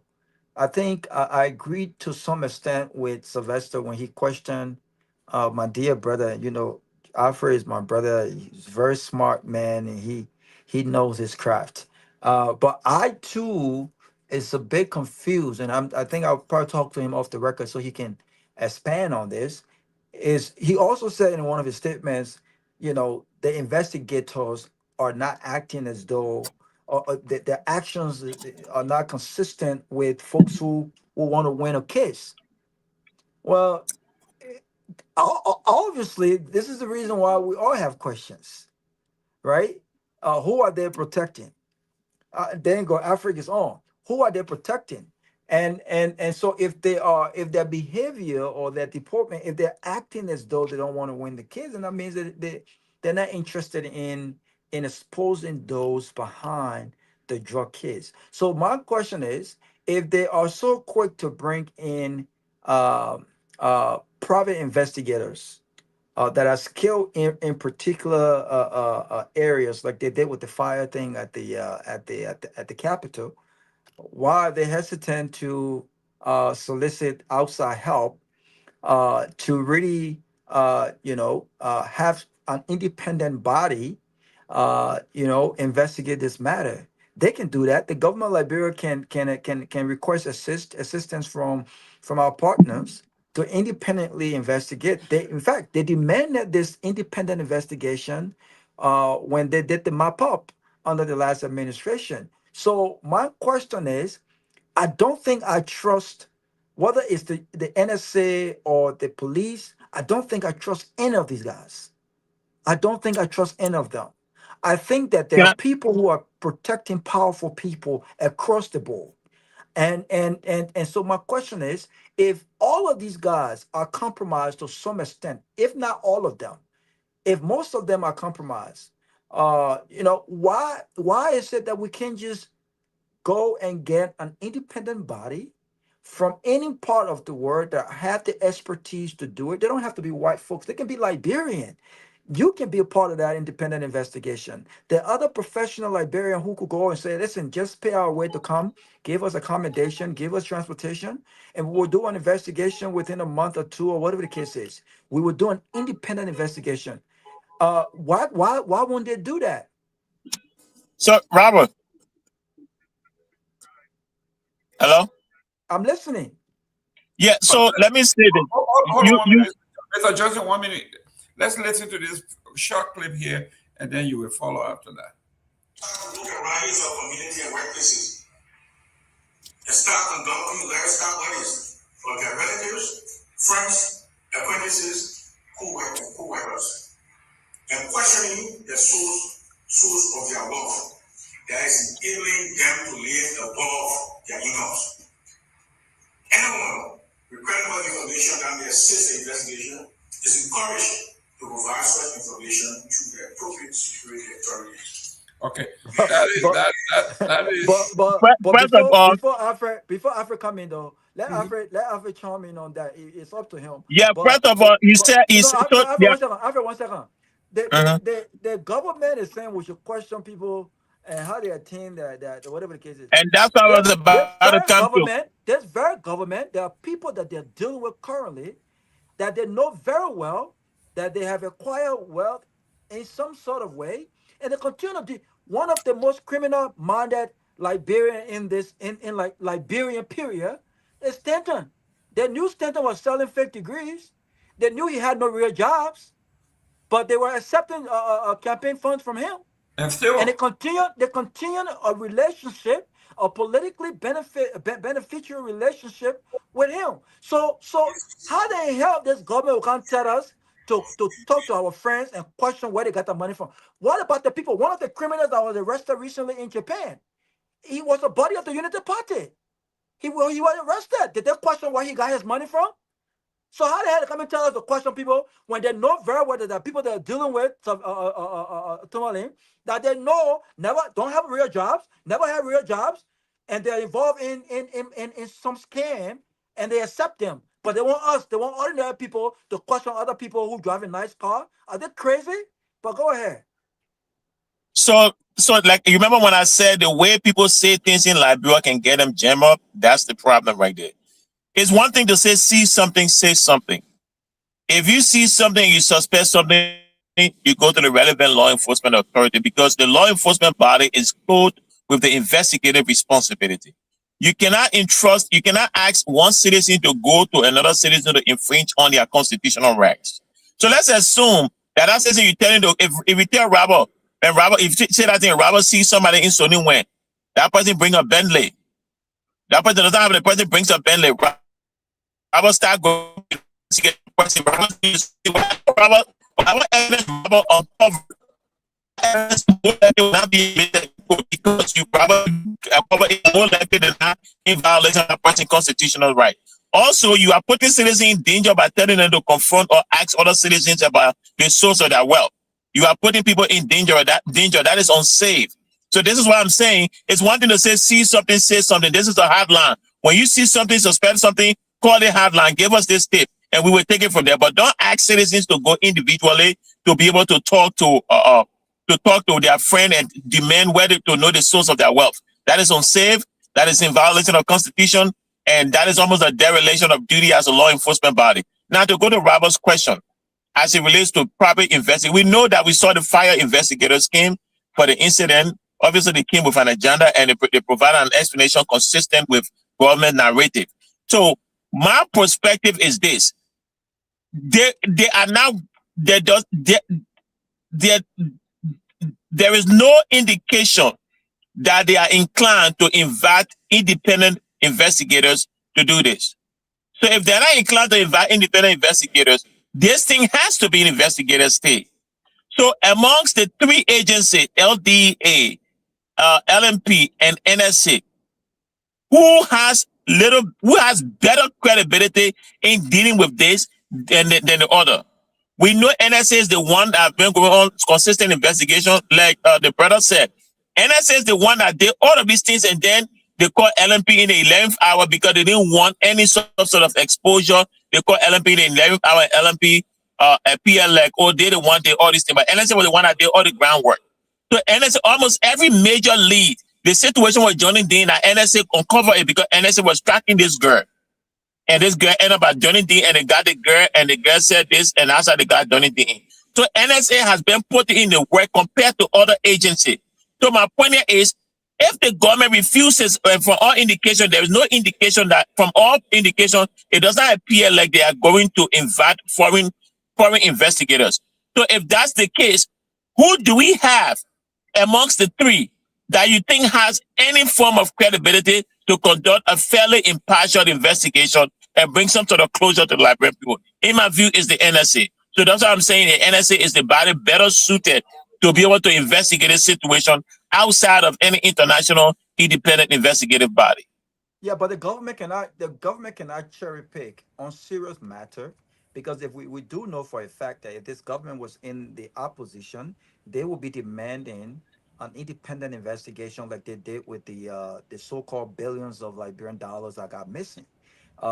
Because regardless of the founding of that, they won't believe it, right? They won't believe it if it was done by a Liberian or by the government that they don't trust. So the fact that they're not open to invite, they've asked for international help, but the fact that they're not open to invite an independent body to investigate this drug issue and put out its findings is indicative from our perspective that they're hiding something, and that they're still trying to protect individuals within. Listen, people can question George, the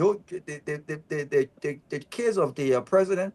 I'm not sure what kind of job they're doing, but we know since Joseph Boakai became president, they're looking very good. They're driving cars that they didn't drive before. They're living a lifestyle that they didn't live before, and I think these perks comes with the presidency. But one would question, who will go and ask his son? They're grown men. What are they doing for a living, and how do they earn their money? So and again, if we're going to be asking these questions, I think we can be selective about it, because we don't. Robert, we don't have to be selective about it. Should we ask the president's sons how they can afford the nice glasses, the nice cars, and the lifestyle they can afford right now if they're not working? Mr. Johnson, right? Mr. Johnson, 1 minute. Mr. Toure and I have been here forever. Mr. Toure, I know you want to go. Come on, let Toure close now. He better longest. Toure, go ahead with your closing.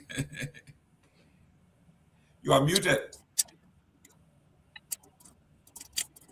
I'll get him on people up to one of the cross. Okay, yeah, there you go. Yeah, Mr. Gayman, look, let me tell you, this government, in closing, look, when you have a major investigation that affects the nation, you can't be holding information. They don't even have press conferences. You all know. If Mr. Johnson, the minute you get any kind of case, you're briefing the press about that case until that case go to court. But it's government. Absolutely, absolutely. Yeah, they keep and guess what happening now? People in a system who not happy. They don't want to leaking, and it's good that we're modern technology. We're in a modern age now where technology have advanced. People will give information and they want you to say it. And mind you, you won't believe it. The people that watch these shows, that for instance, the Attorney General, he watched this show because they don't let them fool you. They want to make sure that they're hearing all these platforms to hear what people are saying. They watch it and they tell you that, well, these guys don't already know the information.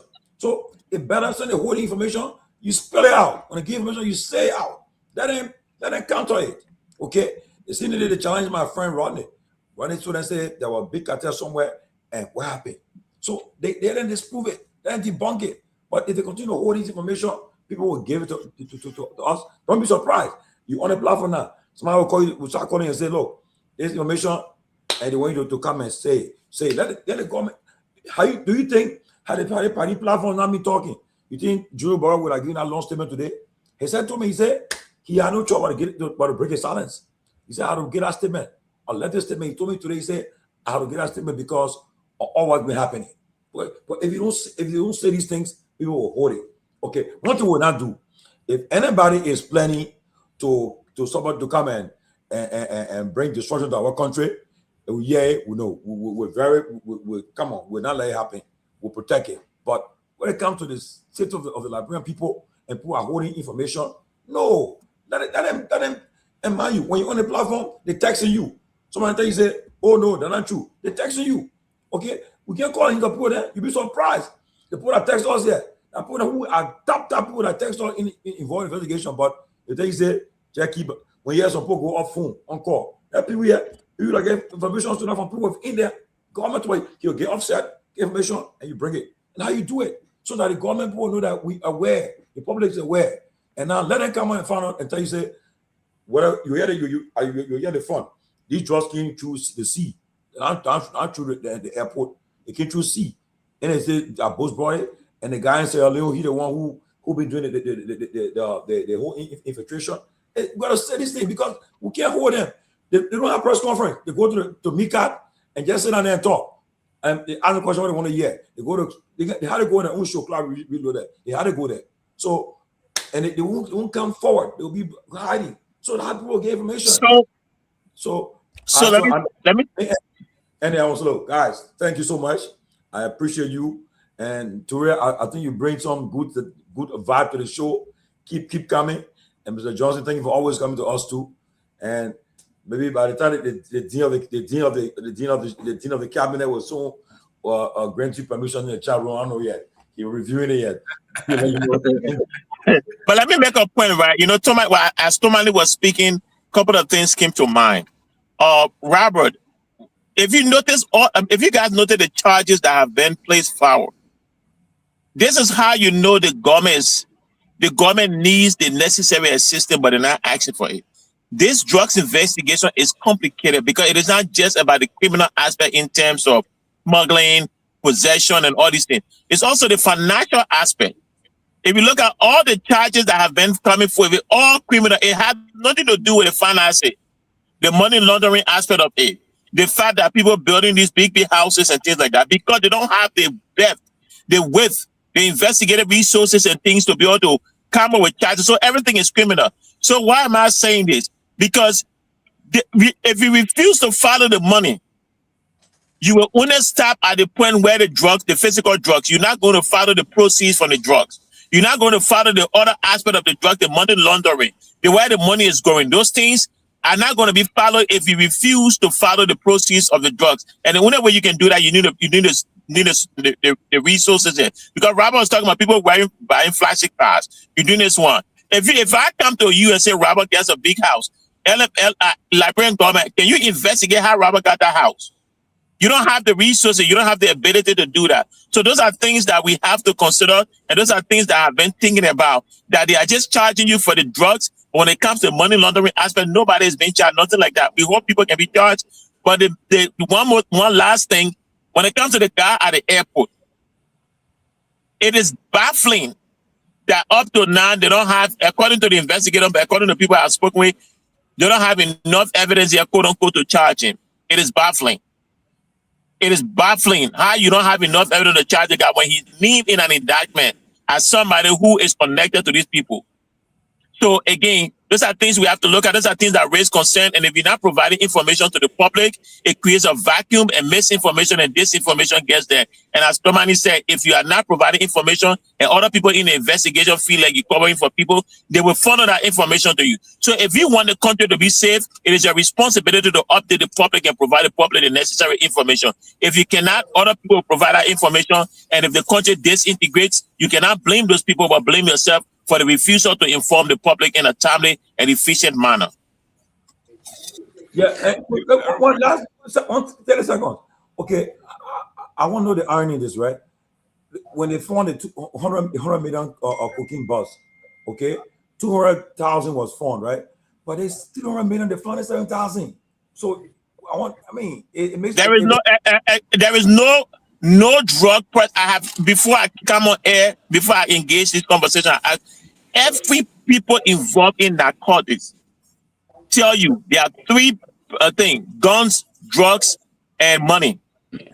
And the amount of drugs in there cannot be. You have to understand, to facilitate the movement of that amount of drugs, you need cash. So you want to tell me that people only have 17,000, they took out 10,000 to get to Johnny Bay and they get another 7,000? That'd be realistic, man. No, but that is obvious in terms of the psychology of those guys that move the drugs. You expect, even at the time when the $100 million situation came about, reliably informed that the 200,000 we administration security folks said the cut with those guys said were far more than that. It was far, far more than that. I'm told those guys were caught with the amount of almost $2.9 million in cash. Wow.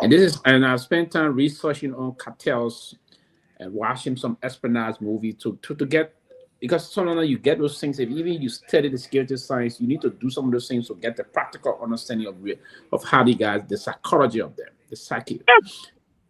Nobody, even in terms of the very that's exposed on is that the CIA operative, CIA operative that they arrested the last time that you're all on the news in his home in Virginia, they found almost how many $1 million and expensive watches. Those were money meant for operations. He took it and diverted it, took it to his home. Yep. Imagine people in the CIA, they would give those operation guys millions of dollars to travel with their person to not on credit card, but physical cash. Physical cash. Yes. They do that because this country want to get some major information. Sometimes they will look at people like me and get you roll that watch that was 300,000 say for you. You'll be shocked. The country want information. So the guys that are punching those jobs, they know very well. Listen, and Johnson, first something that's very critical and profound here. The man is moving almost $500 million. Who would be stupid to be carrying $500 million? They're going to make him more richer. Then he go carry 7,000 out there. Nowhere you ever think about those things. It's not possible. Even if the country is poor, the guys that can go for anything, the least money will be operating with what will be in the million, couple of $1 million. So because it's either that the person they can read the psychology of the country. It just makes sense, man. In one security science study you do they call it the evaluative concept of psyche of individuals. You look at a society. Like the brother was saying, the folks are not how to deal with the way you would deal with cartel in some major European country. If you try to do that amount of jobs, then you need to have, if that $500 million, you need to have close to $200 million to be you in the case, because this guy will go for big thing. But Liberia you have a couple of it. So say $7,000. You learn something here. If that thing are going to be president in Nigeria, yes, if that thing are going to be president in Nigeria or some rough country that I know, they're going to be gunfire at that time because the minute all social media are going live. 400 million that you're going live. Trust me, the minute will come gun somewhere. So let me just make my last point so I can get up here. I agree with you on all of the point when it comes to the money aspect. There is no way So they said in the indictment, they said one person escaped. So Yes. there is a possibility that one person probably got a tip early. He carried him out. Yeah. He carried all the money. But again, not just that, right? Look at the bag. When you look at the picture, look at the bag. The bag is too big for only 7,000, and the money is. Come on, man. Let's be realistic here, man. Anyway. Let me not think. The men are even to say escape. Let me be very frank. You know, we may not know that, right? It will be a difficulty. We'll not come and say it's a commentary after the march. I will say here, and I will not say it definitively for the escape. I will say I'm convinced in my inner circle. in my inner mind rather. That the Liberian National Police and the arresting officers may have allegedly taken 99.999% of the money in that bag. Of course. The last time was reported, the last case, the Liberian National Police got the tune of 217,000 from some criminals. They reported an amount of 17,000. Where is the Liberian security apparatus? They not only compromised, but they have heavily diluted, right? So there's a serious problem. The last guy, okay, look at the guy that was coming the last time from the Guinea-Sierra border. That they called that amount of job. They said the man was bringing 100,000. You saw that food, guy? Yeah. So they called it 100,000. They used the proper, 100,000 or 1 million. 1 million, right? Yeah, 1 million. 1 million. Yeah, sorry, 1 million. 1 million. 1 million. Sorry, $1 million US to money. They saw the main cash. They kind of judge them not carrying. But the real information now is the same people that behind the drugs. That's some of the money, man. That guy said he was reportedly carrying more than $2.9 million. And here's the interesting part about that. You know that guy works, from what I've gathered, the guy works for one of the bureau. He works in the bureau that was raided. Mm-hmm. Wow. The bureau that, yes. From what I gathered, but again, you know, it's not fair to speculate and things like that. But all I'm going to tell LMP is I have difficulty believing that drug dealer will have $500 million worth of cocaine in there and have only 7,000 to facilitate movement of that cocaine. With that said, and quickly, Mr. Gayman, the Liberian government have had terrible repetitions in recent history. Now, I'll be fair. I was praising earlier, but I will come and say some things again. The Liberian government had terrible repetitions in terms of the recent history. Now, the last time when the Nigerian guy came in the country, allegedly with the drugs and get money, you can remember that thing. There's a guy, one of the I reported. A guy came in the body he put on his physical body, strapped the money on his body, $500,000 a Nigerian guy. Yeah. He was reported to have negation to the drug scene too. At the time, I think the late Representative Tana Podi with a broken English even said the then Justice Minister Philip Bank was the Minister of Justice then. They took that money, they arrested the guy, and the government took that money. They said they used that money to fight Ambe Warren Akin at the time. Oh, that was a terrible thing to do. The government always been known. They said the Nigerian money. Yeah, you can remember Tana Podi said, "No, you're taking money." When they called him, the paper brought debate in the house that day. It was a serious thing. Yeah. Why would you confiscate money from somebody after in the security sign you work in? The government go take the money, use the money. Why would you do that? So there's history, and it's bad. So the guys in operation when they go see the kind of thing, trust me, they may not go see. There's raiding of big cash in our country every day. Oh yeah. That's why the guys in the security apparatus, and it's part of the reason why they are staying there. When they get a baby money, they go to top people that are protecting them to get a position. This person will be half for another man. But listen, I would never be, if I went to sleep and dream, anybody come to me, my grandmother will come to me and say, my son, the people in your police, they're taking out of money, but you don't know. Listen, it is clear that operations, my brother, even will go for operation, they will get over money. What the last time 270,000, they reported 17,000. Even this amount they report this, it's that has to change in the security apparatus. You know, in the security apparatus. Yeah, my people are telling me, say when the police arrest them, so now you say they always be two. The one I'm talking to you, the other one coming to the passenger side, opening the glass compartment. First they're taking it from there quick. So they have it all what. So is it the rest of them? The police, now last time when I was driving, one of them just parked my car. One of them knew, but he wanted I really want to win. He just went out, he motorbike, he said he beat me now in the bus right here. He parked. I want your lesson. You didn't park, or you didn't pass. And I said, I'm looking at him.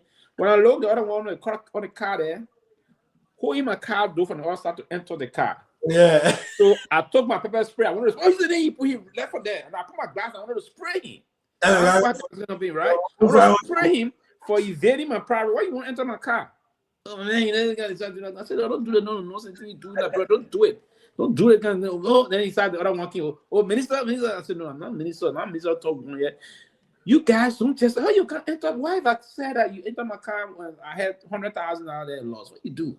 What you gonna do? So we want to know who in the dark car. I said, no, you don't have to do that. So the security forces in the country, it doesn't augur well for the country to have these things the minute. But again, they've got to say they are underpaid. It does not mean that you do these things. You have to have people with integrity.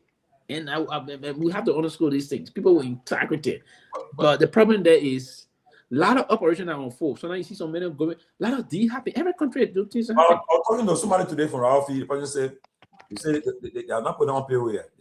I said working say 5-6 days a week. I said they're still getting paid, but I said why you keep going there for? I said how much do you pay to go to the work? $1,200 Liberia to go and come.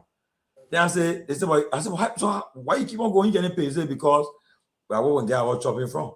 Oh yeah, and listen, I know money for a fight. I know for a fight that in the Liberia National Police, the higher officers that are from Central, they're going to deploy the code. You know, the country. I mean, it will take time for the country to change you. Let's say you want to be Zone 5 commander or CO. They got people that are pushing there, right? The chief of depots and other things. But how many make that thing? The make guy on that summit every weekend. This zone reporting 100,000 every night, or this amount. If you don't do it, Tampa more than this, now you don't report. You don't go on our operation. So even to be EO there, to be CO or this and that, so it's a problem. So it's not based on merit. It's based on what you give, and so the men are in Central that are responsible for zones and depots that assign all the people to major beats, major operation area. That meant with 5 B men in Central have assigned, he got a report. Hey, Brian, the whole country are flat. Even the journalists now, they're really getting paid. So Liberia problem, I heard somebody talking about it's about how much they're getting paid or whatever it is. So when I came to the US, my job, I was working, most of my job was construction job, doing electrical work, to where I'm a good, electrician. I can fix anything in a home in this country. And I can do some also commercial stuff, but that was my hustle. And later on, I went to law enforcement. My first law enforcement job I had was I worked in that Delaware County jail in Pennsylvania, as a detention officer. And I left from there. I got a job to be a deputy in North Dakota. George W. Hill? Yeah, I was at George W. Hill. Okay. So the money I was making, like maybe $50,000 $50,000 a year. Yeah. Right? But you don't use the money the reason why people can make $50,000 a year, and even in the country like this, the reason people make $50,000 a year and still on a good percentage still be ethical is because there's repercussion if you do something stupid. Yes. Right? So yes, incentivizing people for what they do is great. That's true. However, we work at a job like law enforcement, teachers, medical, nursing field, whatever it is no longer only about the money. It's about service, the integrity, and stuff like that. The passion, right? So yes, okay, we excuse. Oh, they don't pay them well, but there's not any amount of money you can pay. So I would say we should pay every Liberian a police officer their woman every month. No, drugs that come into that country. On a serious note, look at our national budget. On a serious note, there should be no reason why civil service should make less than $500 in our country. That's true. The people that are trying to be ethical, they try to help us, but we can't be doing this thing, kill ourselves, and the people at the top there getting the bung of it. And then people can compromise. And yes, and I have this conversation with boy in everything like Liberia. The reason why Liberia is like this, right? And I'm writing a book by the grace of God. Hopefully, I can get done soon. I don't know. I don't know, right? But I've been it for years. I've read a couple of pages. I leave it, right?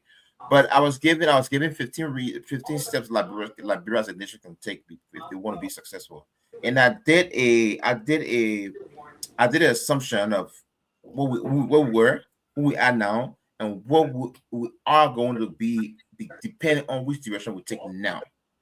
The people of Liberia, so those are in our age and even your age, right? When you just started seeing yourself as speaking in the community, going, see your mom and papa coming home, you're not even a good teenager, right? They walk in. You may have fled the war or they didn't run, right? You stay there. So the war destroyed your future, it destroyed your childhood. You didn't get to see nothing when you came back, when there was a sense of some kind of stability that came back with, maybe, for example, some people that mom different play, power different play.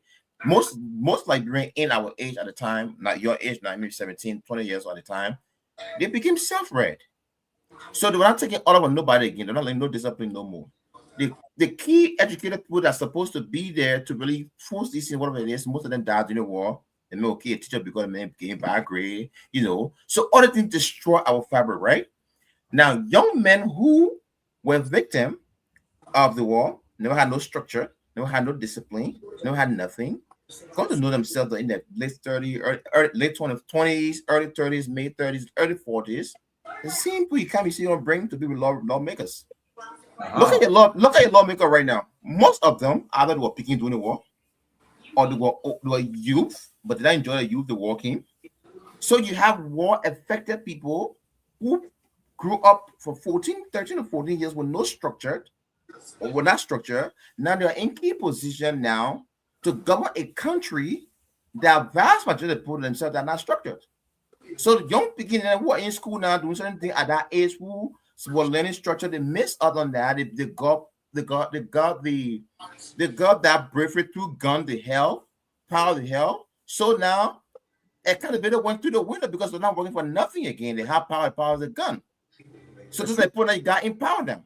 Right? Exactly. But you know what you're saying is true. And that's why I say when certain people you see in position of respect and you start to misbehave in the position, I don't blame them. I blame society because society failed to rehabilitate them, right, and they were not de-traumatized. So some of them just, why you think some of us, I don't care how much of a woman will insult me on Facebook or insult me. I will not insult her back. Right. Because my upbringing is different. Right. Okay. But the ones you see some guys, they didn't care. They'll be going word from word. Even some people write on their pages. Like for instance, where recently that thing happened with this, what happened recently. I will criticize you like with Myean Famula. I criticize what she said. I criticize her comments. But I'm not going to go to the extent to insult her. No, you should not. Yeah, I will not do that. You see, right. I'm different. I was brought up differently. You see, but again, right, Mr. Judge, that's right. So that's the right. So the guys now they're in power. So my recommendation in my book at the end of the day is number one. There are a couple of things we can do, right? Like my prediction is Liberia will never be anywhere right now until, like Meta said, she made my point in my book, to be honest, right? She said this breed of ours have to wipe away. Maybe the young ones who did not experience the war might be the one to make the change that we want to see, but it's contingent upon there's some of us, the few of us who, for lack of better word, quote unquote, who still have some sense of reasoning, are the ones that will usher these young people in there. But if we don't lay the foundation for them to take over, Liberia will be a dead state in the next 20, 30 years. Because there's no clear evidence that shows that Liberia is going on the right path. I don't share that perspective. That's true. That's true. That's true. You're right. But my point is this. Why you will not share it, Pewee? I don't share that perspective. Would not be a dead state. For the last 20 years, right? Yes. You are being governed by two parties, right? Why has changed? Why are you talking about a third party now? Because why? From that perspective, you're right. These two parties carry the country nowhere. Okay. So it's about time that we initiate the conversation, change the mindset about the country in terms of what is basically unfolding. These two parties have not carried the country nowhere. Transformed. Right. They had a brutal civil war. They have transformed. Over the 1993, that's to transform. I wouldn't necessarily compare Rwanda war to like real war, right? The one that's it. So no, We wanna had a travel war. Always that man go man for that's what full man fighting. Right? Right? No. I get it. It was a travel war. We have both travel, and then our war just didn't just destroy tribal sentiments. It destroyed the fabric, the backbone of Liberia. But it's still what we want that. No. There were institutions that were still in place. When the peace came, when the whole peace came, there were certain group of people that could come and could mitigate between the two tribes and set certain framework in place. Liberia would destroy our educators. Because Liberia will fail Rwanda. And our war lasted for long. But Amy, how Liberia that long, that's 7 years? The TRC, right? The TRC, just like TRC again, right? TRC was a remedy to help our country. So look, you're trying to bring peace and reconciliation, but guess what? That is a good segue. That's a big segue. Tell Ellen say you want city president to tell us say right for 30 years. That is a good segue, Robinson, right? Liberia, we are used to copy and paste. Just because America is functioning this way does not mean that the same thing America doing to functions of society will do the same, because we don't understand the why. Until Liberia come back and sit on the table and understand its society and look at, you know what, we Liberians, this happened like this because of this, let's do it like this and start doing copy and paste because in Botswana they did it, so we can do it here. We're not gonna go nowhere because why? These people case in most time it was studied, there were facts, there was science to it that directly correlated to their realities. But our country, since we had a war, we have failed to reconcile. When will we have a peace? Because Liberia does not want a tribal reconciliation. Because you guys, some people want retributive justice. Oh yes, what's happening? Judge.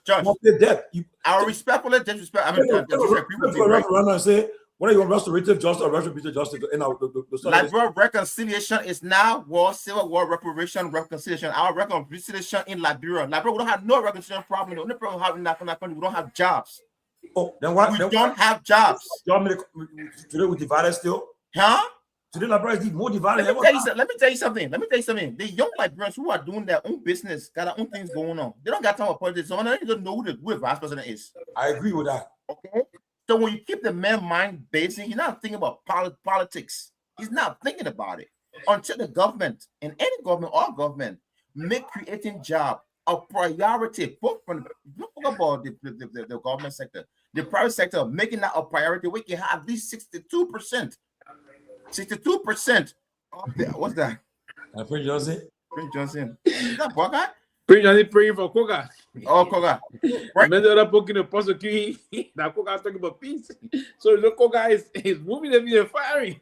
Right? So until Liberia government can prioritize job in that country, right? We don't have a reconciliation problem. We don't. We just don't have jobs. But in order to reach that point, you need the right government. Huh? You need the right government to do it. And that's why I told my brother Pewee, and people don't agree, because we don't have a blueprint of what real government look like. We might continue the same struggle for the next 12 years, 20 years. That means the young guys will take. We're not going to go nowhere. I'm very divided because right now, honestly, on the right now, if the country, look, I would have thought the president had the opportunity to bring the country together, call for a reconciliation conference. Look, the war, the election ended, the reconcile come together, but instead, what happening? The reconciliation conference, the only person that can do a true reconciliation in that country is the president, and mean it. If I was president of Liberia today, I will make sure I'm key on this, that people that are in power or working in any government agency, whatever it is, they should be there. You should, first of all, every government institution should have a department that train everybody that works there, right? The ones that are not qualified have a interim policy where to come and learn and be qualified for tomorrow for that same position in that agency or anywhere else. Train people, they learn, and make sure that you're not giving people jobs because they voted for you. And that's what happened in that country. That's why in Liberia, I said, oh, when you were there, what you did? If you had a president that said, listen, this nonsense has got to stop.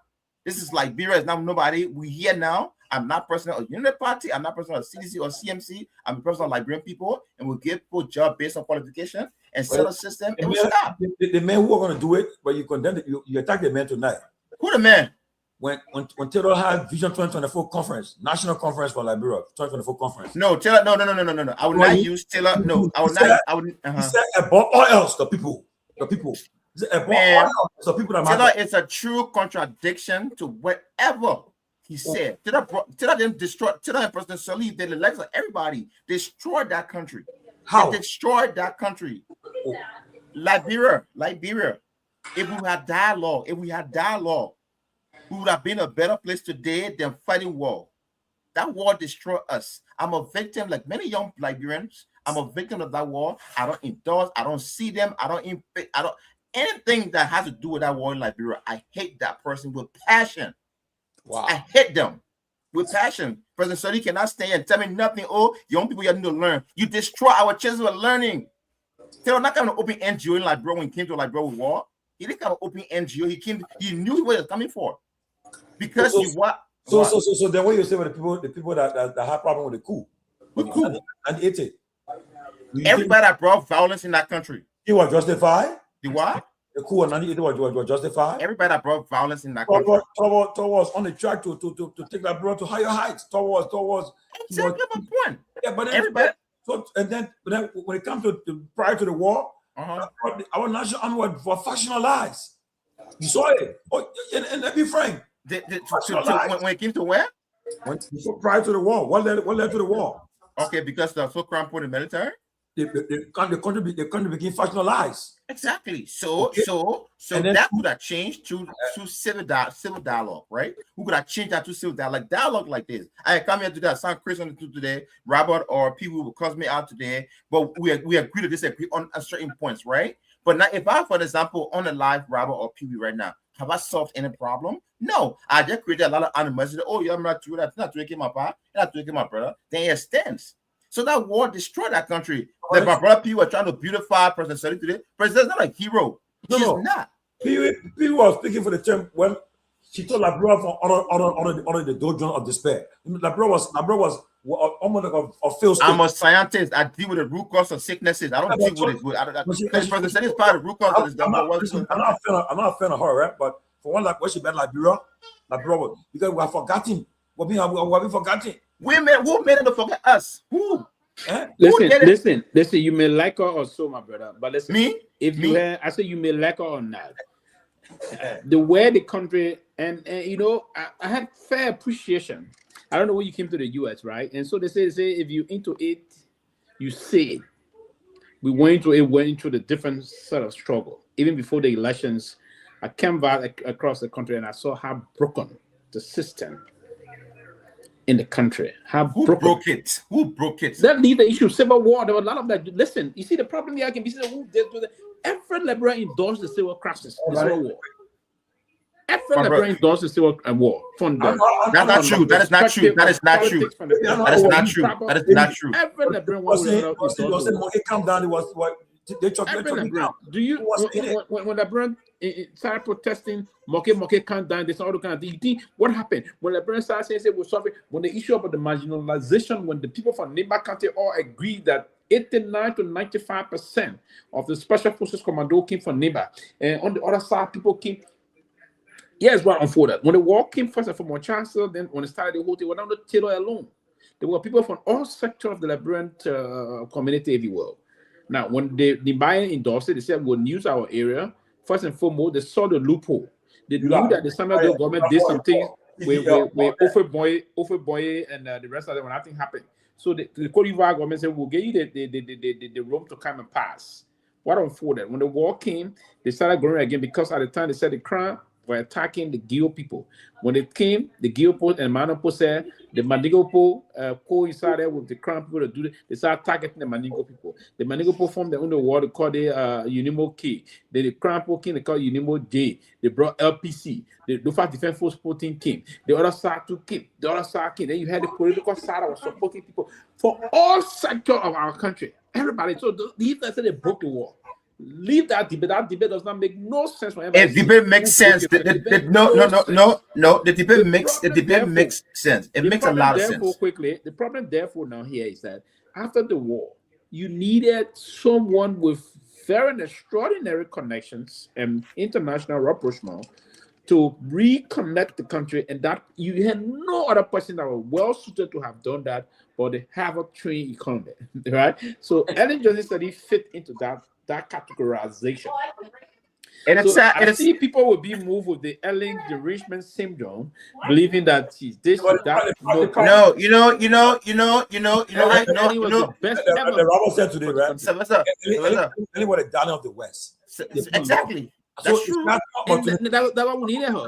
So you know, you sound like It was during Ellen time that our deaths were canceled. Most of our deaths were canceled, right? And then they had a donor conference for Liberia to raise money. And that was blood money, man. That's blood money. The country, right? International community say blood money. That's blood money, man. They support the money. Can't say what the country. We can't report. They can't drop money. Man, let me tell you something. That blood money, bro. The blood money. But I'm telling you, support my man working justice in this country for years, man. You know what I mean? To get out of jail. Even the judge, the only hill that was built ever, like nothing woo-woo that Liberia man would say. You know what I mean? To get out of that place as old-fashioned as it is designed.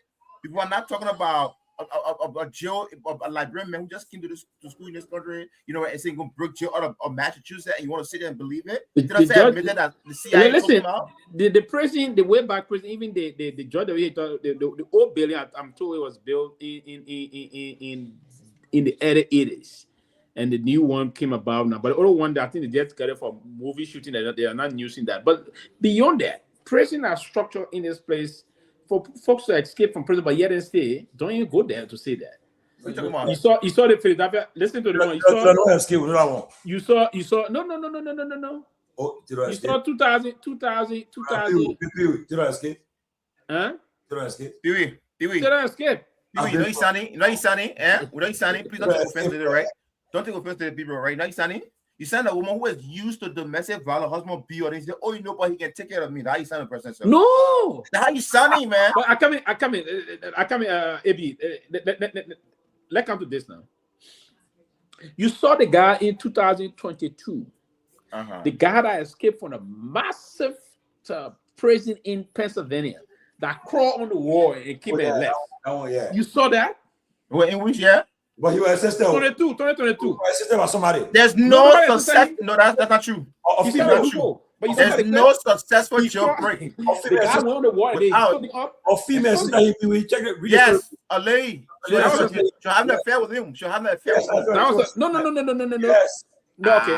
How many layers you work? You work in a prison before. Okay. I want to believe too many did before. I did also.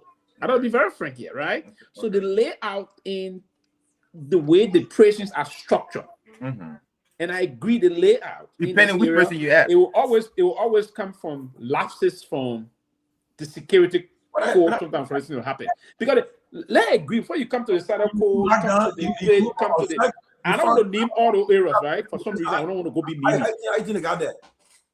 Even when you come to the must before you leave all those places, right? From this to this, the must come to the center, all those places, it is difficult. I have seen the last time when I work in the prison and I sit and see, I said the reason why the people construct the area, those that are constructing those prison area, they are juniors. Because the master plan is to just, for anybody to escape from prison in the kind of town, they have to be aided to do that. But when tell them they have escaped, he will eat it. Of course.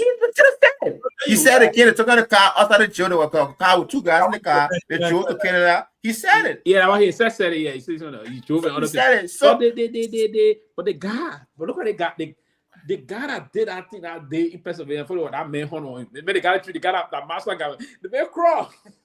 Yeah, assistant. But people, whenever you do lockdown in the prison, right? When you do a general master charge. They find contraband. I didn't enter the prison. Right. Officers. Okay. What's the officers? Officers always be. Even when I was working with the prison, the very place you talked about, there all the time when there's a buzz of bringing in contraband in, it will be done by officers. You see officers taking contraband in, illegal contraband. Let me put it that way because they got some illegal contraband. No, once it's legal, not contraband no more. Contraband, understand. Yeah. Once it's legal, not contraband no more. Okay. The son would have to put it in the category anyway. Right. So you understand that one other time one of the maintenance guy, they caught him. Listen, you know, the guys and our poking says prisoners are very manipulative. Officer, right? Hey, she got pregnant. They act on the front of how she got pregnant, right in the prison. Oh yeah, but that's clear. We're in the prison. So we can just say, oh, you know, we are seeing officers. I lost my tooth today due to complicity in the prison. Yeah. Right? So yeah. So at the end of the day, it is like that. But let me just close before let me just close, right? Because I think the officer can get pregnant for prisoner. Or... Let me close, right? I would say this. I would say thanks to everybody. The thing when you are in I saw me, you are coming your clothes. That's that came, right? You said, imagine you're in that areas of. Oh, that'd be brave, man. So, Georgie, your man Pewee accused me of EDS, early derangement syndrome, right? But let me say this to you, right? I will say this to you, my brother. You need a serious specialist to rehabilitate you from the mindset that Ellen Johnson was ever good for Liberia. No, she was actually. She was I don't need no rehabilitation. No, you do. You need somebody. It is on good. No. But people, let me tell you something. If you caught 10%, listen. Show me how many persons were indicted by the LCC and GRC recommendation. You started at LCC that gave them no power to indict. I mean to prosecute, right? It was a toothless bulldog. You started at GSC that you disagree with the man because the man gave very professional advice. You say, hey, this is what's going on there. You disagree with him, you the man fell apart, right? Show me one many persons that are in jail right now from study time to now that you can say, oh yeah, they stole government money, they went through the process. This is it in jail. Show me one person. I'll wait. None. How many corruption cases have came up since then? The people that got Garguah, right? And he came up in some mismanagement of some funds, right? President Salif came up and said, I can put my neck on Kehleboe. But it was proving that he didn't take the phone personally. No. If I'm the president and I appoint people, I will say I did do my mistake, my brother. No, that's not a mistake. I mean, yeah. It's irritation, it's partiality. Her statement was not appropriate, but it doesn't mean it was wrong. Just credit, though. No. I got no credit. I got no credit for the men the men and women that destroy our country. You know, one person I used to like, I will not call her name until one time Yaya said something. She goes, "Oh, you got to talk about I got boys. I will get boys here," and her husband was tied to the destruction of Liberia. I don't respect people like that. Now I still like her. Because I can now wholly and solely blame her for her husband's crime, right? I still like her, but I felt her statement at that time was irresponsible, right? Madam ex-vice president, right?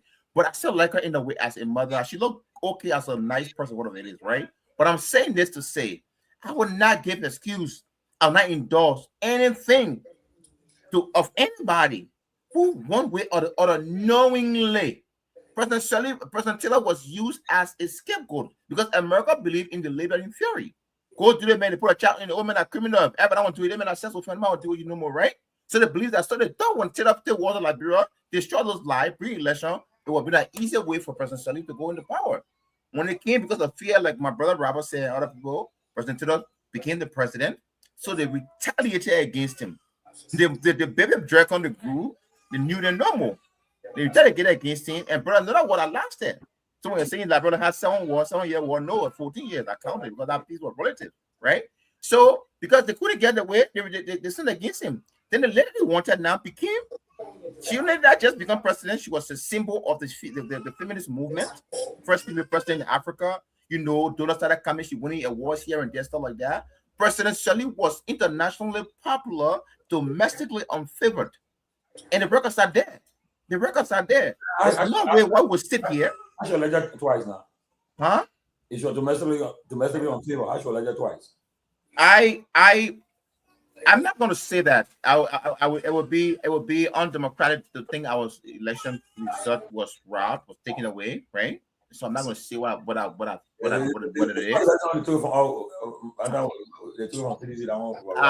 that about. I will not there, right? I will give it to her with that. gave to the system that get the put her there, right? We're not Trump to say the lineage of the region, right? So we'll give her that one, right? But at the end of the day, President Seleke them name should not come out in nothing in this country.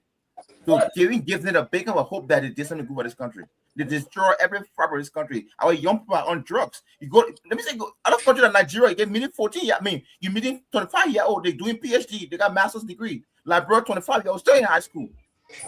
I got out of high school at a very late age. I'm here doing master's, don't go do PhD. You know, I got out of high school. Do you know what it was? Do you know what put us through? I was 3 years when the war came for crying out loud. I lived through all that war, everything. My child was taken away from me.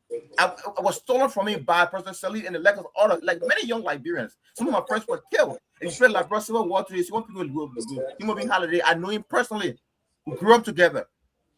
Prince, because of peer pressure, they started doing drugs, doing other stuff. You destroy that country.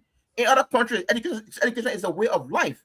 Liberia, what's in our country right now? Gamble booths everywhere. People go and play bet, juice bet, other stuff like that. So when you incentivize the young people mind to be gamblers, and you don't incentivize their minds to be to attract education and how work is it? What kind of future Liberia has if we don't continue now?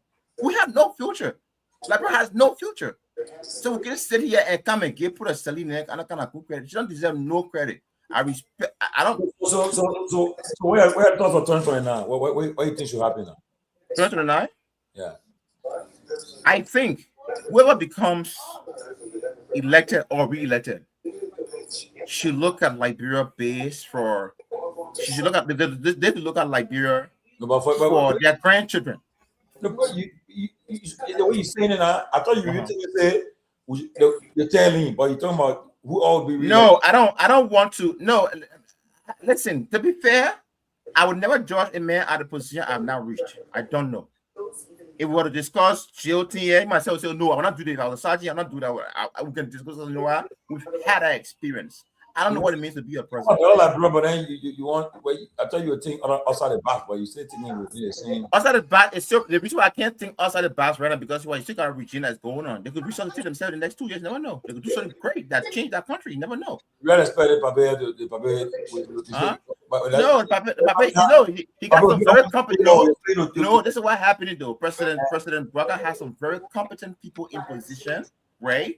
But there are other people that suggested those competent people to come and work. Most of them are around here, and most of them don't make good for the country. But they got a lot of qualified people in President Garguah's The boss start with the president. It starts to end with him. That's true. Yeah. So don't put the blame on the people around him because when you're taking the that's not fair. That's not fair, George. You don't. That's a leader. If you're a manager of this play, you're not going to be responsible for everybody. You say what to do. You're not going to be responsible for. You're responsible for the overall, right? But you don't know. You're not there every time what to do. So you take responsibility because you didn't have. But for the fact that Papa don't run again 2029, okay, he'll be almost 90. And my advice to the president, I mean, would he have been older than how you got it? What his name? How you got it? Robert Mugabe. I'm a huge proponent. No, I'm a huge proponent of youth leadership. With a pace. Then you say, Mugabe pace. Yeah, no, I'm not comparing. I'm just telling you now. But brother, let me see. But people before we are. The AB guy gets on. He gets only you thing. No. This is what you don't know. This is what you don't know. This is what you don't know, right? Right? Before Georgia became president, I criticized George. We are on the radio. I used to be now on the radio on Facebook. I used to do Facebook Live a lot. For like 1,000 people listening every time, right? I criticized, but when we became president, I shut my mouth. My thing is, I may prevent you from not getting there. When you're there, I don't fight government, bro. I can't fight government. When you're there, what I would do, I would suggest good things. If you do something wrong, call it out. But I'm not a UPist in any way, shape, or form. Yeah, but I'm a Liberian national who believe. For what you do, AB, don't forget, you are a talk show host. You people around the world watch you. People are listening, following you. So what you say, it means a lot. You can influence people. Okay. You know. So if you're saying that the person that when you don't find the person that no. If Garguah is there now, I'm a Christian. The Bible says we should respect our leaders. We should pray for them. I pray for Burger. Even Trump, that I'm not a fan of Trump. I pray for Trump. Let me ask you. Come on, 300,000 million jobs. Young get resources for it. That whole person I can for it. I got resources for president. I think don't put me job, bro. Be a voice. No, but I think, I am. no, but yeah, I think you're using the wrong. You're using the wrong terminology, though. Who, me? We're not fighting. Oh, We're no, not no. fighting. No, We're checkmating. We're not Don't necessarily. take we're it not, literally. We're not. Oh, okay, got you. Right. Don't take So it we're not necessarily here to fight anyone. No. We're here to checkmate and to exercise our own responsibilities as citizens That's to true. demand from the government what they promise and to hold them accountable for things that they're not doing. Right. And I think sometimes the water kind of get muddy because sometimes all people hear criticism. What they don't understand is we want the things that we can command, we can applaud. So Right. if the government does well, we're not going to sit here and say, "Oh, the government is doing bad," when it's very, very glaring that they're doing well. Yes. So, but if they're not doing well because of what's being reported or what's unfolding in the country, then we're left with no choice but to say, we have to criticize the government. But I think the most important time to really do that, is when the government is in power. I mean, listen, you can give them some time to get their act together. I think the honeymoon period, right? The first year, the first year or the first 15 months. But when you're entering the third year and the fourth, I mean, at this point, you would expect that they would have had all of their dots connected and they will be, they should be ready to go. The 5 elected officials, you know the budget, $13.8 million. Yeah, that's true. Most of the budget went to political offices. And now, mind you, last year alone, Liberia, more than 1.5 billion left our country. How much stay in our country? 200 billion for our resources. Why? Then why should we suffer? Our resources, why? I listened to the former minister of Lands the other day. He was saying something there. I was like, wow. But the thing is, like, the thing is, the government itself is not susceptible to change, because they know when, for example, digital change, one thing about digital transformation. No, I don't. I don't. Let me tell you something, right? Because of the proliferation, because of the historical, right, betrayal of Liberian politicians. I'm one young man that will be very careful who I trust them to be anything, because you know why? You don't praise them. They say that white chicken, you don't praise them. Now, I'm telling you, get right now. I promise you, based on historical facts, you'll be asking for 6 lane. No. I'm telling you. I'm telling you. So there's Liberian politicians, man. We don't. No, I mean, I'm just saying. For example, right? I'm telling you. Bro. I'm very careful who I endorse politically. I'm very careful who I endorse politically. Neopro is the stand-up out of third. That's what I'm telling you. No, I don't know. But that third lane, if that's the kid, Leopro already made it very clear that he's running 2035. Yeah, but so that's what you're talking about. But the Leopro himself will need, but when that's Pewee. So what you're saying, Jerome? Leopro, it be pushing the Italians out. But no. Like Springboard. My brother, one back out. I'll get to tell you. I got carry, brother. I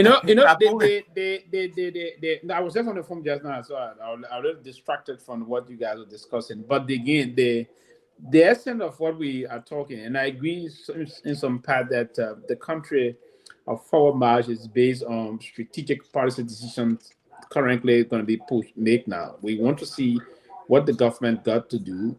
The 2020, the tailing issue will come, and for me, I don't think it's the time to discuss the tailing now this year. we'll start having critical discussion as the time nears, right? To discuss the tailing as to what election is going to be. But Sylvester, I think Tomalin is ahead of you. Tomalin been discussing the tailing almost a year and a half. Too many is fixated on the election. You have to give the time for that. I said by 2027 we'll start talking about. And you have to give time to that. And I don't know what side he had now. So just let me ask you a question before I can move on. Where side? What side? Which side are you? I want to tell me. What is telling? Telling I will take one about 2029.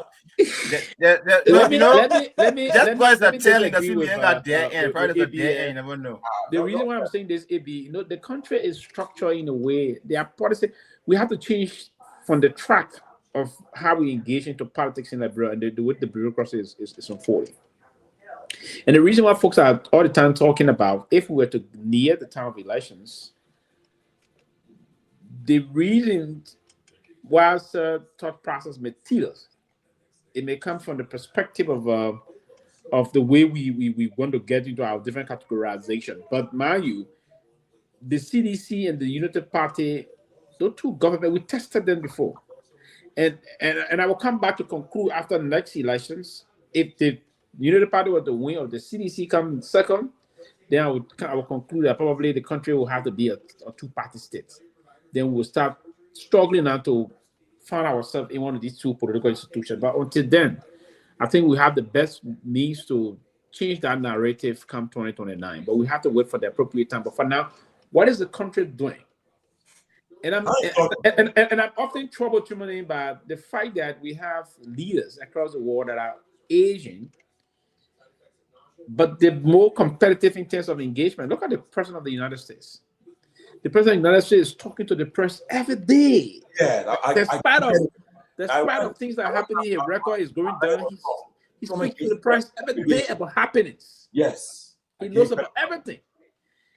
The past two leaders of Liberia have two leaders have been very incompetent in terms of speaking to the people. And that is bad. Yeah. The past two leaders of Liberia, they've been very terrible. George Weah and this current president. It is wrong. Where in the world the man is, and the president is the most informed person in the country. Yes. Because all of the security people, the on-ground people, they will get all the story. They have to brief the president every morning. But the president, when the president comes and tries to ask it, I'll leave it with the people. But that's not acceptable. What you saying? What the hell are you leaving with the people? What people are saying, why you see Trump, you don't read the presidential daily briefing. You don't read it because why you want to read it for? A man talking to the press every day. So and every day the man on the plane, he goes to talk to the press. He walks into the plane talking to the press. When that woman is 80 years old. He asking. He say you nasty. That woman is 80 years old. When he talk to the press every day. 80 years old. He speaks right to the press every day. To the press. Sylvester, I think. Listen, I listen. For as long as I've been in Liberian politics, I think I'm still a novice to Liberian politics, and so I come from more of a transformational. Leader in Georgia that you say novice. Come on, man. No. I'm talking about, but the terrain. It took me a while to really understand the terrain, but little by little, I'm beginning to strategically understand the realistic path to maybe the kind of leadership that we desire. It's not going to be easy, because here's the reality.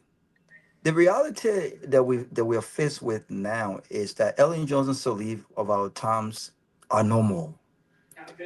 Joseph Boakai. Thank God that I'm no more. Joseph Boakai perhaps is his last leg.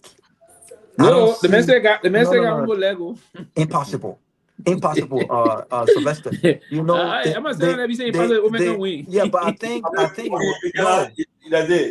no. Listen. I think that. Listen, the people. You don't make fun of old age. You get old one day. The people that I've spoken to, listen. The people that I've spoken to internally, the Unity Party guys, they themselves are afraid. Some of the guys that are really patriotic. Raul, the one that's supposed to be they're not a few. If you are to them, my brother, the reason why they are afraid, right? Because they know it's not gonna dare that Jerome. Yeah, but they don't trust Kun. And they also a reservation, even if let's say that No, that Joseph issue of Boakai, trusting Kun. And let me say that quickly. They believe the Omega better chance of winning election than Kun. that's what I'm saying. But there's Yes. two things. So there are two fronts to this. But There's two fronts to this, right? Kun has his own people. Yes. Remember, there's this internal belief that Kun is not a unity party partisan at heart. Some of them believe that He way. is there only because of the coalition that got them, or the possible for them to have won the election. Now, the element of Prince Johnson is no longer exist, right? And so there's two things happening. There are true unity party partisans that are in the ears of Joseph Boakai that truly believes that even if the vice president won the election, he could turn to his own people, and they may no longer have that voice and that power, that influence that they currently have if Joseph Boakai were to win. But then there are a few of them who will say, even if the vice president won, is he electable? Is the vice president electable? Given everything, considering everything, especially if you have a guy like George Weah on the ballot. And that answer to me, from my perspective, Tomalin, I don't think there's no way Kun can win an election, given the current government performance with George Weah on the ballot. Secondly, I do think that if George Weah was to run 2029, I think the best path to start thinking beyond 2029 is to figure out a way where you have a coalition. Oh, yeah, you know what? If so, it's just Roman that he will not contest. Who, I don't know for a fact if he will contest. I know there are But people. you just sat with the former presidential aide. He didn't confine you. I mean, when we're in London, we're doing our brother thing. You can still do brother, but you don't politics. The man was drinking tea. The man was drinking tea. I was drinking Casamigos. Listen, so I don't know this. It's good that you brought that out and other things. So, and you say you don't know because it's been rumored that George Weah may not contest. There's a serious conversation around the corridor. So, did Carrasco confirm that to you? No, Carrasco did not confirm that to me, Sylvester. Sylvester has a way of asking questions. But the message, you know. No. Pewee, that was only about. I'm told that. The manager, we have me now. So everybody says, oh, because if you get keep on seeing the hospital, you see that, so the serious coming. Chelsea got information. In weekend, I'm sure he'll be announcing, in his speech to the CDC USA that he's running. Because you see Rawa, I see what Rawa says. Your way. Rawa is fond of also looking at Benedict Cummings and other things, and then Rawa said, if George Weah contests, so meaning it's not clear. So it's possible. So a lot of things unfolding. So Robert's a project manager. He leave room for the president. But that project 2029. Apart from that, I've already said, like I said yesterday, I will pick a side. And I'm making it very clear now because they already called me undercover sedition. But I don't care about the other one there, right? Because they're looking at my relationship. I will pick a side based on my own interest. Carrasco will pick his side based on his own interest. Carrasco will not pick his side. We know what side he's on. Exactly. That side will not change. I will pick a side based on the reality. Carrasco and the former president relationship. Oh, it's amazing. It's strong.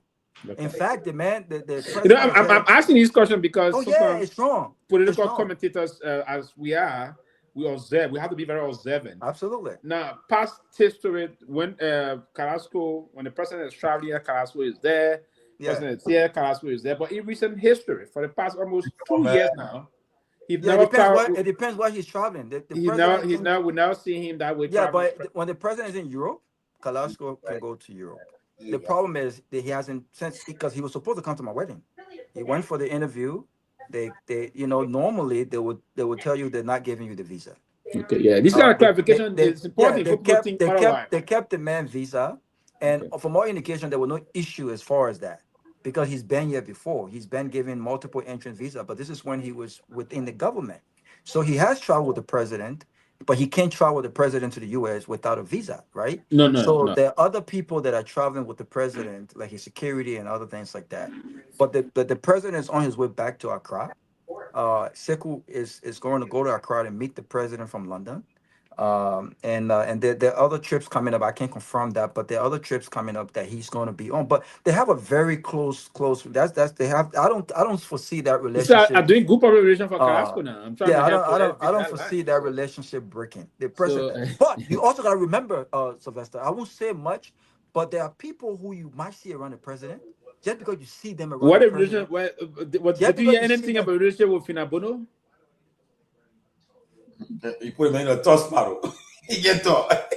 Put a tough spot. Because Carrasco and Fina were very close, and so I mean, did you hear anything about Finabono and the I president? will say this much. Carrasco is loyal to the president. That's what much I would say. Is Fina lawyer also? Well, you asked Fina, has she proved to be loyal?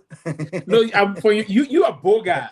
So is Fina lawyer? I think that was a mistake, man. I think that was a mistake. That was a mistake that may not be repairable, Sylvester. I've been very honest with you. So that attitude does not prove loyalty.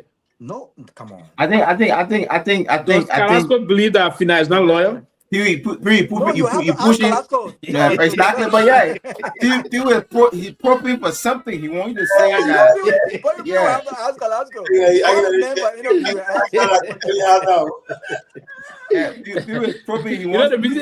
You already concluded that Fina action betrays at the height of betrayal on the level of loyalty, right? The question is, can the president trust? But Sylvester, you should ask you should ask that question.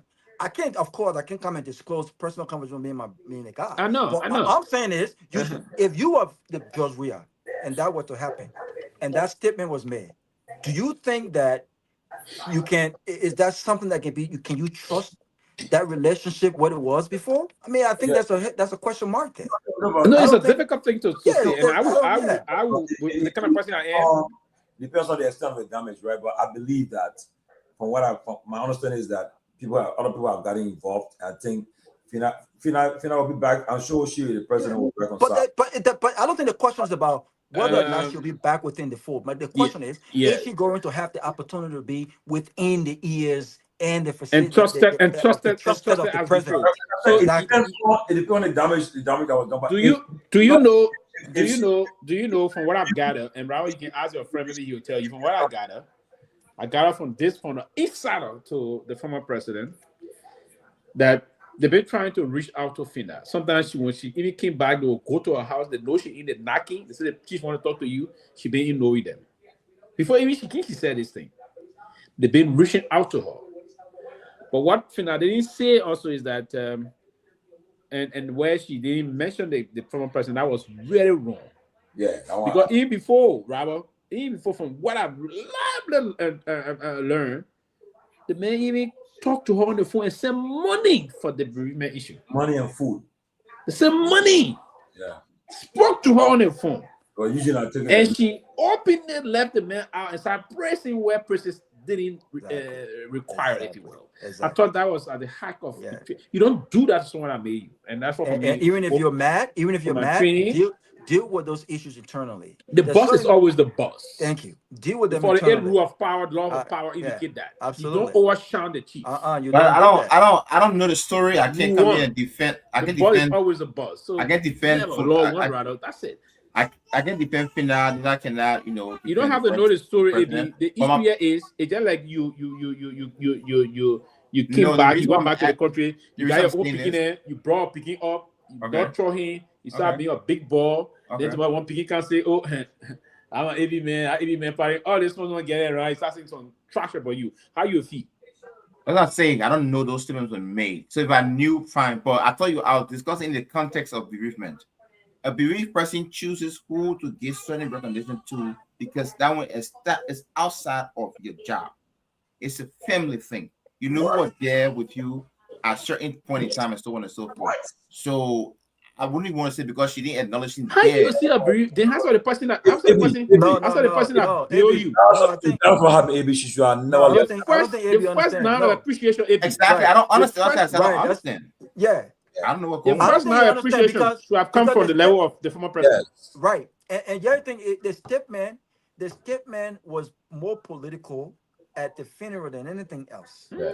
Exactly. She So started getting again, emotional. She started even right. So she started over exhibiting and yeah, I everything. think that was a mistake. But so first, I want to go back to this 2029 thing, right? So if the president decides to run, I think my focus would be, because even if you decided to run 30-35, the question is who are going to be the new faces after 2029? Because if Unity Party, Sylvester Pewee that won. if Unity Party doesn't win, that will be the end of Joseph Boakai. The Joseph Boakais and the Ellen Johnson Sirleafs are gone. If George Weah wins, this will be his last term. This will be the end of the Ellen Johnson Sirleafs, the Joseph Boakai, and the George Weah. Now there's a new political dispensation we're talking about. New political faces. Everyone will have an open playing field, right? And so strategically, what I'm thinking now is who has what it takes to actually give the incumbent the run for his money. And how does that coalition look like? Because if CDC wins and CDC are able to convince people like Alice Cummings, Dr. Clarence Manuba, and others to come on board, they are strategically looking at power beyond 2029. Because if you have certain individuals on board, you can strategically say, you know what? There's a plan for succession after George Weah is gone. Meanwhile, Unity Party, they're struggling to figure out, do we trust the vice president? What kind of popularity and resources does he have after they leave power beyond 2029, right? To contest any election, successful election, come 2035. You get what I'm saying? So people who are talking about the third lane, the question I would want to ask them, because now I'm not just thinking, I'm trying to understand the Liberian political terrain. And that terrain is very complicated. You got to be very strategic. You got to be realistic, right? So I'm thinking right now, what kind of collaboration, strategic collaborations are we making where you can still have principles, you can still have ideas that can be pushed through within this coalition to look beyond 2029. That's what I'm thinking about. So if CDC are able to convince some of these people who represents change, a lot of people may not trust the CDC. A lot of people may have questions about the ability for CDC to do better, given the fact that they had 6 years, right? But they still have an argument to make. John Weir can still make the argument that, listen, I could have done more if I was given 12 years in power. I could have changed some things if I was given another opportunity. And if given this opportunity, I'm going to start showing that example right now by the individuals that I'm willing to collaborate with. So imagine that kind of message, given the dismal performance by the Unity Party, drugs, security, border issue, job, and all of these issues. And you have a coalition that has Alice Cummings, Dr. Clarence Motoba, the Sylvester that are thinking about 2035, and all of these new faces. You can strategically pitch and sell a message that just don't focus on winning the next election in 2029, but focus on securing the future of Liberia beyond 2029. Because if you don't have Joe, we are Ellen Joseph Boakai, who are those new faces? I think Do I have Taylor in there no more? She's not coming. She's not running. Richard Cohn, not Richard Cohn, Jeremiah Cohn, he may not have the resources and the popularity if he doesn't win as vice president come 2029. I mean, so we're talking about a whole a level playing field we're talking about here come 2035. And I think you're right to a lot of extent. I think the politics of Liberia now should be looked at based on building the future and possible, positive succession, right? So you're right. If I was to give any advice, this might be the stupidest thing I ever said today, but this is what I would say, right? President George Weah has a trump card, constitutionally given to him, where he said, you know what, I can run this time. I might win, right? Or the one is still fresh. Maybe other people think I didn't really do well, so I don't want to run. I don't want to run now because when I was in power, I was defeated by a couple of thousands of votes. So the one is still fresh, and the guys who defeated a couple of thousands of votes is in power now. You got the money, you got the influence. Do I want to go now as the front runner for CDC and win, or do I want to keep that my one Trump card that I can go anytime? I still am elected. Look at the coalition, like you rightly said. Find out who could be that arguable voice. For example, if it said Alexander Cummings, okay, like Brent Press Cummings, but Cummings never had a number. He had less than 1%. Is Cummings going to come with a CMC to support so that Cummings go as the front runner George Weah come in with influence and convince his base, but still have certain, understanding, share of the government But in the AB, sense whereas. there's still an electability argument around Cummings. So there's still this electability thing around Cummings. The same argument about No. Cummings is no longer going as CMC, going on the CDC. He's going now as the CDC. So you're not asking Cummings. No, it's not Cummings that ran. It's the party. The party didn't secure that amount of vote. So he, as a person, any party going, he's still eligible to run as the front runner. But he cannot just go no longer as ANC because ANC did not accumulate that. Because it was a political party, it was not an individual. Not ANC, CPP. No, ANC. I'm a CPP around ANC. Exactly, right? Okay, right. Now, number one, okay, fine, right? But now, even at that, even if that's the situation, right? He's still eligible to vote, right? Now, to run. Now, he does not have the popularity George Weah has. George Weah has the popularity, he got control, they can have the understanding, say, listen, my man, Cummings, internationally, you're respected. You have achieved. I was president before, maybe I didn't see this because of certain thing, but come, I will support you from the back, right? Now, when Cummings comes there, because that's the way I see CDC winning anything big come 2029. With George Weah, the wound still fresh. You are a president, the minute they defeated you. So, Mr. B there. So, why? So, okay, if George Weah decided to take Cummings as running mate, what do you think? I think that's a better strategy. Difference. I think if George Weah takes Cummings as running mate, Liberian people look at it here and say, "Oh, George Weah did nothing happen," but he can go as vice president of Cummings. Who? We are. He can be right. No, that's what I said. That's what I said. That might be the stupidest thing I said today. And a mistake the CPP made too, and they made. You see, whenever, like for instance, the Weah, and I clear, I took Cummings. If Weah is running, don't be running again. Just support him.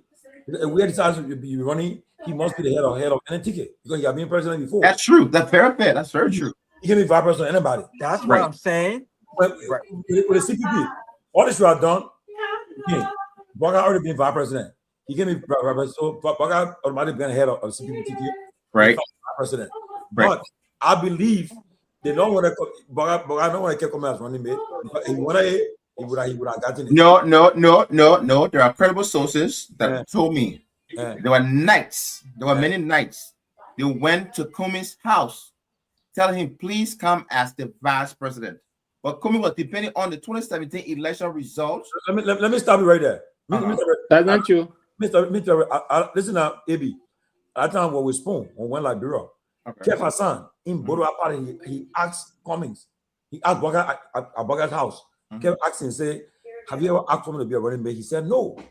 I asked Cummings at the hotel, our hotel. Actually, he said no.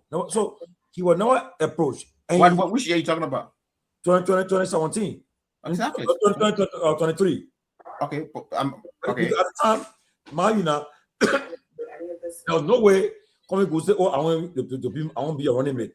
He would not go and beg for it, but they were offered it to him, but he wasn't offered. But the matter he said Cummings refused a lot.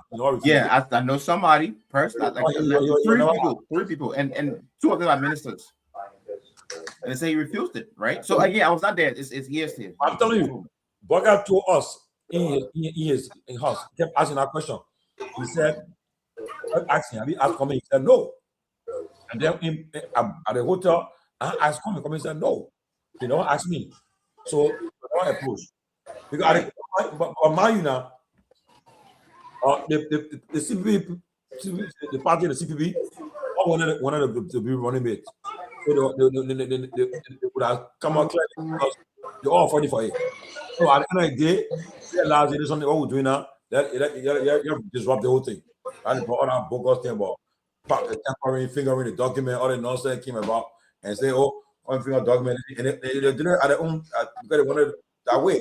And besides that, that's why in Nigeria right now, hello, that was the time he was trying to push that ticket, the Boga Cummings ticket. But Boga don't want to happy. Boga don't want to be that way. So you see, so right now, if they talk about coalition now, I told people, no coalition right now. You must, if we are part of the coalition, you must be in the head. Take or leave it. Because he cannot be vice president anybody again. That's true, and it doesn't make sense for we have to be vice president. He's saying on right hand, but if he says running, it's okay. The It president. doesn't make sense for president we have to go as vice president. But I'm saying to you, because my thing is, to be honest, it's gonna be a harder race. This is might win, possible, right?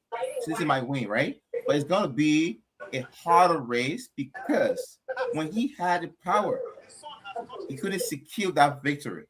Now the table has turned, and then his wound that took him out of power is still fresh just 6 years ago. And if the bulk of the people that voted for the Unity Party, assuming they kept their votes, this 2029 is just everybody going down the top into just we have votes. No, but listen now. AB, right? They are. Look at it this way. The Liberian electors, right? You got 20% that just can't stand the two parties. They don't want Liberian politics. They don't want about CCC and UP anymore. They say if the two parties running, they will not vote. Is that 20%? For 20% on the I think that number is fewer. No. Okay, let's say 50%. Maybe conservative 50%, right? That's saying we not take as long as citizen and UP we don't want Liberia. So the other question. CDC get the 25% and what happened? UP the same way too. So guess what? That 50% right there now. So what happened? That percentage that refuse, that's the easy part. If you put comments on a ticket where we are, that person will say, you know what happened? Because of coming about, I'm going to support that ticket. Because at least now we see somebody on 10% of the ticket too. You see it? But that's true. But at the end of the day, I don't think, to be honest, I don't think Cummings has any trump card whatsoever, right? Almost 60% of Liberians. This is not a scientific data I'm showing you, but they don't think Cummings is likable.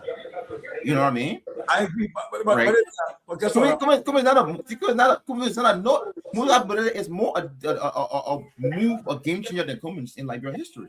Yeah, but listen now. So, I agree, but the thing is that, like I was saying, Cummings the trump card to the presidency. Now, because he's opposition now. A trump card is through the CDC, except where the only way he can be relevant, I mean, he can make an impact, except where if we are deciding not to run, but if we are running, that bet is a complete surprise running with the we are. If we are deciding to run, Cummings cannot still be nothing. No. If we are deciding to run, and he says he's supporting Cummings, trust me. Let me tell you something, right? You see, I one way can pull more crowd than Cummings. Senator Coker can pull more crowd than Cummings. See, what a guy named Musa Bede can pull more crowd than Cummings. Cummings is the recent backup mafia of Liberia. He will not get to that level he can go in 2017. I'm telling you this: if he heading a ticket and we are lost that ticket, trust me, man. But we are making the vote on that. But I don't know Cummings now that we are now. But I want to say, you just said it. So I mean, we are an important person. Yeah, we are the man. We are the decision maker. We are running, and we are just Cummings will get there. You see it? We'll get to that point. But if you say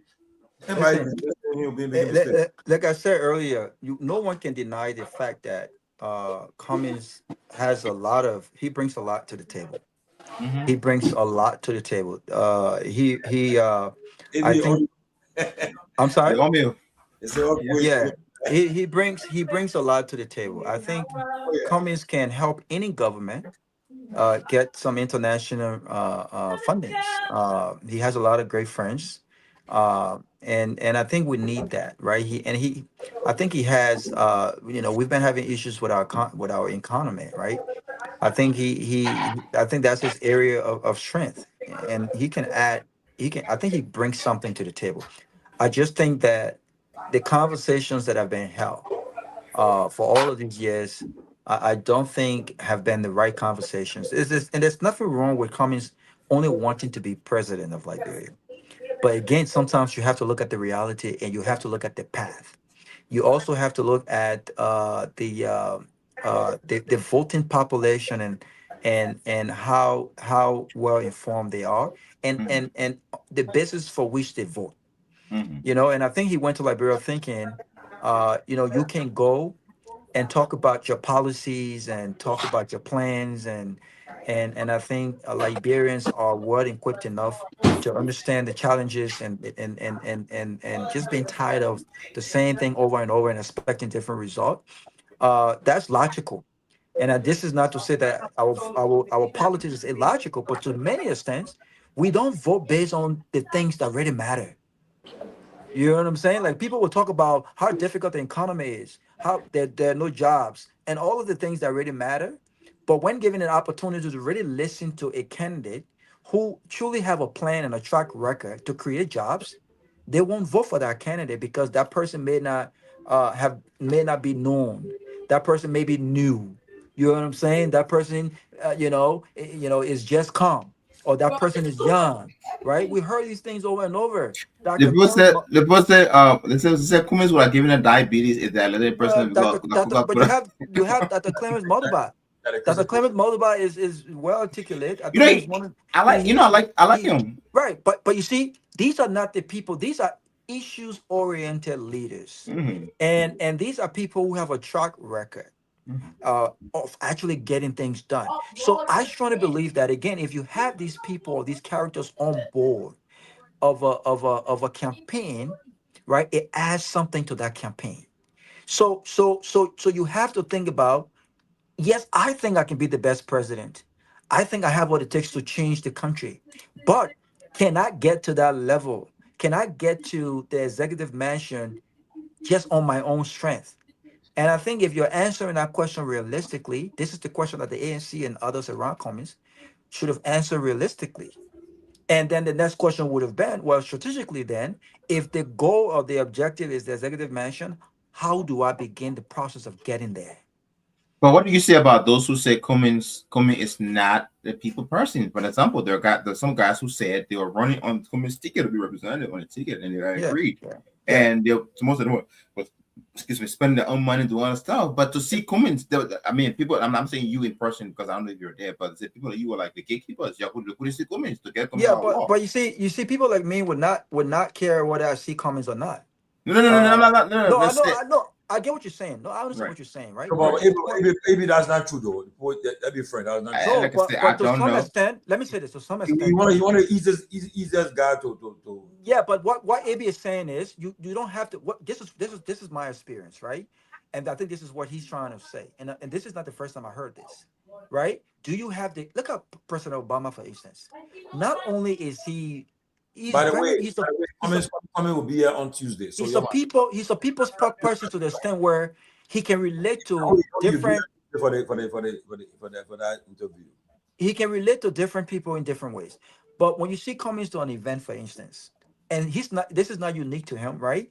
But when you see him to an event, you would think that he would be the one going around tables, speaking to people, introducing himself, and things like that. But what Cummings does is he sits on his table, I'm just being honest. Tomalin, when we went to the event in Atlanta, when we got to the event, yeah, but you had to go. We had to walk around on tables and greet people. I'm not running for president. But when I go to events, I take my seat and I move around to talk to people and greet people. I think that's the kind of connection people are talking about. You don't have to sit in your seat as an executive to have people come and greet you.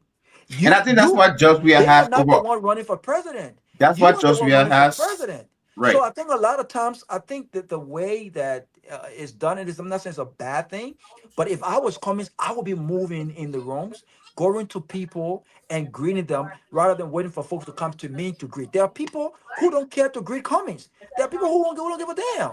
They don't care to take pictures with him or greet him. None of those things matter to them, right? It's about the connection. So when you go to these different events, if I was advising Cummings, I would tell them there will be people who will come and greet you. Hey, Chief, how you doing? My name is Robert. Blah blah blah blah blah. But what about making an impression on people, going to those tables and saying, "Hey, how are you? I'm Robert." And talking, making conversations and things like that, right? We went to a wedding where he was invited. I was invited as well, and I met him. We met in between, and we chatted, we talked. For me, I'm okay with it. But what about people who are not like they're not out there? They're not trying to be seen. You have to go and introduce yourself, greet them, have conversations with them, right? This is what Barack Obama do, but he doesn't have that charisma. He doesn't have that ability. He just a quiet executive kind of guy, laid back, chill kind of guy. So And sometimes that doesn't work in an environment like Liberia. So I live in the Maryland Elkreach, Howard County area. I want to fix my car the other day. I had a problem, and while I was there, while I was at Ed, I was talking with we're discussing the American politics, and the public I was talking with, the white guy. You know, he's a Republican guy. He's a Trumpist. He's a Republican, conservative, and all of this. And we're just talking, and I have been one person who supported the movement of Trump. You know, in my own way. And we're just talking from one thing to another, and we're discussing about who might think will go as the front runner 2028. He said, like, yeah. He said, I don't trust what's his name? I don't trust Vice President Vance, right? He said, I think Rubio will be good, you know, and I'm rooting for Rubio. As a matter of fact, when for the convention we're voting, I vote Rubio. He's like, okay, Papa, you know, or so. I supported Rubio, and as a matter of fact, he's doing well in the polls. But I don't, you know, but Vance, I don't trust Vance. But my only thing with Rubio, though, he's too short, and that is going to hurt him, right? Right? He told me, he said he's too short, and that might hurt him. Now, this is somebody from the Republican Party, conservative, older white guy. He likes Rubio, but he thinks that might be the only thing that hurt him.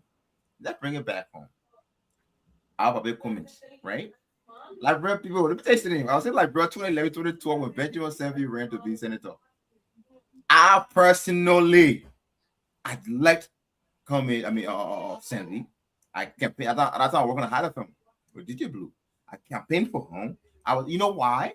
Because the way he, remember, you know the man, you got a man picture, brother. Look at that picture. The man looked presidential. He looked diplomatic. The man, remember, here's some all of them. Women in that country supported Sanvee because of his looks. So Cummings has a lot of challenges to face with a voter population like Liberia. Look at president. They don't look at your intellect. They don't look at what you bring to the table. They look at your height. They look at how you got to think. There are a lot of things they look at. How can Cummings compensate for his height to the people that might want to vote for him? For me, the height doesn't concern me, because if they elected Joseph Boaga, no, not you. If you are now, yeah, but Cummings is taller than Joseph Boaga. No, but there's difference though. Joseph Boaga not all ambitious. He said, I came. If I'm be president, I'll be nothing. He went. He said, I'll be vice president, right? So it's different. He been vice president before, right? So it's different. My thing is though, if you are the PRO for Cummings, right? How do you talk to electrics who say, I don't vote about the man, but the man, you're looking too short? What do you say to them? So let's say the message, the vision, the vision. What the vision you have for you guys? There's somebody driving that on ANZ, man. The thing is that the height. How do I do it? It's a crazy thing to think about. But again, the reason why it resonated with me is because of what I got told me about Barack Rubio. You know, appearance do matter. Appearance. You know, Robert, during the court case with Cummings and with United case, we went to one of the hearing, and the judge after the hearing he calls now Kehleboe called, and he said look,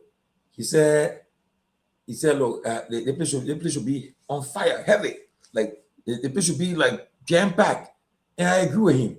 You see, but the Cummings is not the kind of guy who want the show off, you know. But I told him, I said, look, so Cummings, so like bullshit went to the president, so because you gotta show up. Because trust me, the judge said if we are in court right now, the people will be packets because the people can't in numbers here, right?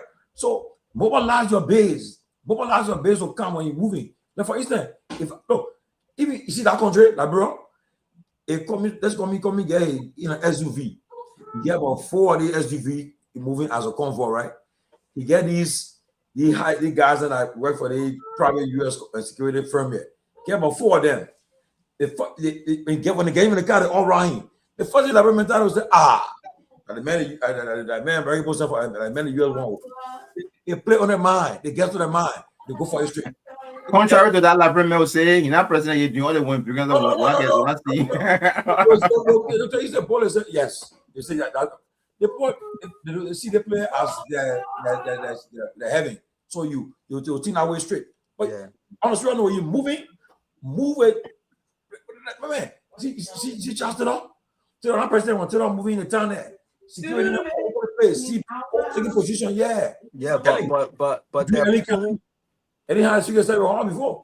But there are also people who didn't like. For me, I'm not a Taylor fan. I have a disdain for him. I don't like the guy at all. Thank you. But my brother. But you know what? Yeah. Every time that man opened his mouth to speak, he had my attention. He was a radical. He had a way of speaking. It's not about the eloquence, right? But it's just about it's about the confidence. And he had he was just a very charismatic personality, and you know, he's a bullshitter. So he had a way of making you believe even if he was telling you BS. You see what I'm saying? Comments come from a school of thought, and sometimes it's difficult when you have spent a lot of time in corporate America, right? I see it happen. I've been in corporate America and as a young man, and the system will train you in a way where you have to professionally. This is how you conduct yourself. There has to be a transition, and you know how they say when you're speaking, even if you're you are intelligent, you have to speak to the understanding of the audience. True. If you are not disciplined in that way, corporate America will discipline you in a way where you don't understand the audience that you're speaking to, because you were just fixated on a certain way of telling a story, right? A certain way of doing business and I think that to some extent it's not a bad thing. It has affected him, but I still don't think he understands that I am in a whole different terrain. Even me, Tomalin, I'm beginning to understand that. I'm beginning to understand the mindset of our people. The mindset of Liberians are messed up. And it's not unique to folks in Liberia. Speak to a Liberian, a regular Liberian who grew up in Liberia and came here when they were 25, 30 years old. They've been here for 25 years. They haven't changed. They still have the mentality.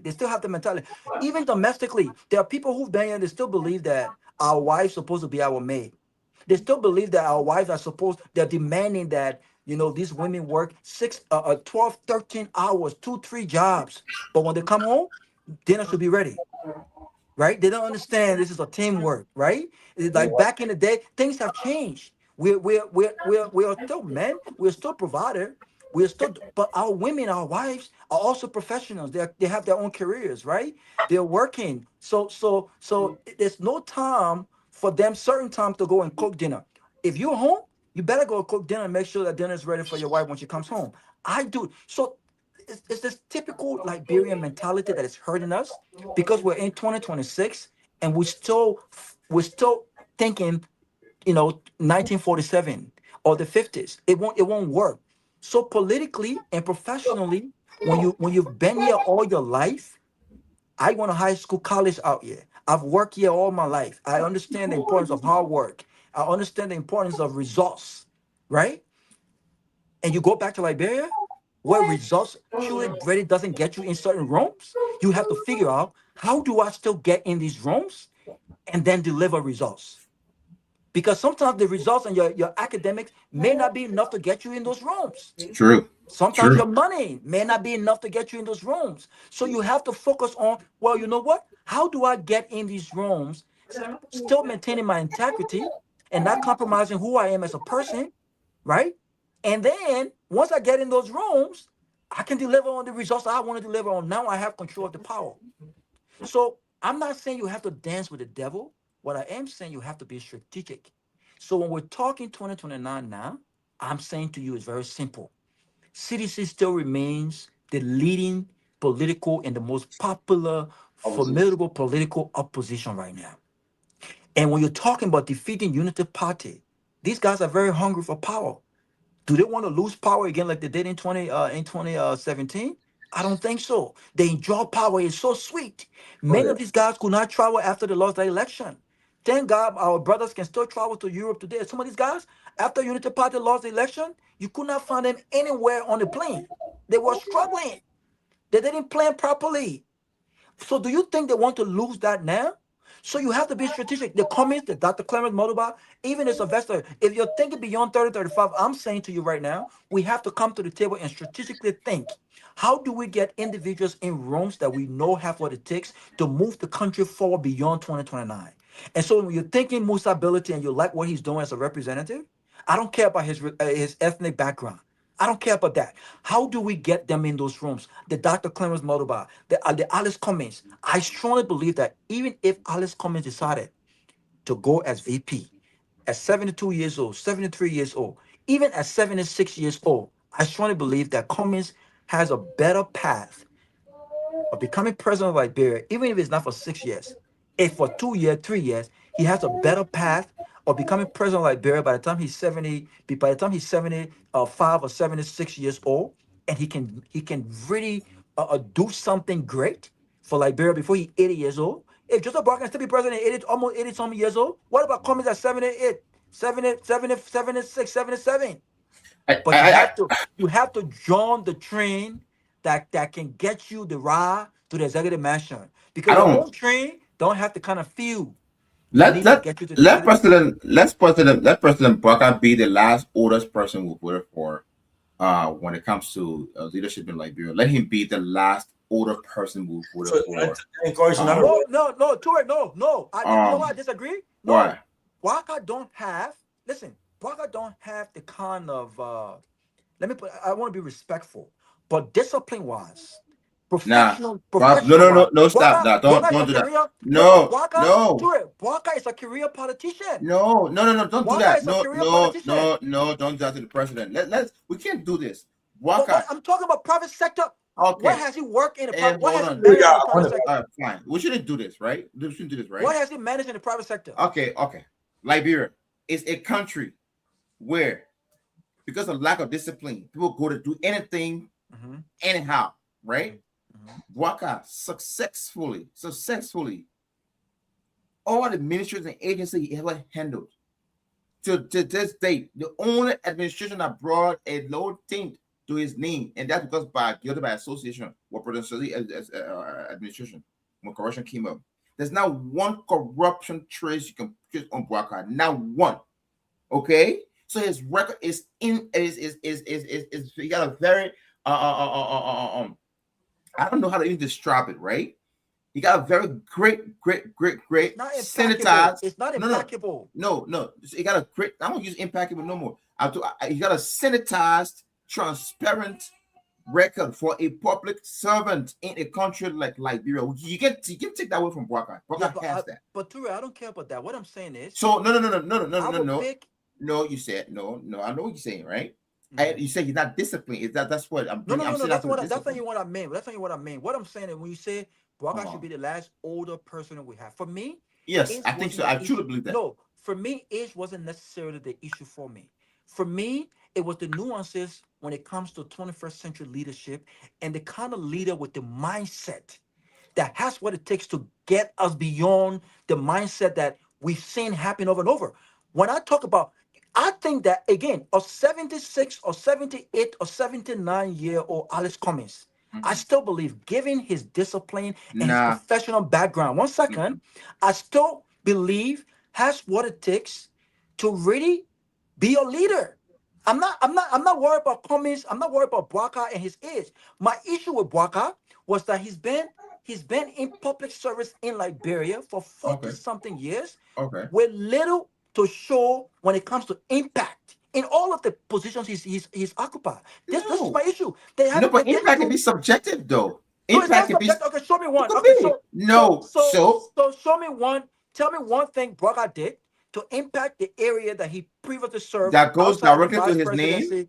Goes directly to his name. For example, right? I just heard you're a project manager or whatever it is, right? Assume whatever you do, right? You're helping companies achieve their goal. When that is all said and done, nobody remembering you individually say, "Oh, you did it," after the next 20 years from now, all the companies you've helped, right? No. It's going back. No, it's going back. No, the only time we remember is the people that work with you closely. For not, like for example, if you were the project manager to build a sports complex or stadium in North Carolina or Central Jersey, whatever it is, right? If you're the project manager on that, when that project sign is done, for example, if that project was done by Noble Ribbon, the company, when it's done, it will say the building was built by Noble Ribbon. It takes people that work with the person that knew you on that, right? You say, oh yeah, this is what you did. But there's but the not corporate record tells you, the references tells you that. Your resume is a reflection. I work on high rises life. as an electrician in America here, right? Right. That my name, there's no public record that show my name in nothing. Oh, but you see, your profession is different from mine, though. What I'm saying is exactly my point. But I made impact though. Huh? Exactly my point. Yeah, but you have a position though, right? You have a position, right? Yeah. You have a position, you have a specific tax in the role that you play, right? So whatever impact that you're making on your resume, you can still list that on your resume as professional achievement. I never applied for a regular job or to see down a resume, but the history of Liberia tells us where all he's worked. Yeah, but we know where all he worked, so his impact should be public record. What I'm saying to you is my contention with the current VP, the current president, was that for 40-something years, if my people came and said, listen, this man has the experience to be the next president of Liberia because he's been in public service for 40 years, my next question is, okay, what is his public service, his 40 years public service record? And what are some of the things that he's championed within those 40 years, right? And Joseph Boakai don't have a lot of things that he champions throughout his political career in Liberia. No, that's not true. Just because but I don't know them. I don't know them. Okay, so can do you the research. Can you let me ask you this. But it should be public record. For example, looked up some things I can't really... Example, Cummins was the head of Coca-Cola for, I think, Africa or whatever, Global or whatever, right? Oh, yeah, his impact is public record. I can see it. Okay, you can see it, right? Yeah. You can see his impact, right? Yeah. I don't have that. Oh, but a simple search. No, I have to ask. But a simple search will tell you all what other people go on Google search right now. Tell you all the other I did that, and we asked his people to list his achievement, his public record. No, but we did that. But even his people, even his surrogates. We should not. No. We should not denigrate. We should not denigrate. No. We should not trivialize the impact. No, I'm not trivializing. I've been for real. What I'm trying to explain is very simple, right? I'm saying to you that. Sorry, Raul. Sorry. We have someone I just called from here said they have issue with statements someone making about President Boakai. So go ahead, please. All right, gentlemen, Ian, Robert, good evening, guys. This is Roland. I just want to, correct. I think our young brother on the show there, trying to mislead us. President Boakai in the 80s, he was fired by Samuel Kanyado from the Ministry of Agriculture. Okay. During the interim body, Amos Sawyer fired him from LPRC for the same corruption. What are you talking about? Chief. Correct. What did he steal? So President Boakai, if President Boakai was competent, right now he is the president of the country, our country will be struggling right now. Corruption.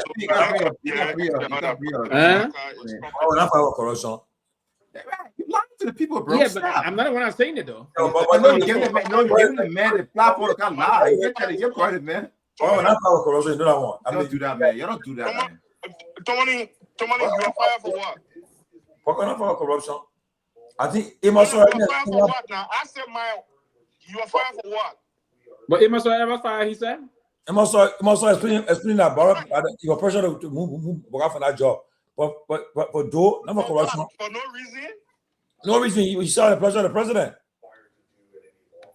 I want you to come on, man. Somebody was born in the 80s, but we What kind of corruption? What kind of corruption, sir? But I'm not listening to a debate that he will not fire for corruption. Corruption? Don't do that, man. You don't do that, man. Yeah, for agriculture, for the Ministry of Agriculture. Yeah. And he said agriculture, he said PMC also. He said the pressure of the president. Okay, what was his record? What was his record at agriculture? It was what was his record? And when Torgbean left, when Doden came in, somehow we were born in the 80s, but we read and follow. We go to the library and read.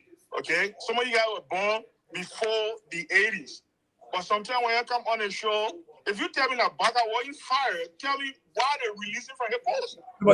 Nobody's saying he was not fired. You say because he was incompetent. Nobody's saying Baka was not. Baka so incompetent, President Baka so incompetent. Look how why he leading our country today. Man, nah. They may not do nothing. And you guys sit on a show and talk about 2029. Let us talk about today first. My brother. Today, before we even talk about 2029. I don't have. This president, this old man was fired by Samuel Doe. The record is there. Go and research it. I will go and research. If you don't research it, I will research it tonight. My brother, nobody's debating that he was fired. Nobody's saying that he was not fired. That's not what we're saying. One point is, don't come and lie to Liberian people that he was fired for corruption. You're the first living soul from Liberia or of Liberia descent. Sir. You're the first living soul of a Liberian descent that ever I've heard that he was ever fired for corruption. You're the first soul ever. Even the Syrians. But you can't even tell us. Huh? Why got released from his post? You take a fire for what? You tell. The burden is on you to provide. Yeah, you said it. You got it. But I am telling you that he was fired, and you telling me that no. For what? You said corruption. That's a lie. For what did he corrupt? What did he steal? What kind of money he embezzled? You don't do this, man. You have to put this out everything here. You have to be nationalistic and respect your leaders at least for once. No. If the leader is incompetent, as we speak right now. Let's discuss it. I'm willing to discuss 10 hours with you, which is a program incompetent. Okay. I'm not arguing that with you. I can discuss that with you, but do not come here and lie. Okay, President Bwaka is the president of the Republic of Liberia right now, and we're talking about drugs in the country. The man can. I don't have the phone in my hand. That's why you're still talking the kind of thing, but I would have muted you, brother. A different argument. Because you are so intolerant. No, yes, I'm intolerant to yes, I'm intolerant to deceitful information. I am. No, I'm intolerant. I think if the man come out of his own disposition, you should counter that. That's not disposition, Pewee. That's he's lying. He's lying. But how will you just come out right and say the man lying? No, man. You said the man stole. What did he steal? What did he corrupt? You don't do that, man. It's not that bad, my man. Which is that next one you're not web, brother. Okay. You see what? I am not committing perjury. I'm not lying. Don't tell me that you're lying. I don't know you. You don't know me. I never said perjury. Be civil and be respectful. We are young people. Because I listen to I give respect by convenience. You came here, you lie on an older person, you spend an older person you stole or you corrupt money. I didn't lie on him. I said I can prove my facts. You have a sense of respect by convenience. You come here and say I should be respectful, but you respect is earned, it's not given, sir.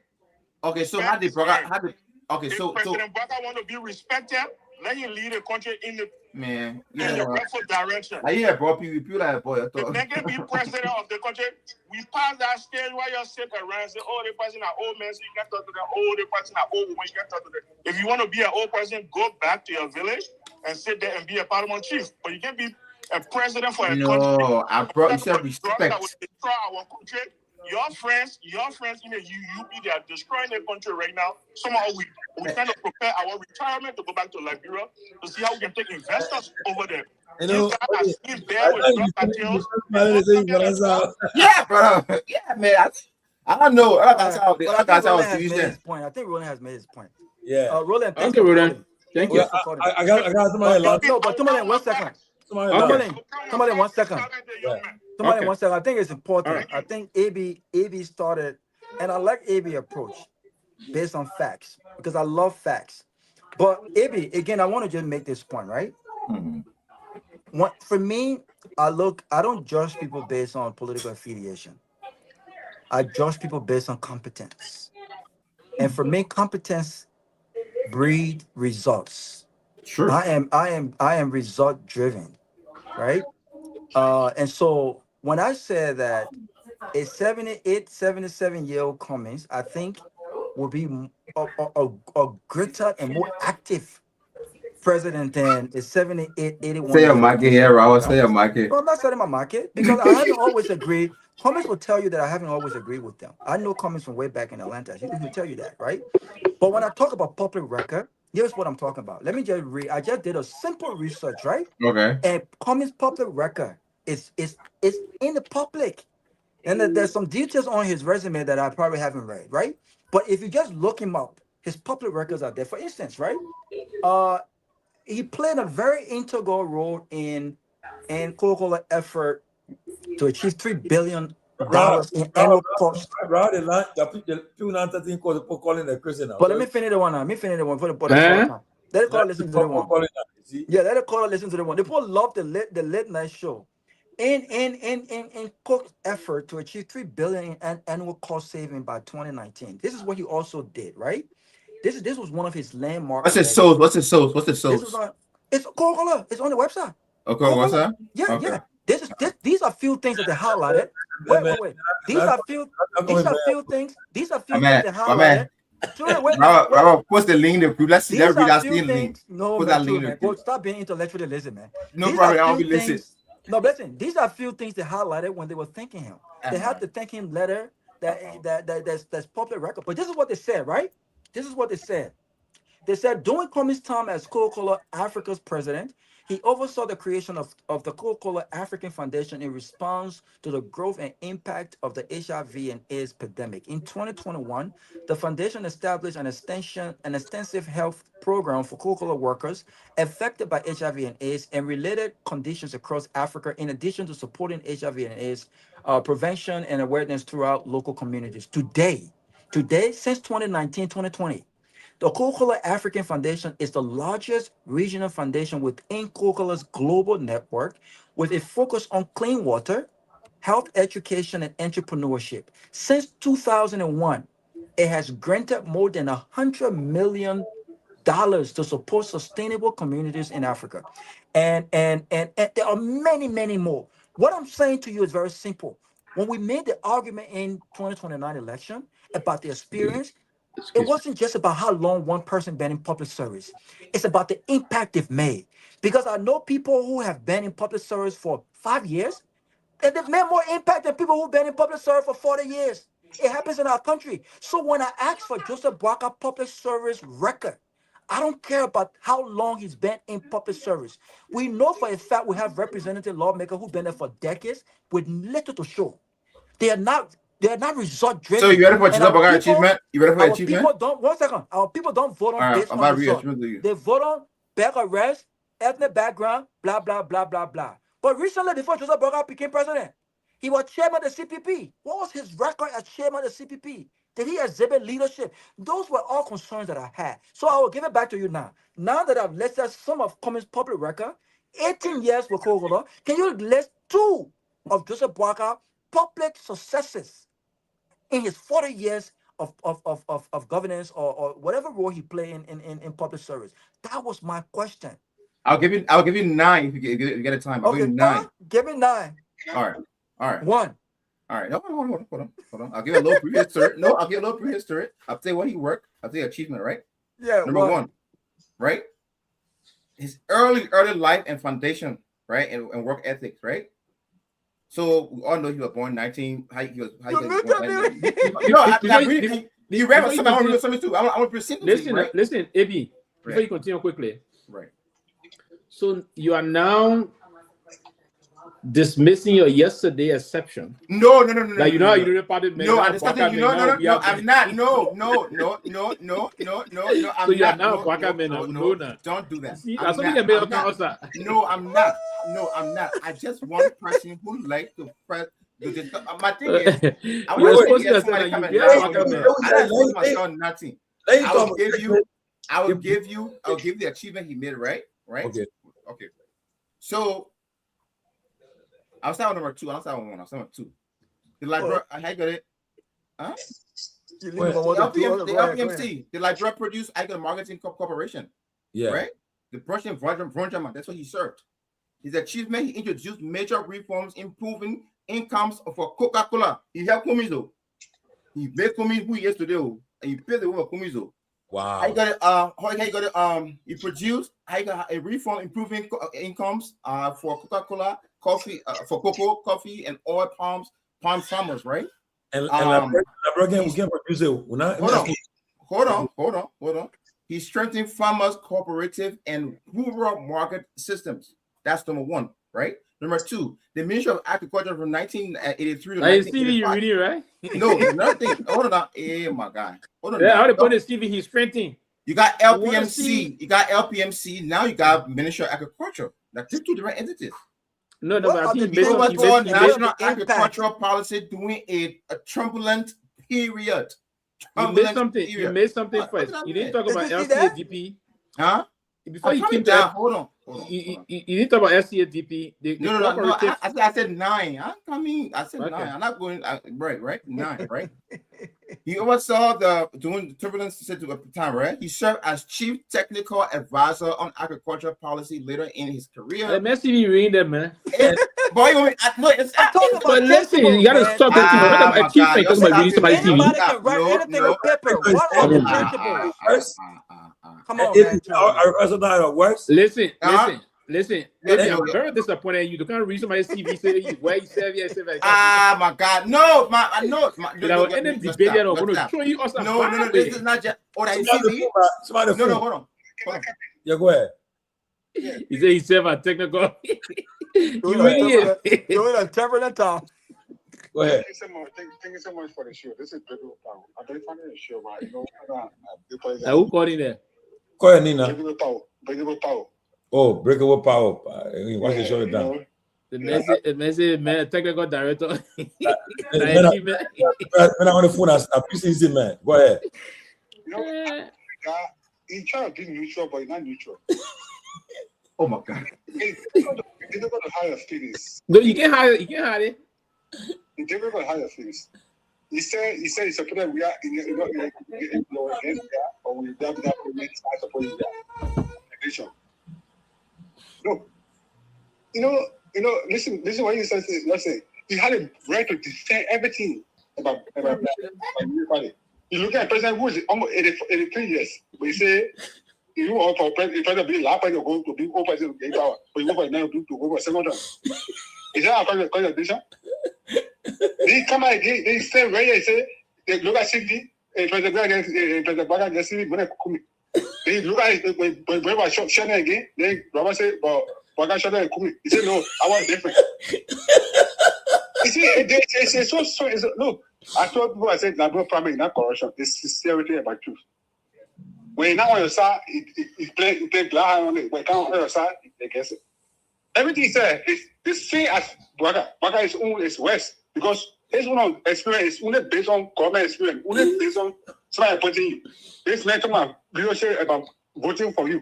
Why you become school or come and come down only one country, all over the world. But they only wearing one government that's corrupt on the one. Listen, I can get problem with people say Bagana corrupt.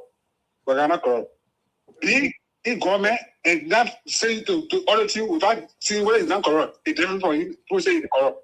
The man, no matter all the thing, even now as we speak now, even any government, they know there's a power president for 20 years.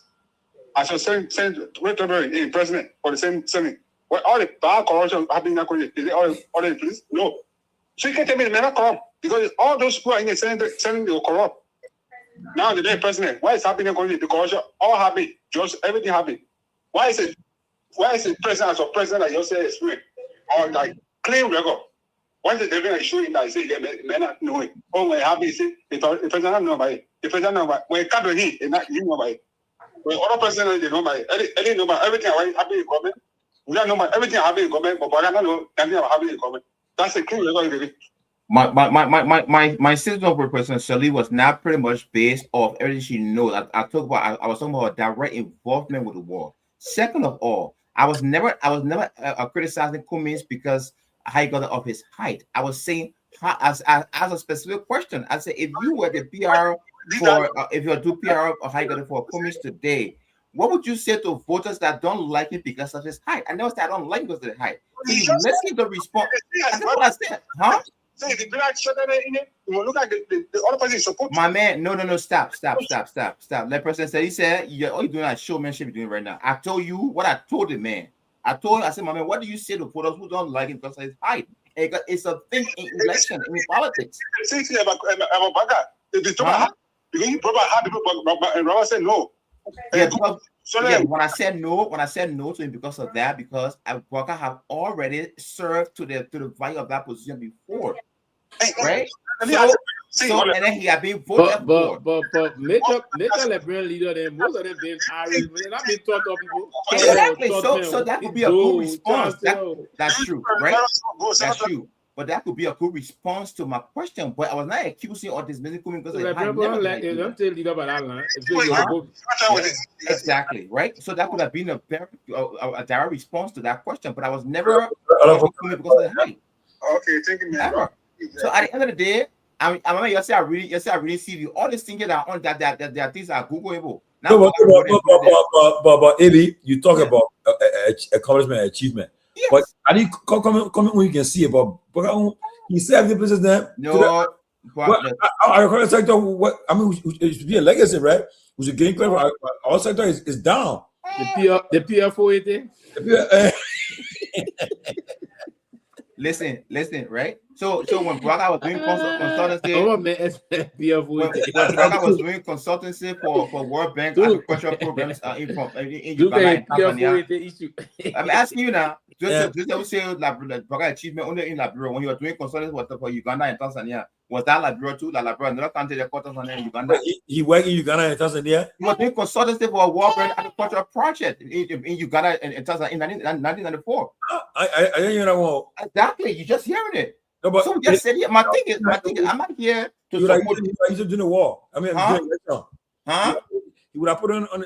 You have put it on. But these are things that are dead, though. It's not working. He also worked with LRC. What he did? He do the? Why he recorded LRC? Yeah. You said what?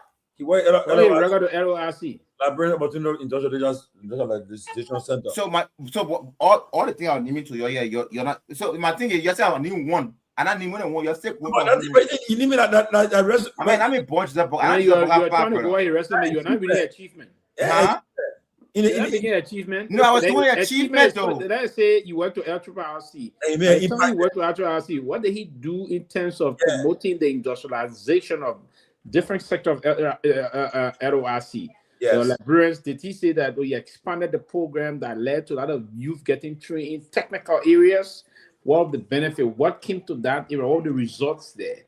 When the time he set up with LPMC, what policy issue he brought about in terms of helping to structure the Liberia Produce and Marketing Corporation?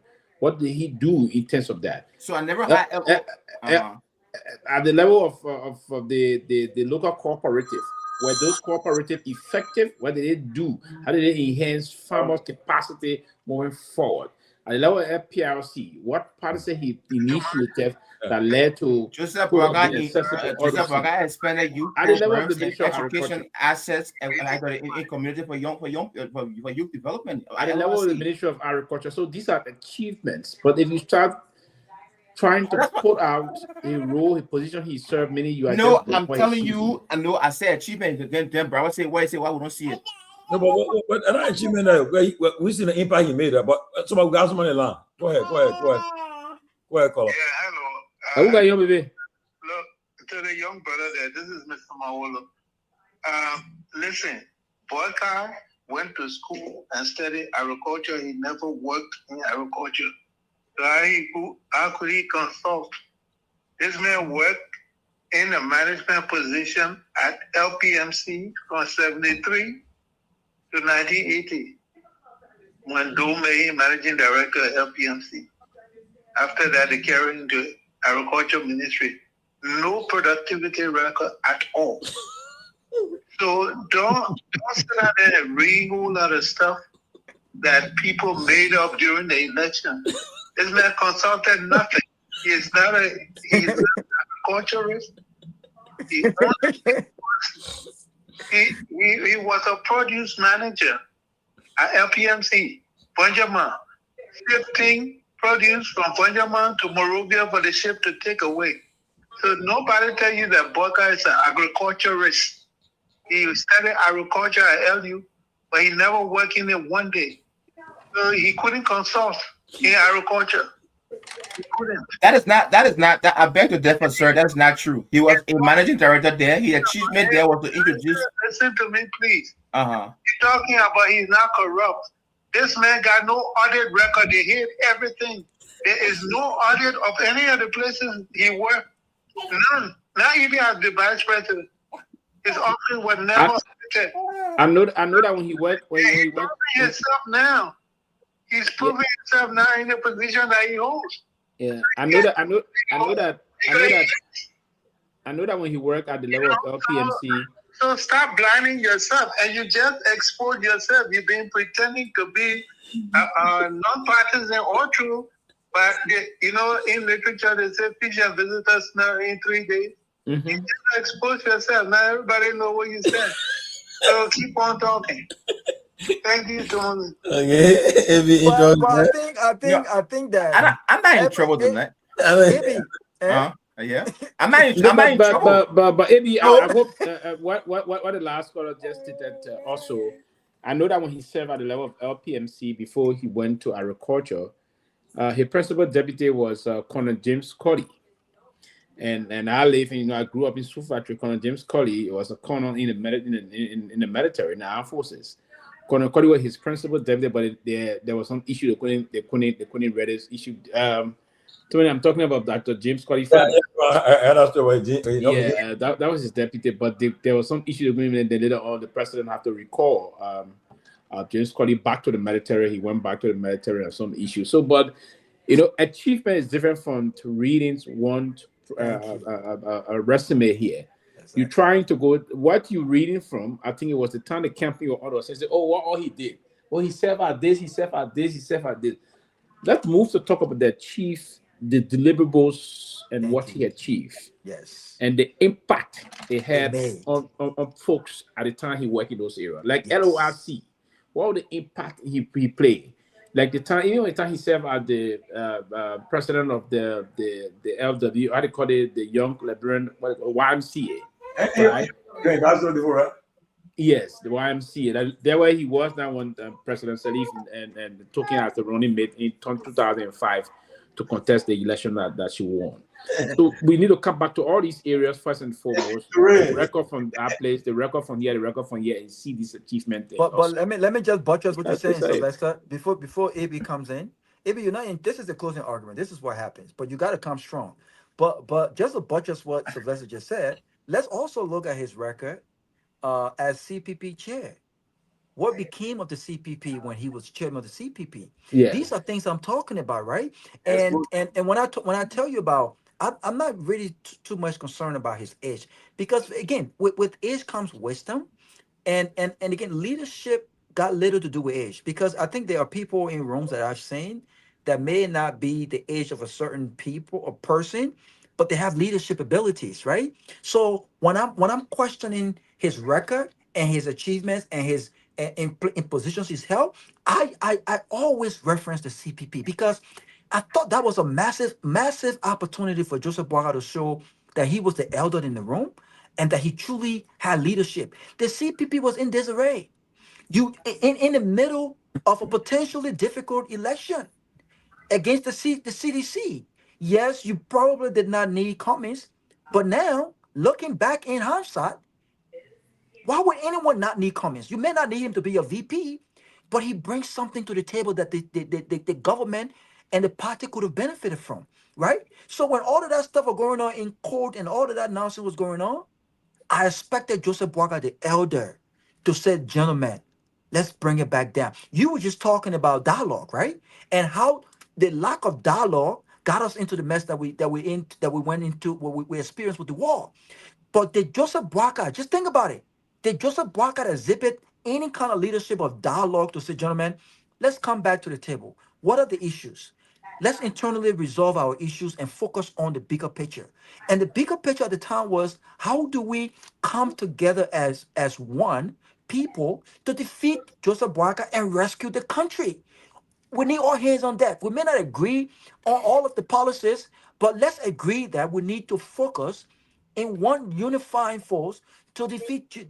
What did the chairman of the CPP do? So you guys are putting me. You're putting me in a position. So under his leadership as a CPP chair, It was a disaster. You put him in a Look at where we position are to right now. defend. You put him in a Look position to at the country right defend. now. No, You're I'm trying putting to. it in perspective so you understand where I'm No, coming from. You are putting him in a position to defend, to keep defending Joseph Brock. I'm only defending my argument, not Joseph Brock. I don't have the knowledge, the information to even sit here and defend Brock. Fofana could be the best person to do that for him, right? I'm not doing that. Exactly. So my point I'm making to you here tonight, I said it all came from the color who said he was corrupt, and I said no, he was not corrupt because he's the first human being of a Liberian descent I ever heard saying Joseph Braga was corrupt and he got fired because of corruption. Those are my thing. And you talked about achievement. What did he do? Because you're going to compare apple and oranges, right? You say, oh, what did he do? Because I can prove cummins. I said, well, if the records are there, go and Google Joseph Braga. You'll find the same information on the internet. I didn't go to my phone. I just went here and type on the internet and got this information. My thing I'm saying to no. So I gave you the title, and when I was going to the achievement, the guy have achievements there. Is he a written achievement? No, those are positions. Okay, so let me ask you this. Hold on. What are the achievement? Hold on. But I can't. Achievement will be he served a technical person at achievement. So serve. You just stated that he served as technical. Did I achievement there? No, you didn't get what I listen. Go back. I'll get it time. Go back. Read that one again. To where I made I didn't even go to the achievement part. I went to the job title. But you just said you didn't go to the achievement part. Go to the achievement panel. I went to the job. Listen now, come on. No, go to the achievement. They're not wasting time. Go to the achievement. God. Okay, let me go to the first one I read, okay? Yeah, man, why y'all making me want to defend Joseph Braga tonight? Yeah, man, y'all making me feel like Joseph Braga is a good person. I'm not. Go to the achievement. Well, yeah, the achievement. Because best country, I can't find it. But it said go to the achievement. Achievement, not positions. I can share my screen with you if you want. It doesn't matter. Okay, so it says here, key early achievement. Demonstrated exceptional preservance and self-reliance. But that's not achievement. Achievement. No, stop. No, stop. He had demonstrated self-reliance on recurring themes in his later public image, right? Then he came back to the second one. It says here, he introduced major. Stop. Hold on. Stop. No. We're not doing this. Do not do this. He said. But that's not achievement. Major. So if I introduce a major improvement in the system that I give away, that achievement? No. Let me ask you this though. It says that introduce major reforms, improving outcomes for cocoa, coffee, and oil palm. Is that achievement? So the question you should ask yourself then is, people who were in that position, people who were they would have felt some impact from what you just read. It's easy to put that on paper. What I'm saying is, you can call, there are references, right? You can call Coca-Cola right now based off of what it's on that. It was a press release. And beyond that, if you read his resume, you can easily there are references on our resume. You can call, like what college you graduated from. If that was the case, then AB, people would just write anything. You see the reason why no references. You see, you're not fair. You're not fair. No, it's not being fair. You are living in a very digitally weak country that don't have no record like that. Even some ministry don't have a good functioning website. You want me to go because you want to compare with a company I'm living in America. No. I'm discussing with Liberians in our country. You want to discuss. You want to compare with a company like Coca-Cola that is richer 10 times than your country budget. You want to compare their structured way of doing things where you can have all these records that happened 25, 30 years, 50 years ago. No, but you want to compare to like who don't have no record. That's not fair. Even if you don't have record, there are people who live in those moments. And man, what a man friend who not like Benekian No. But there are also people who I've spoken to, right? There are also people who I've spoken to who live those moments, and they don't have a lot of successes to talk about that impacted lives, not just in the companies, but nationally. I'm talking about impact. Okay, so right now in Liberia, St. Joseph Braga became president of Liberia. What are some things he's done that have impacted the dynamics or changed lives? Whether it's job creation, whether it's honest answer to that question. I want to answer. Yeah, I want to the honest answer to that question. Asking me is Fofana will be the best person to tell you that. I'm not a spokesman of the government. No, but we don't need Fofana. No, I can't do that. Her job, I don't work. No, but her job is to defend. Well, what's the vision and what do you think he have done? That's what I'm saying. As a Liberian citizen. Bro. I'm not here to defend Joseph Boakar's records as far as what he's doing now. I'm not here to defend the Uniparty administration. I don't work for them. I don't know. Let me help you to say this. If I right? was saying at least yesterday, they achieved the program for the new sort of. And I mean the PR for the national. But you said some of the things. No, that's one. You want to put me in the position that I'm now? You want to make you could say that also. I could, but I'm not going to say. You know why? Right? You know why? I don't work there. I don't understand that.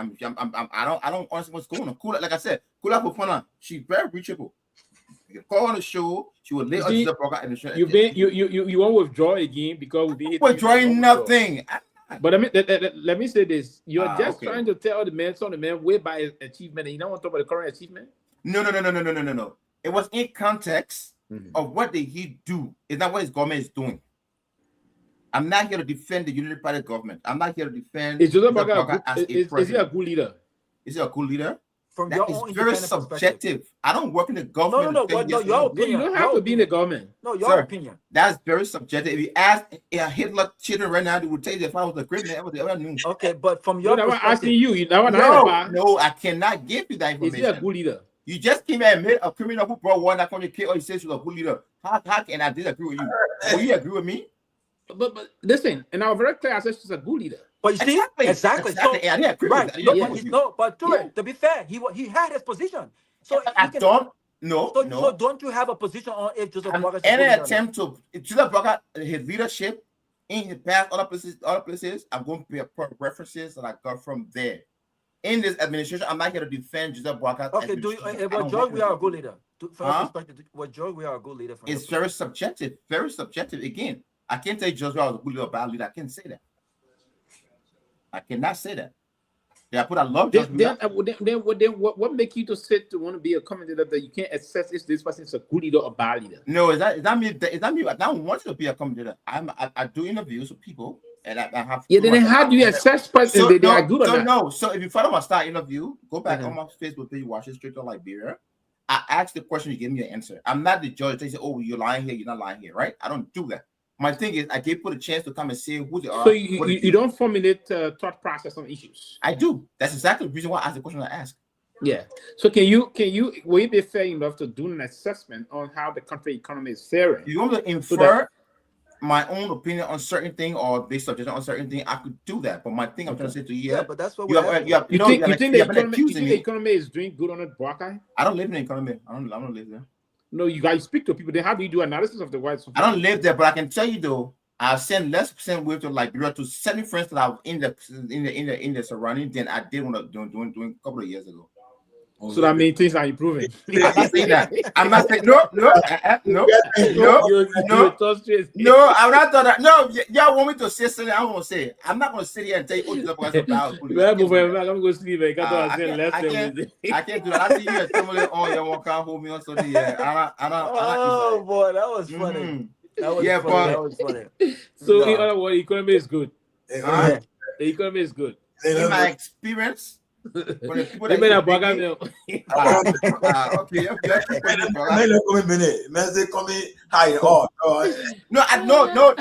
you see that's the thing you're missing, right? I'm a huge supporter of Cummins because I feel like he has achieved personally, right?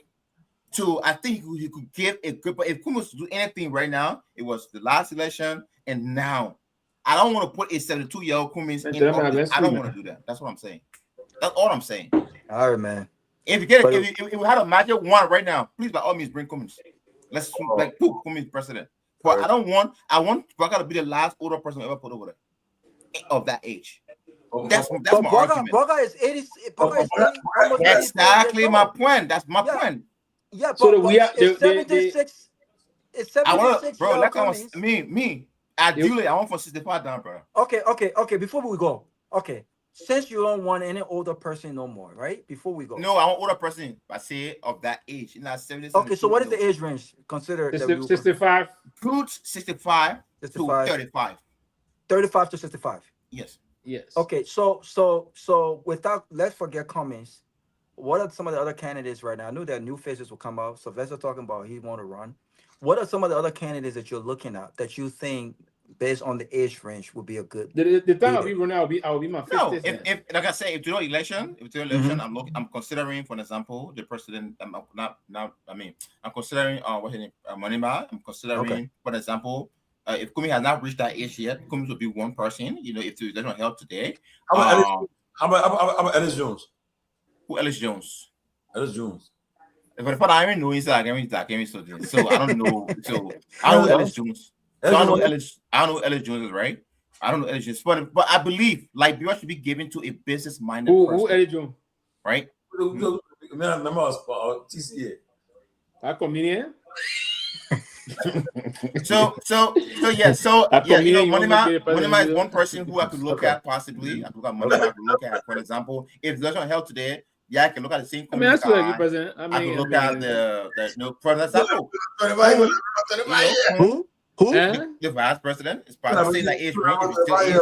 Oh, okay. Right? Okay. Because you cannot put your neck on the line for any of the guys. You cannot. Not even the Cumans. You don't know what Cumin might be. If you become president, power is different. You know, when you get it, it's different, right? Yeah. So I can't put my neck on nothing. But I say that we as Liberians, this is now a time we start looking at younger generation.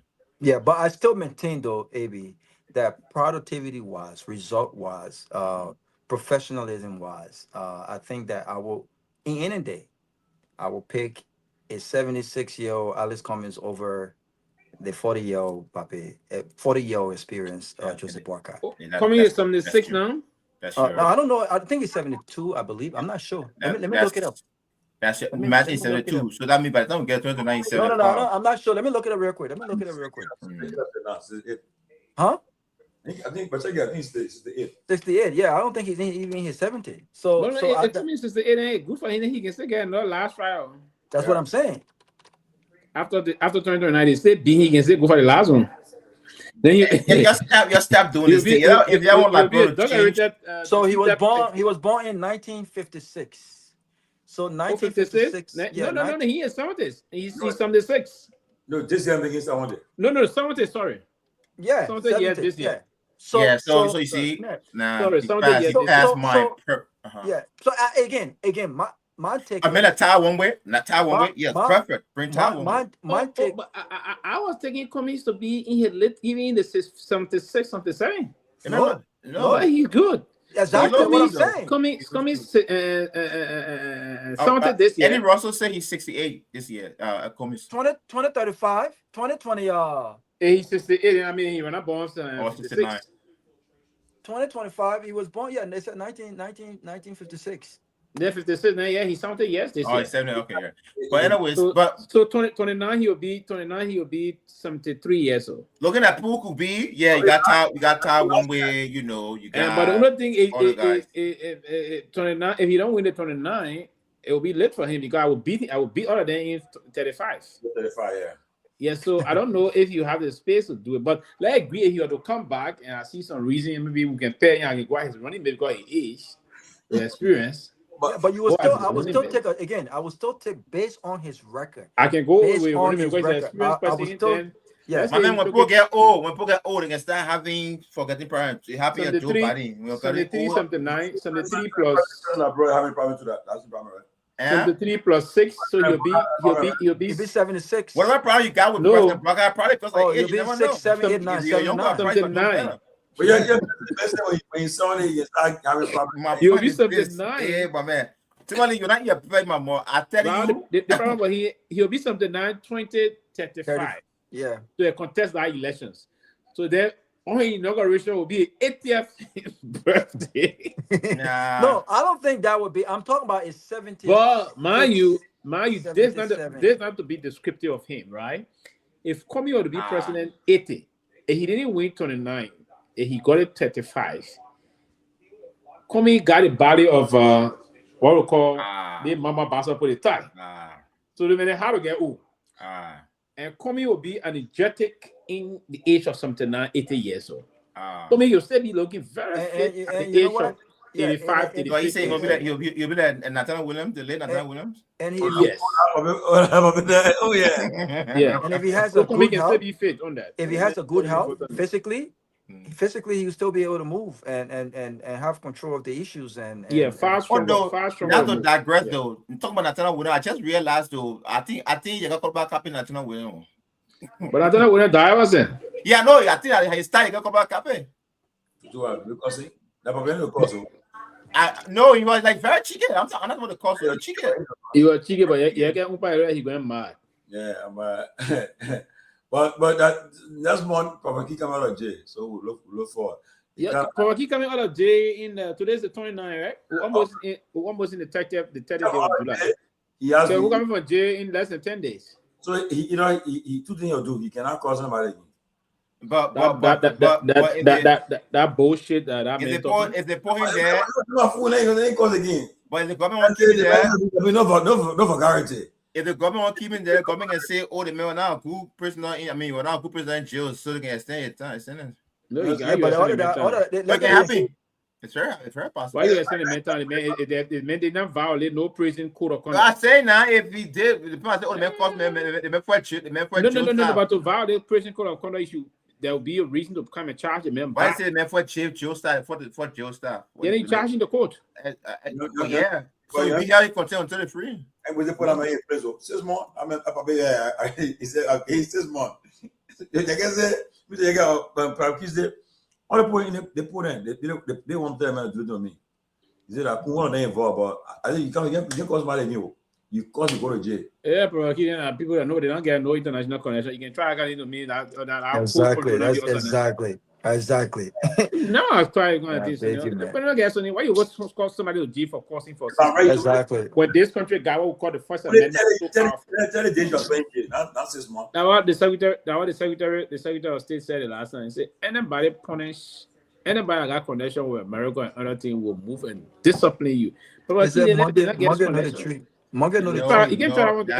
Secretary of State statement was based in context. That nonsense on.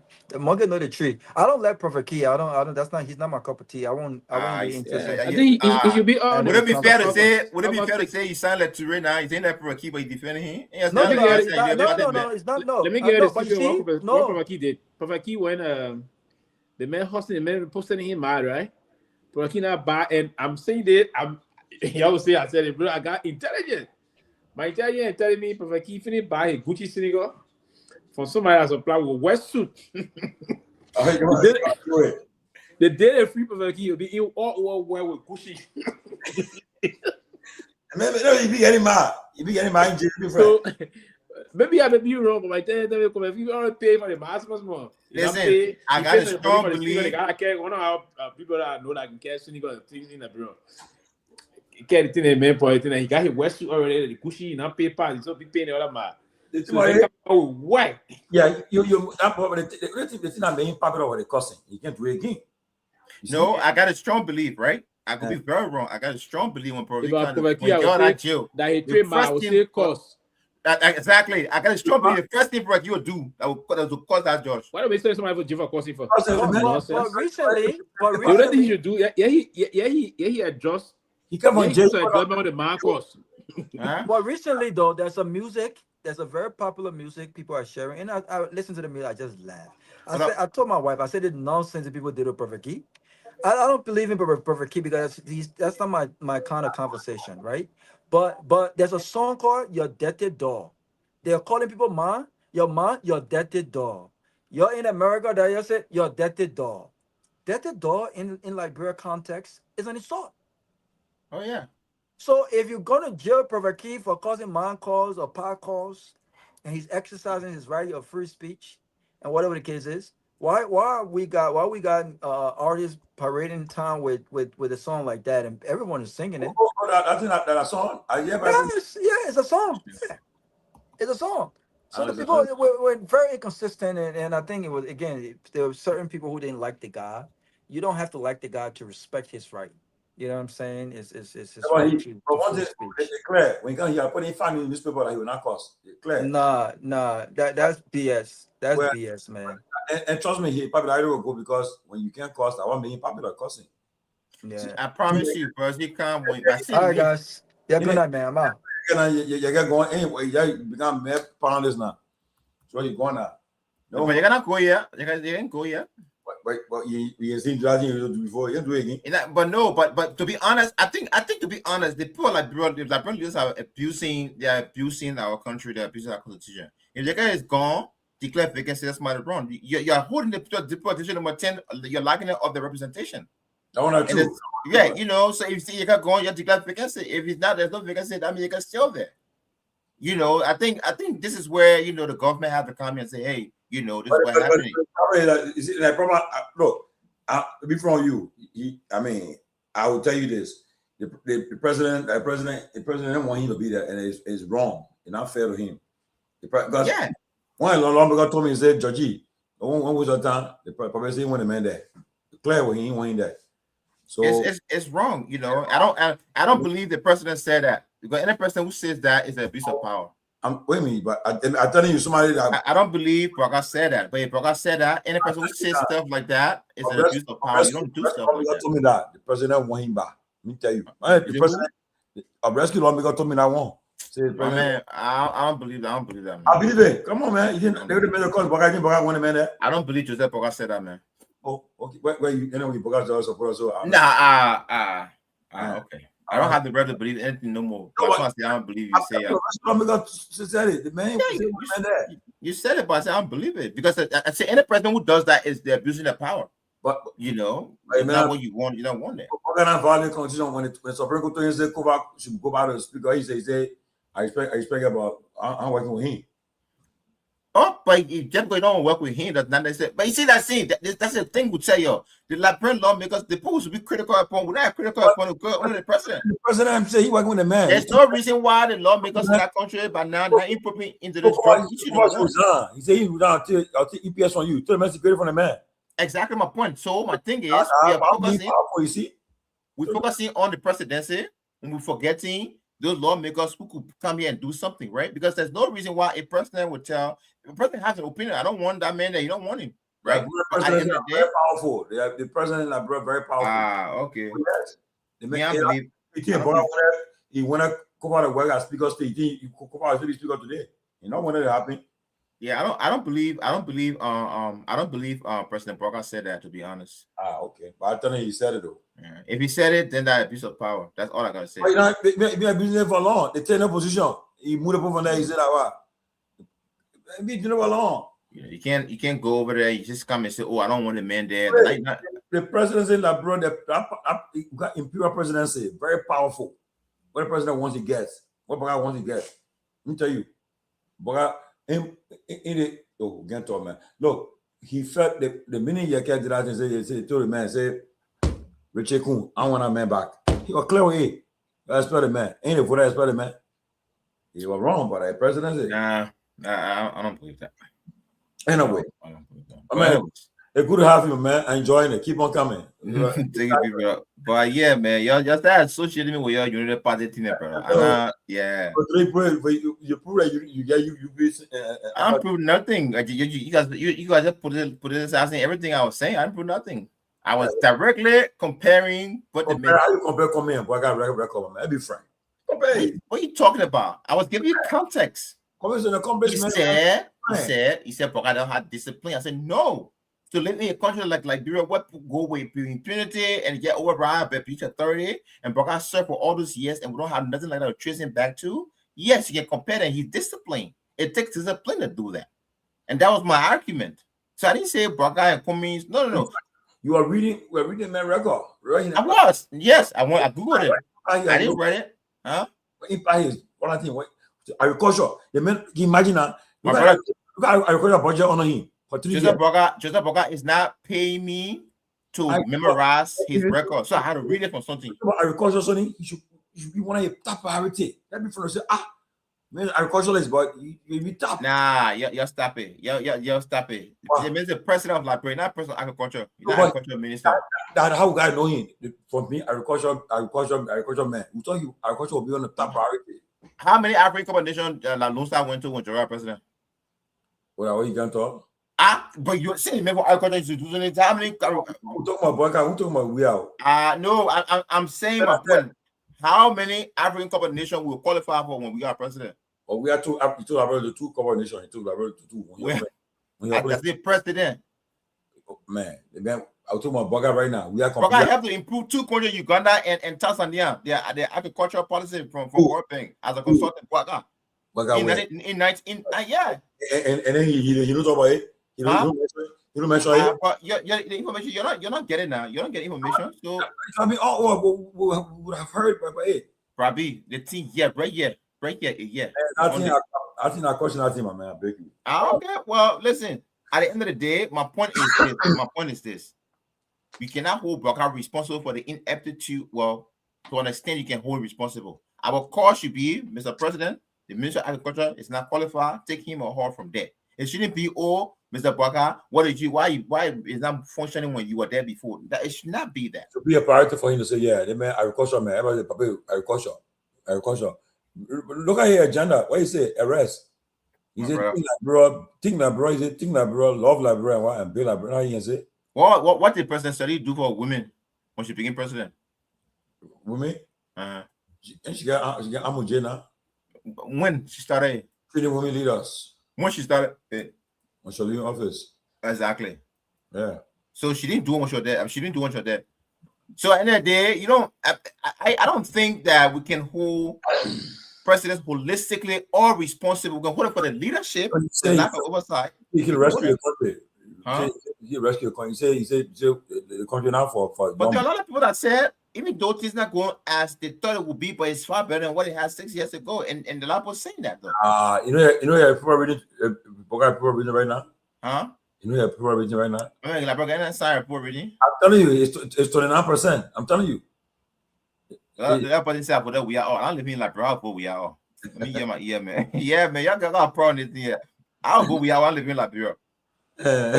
My bro, my bro. I don't know pronounce your name. I'm not. We are strong, Jam, my bro. My sister. She has been time we are being too. Oh, that's a female. A female, yeah. Oh, my sister. I'm not like bro, man. I'm living. I'm like bro. Living. We're on the side. I didn't vote for president. We are. I didn't vote out. But at the end of the day, in closing.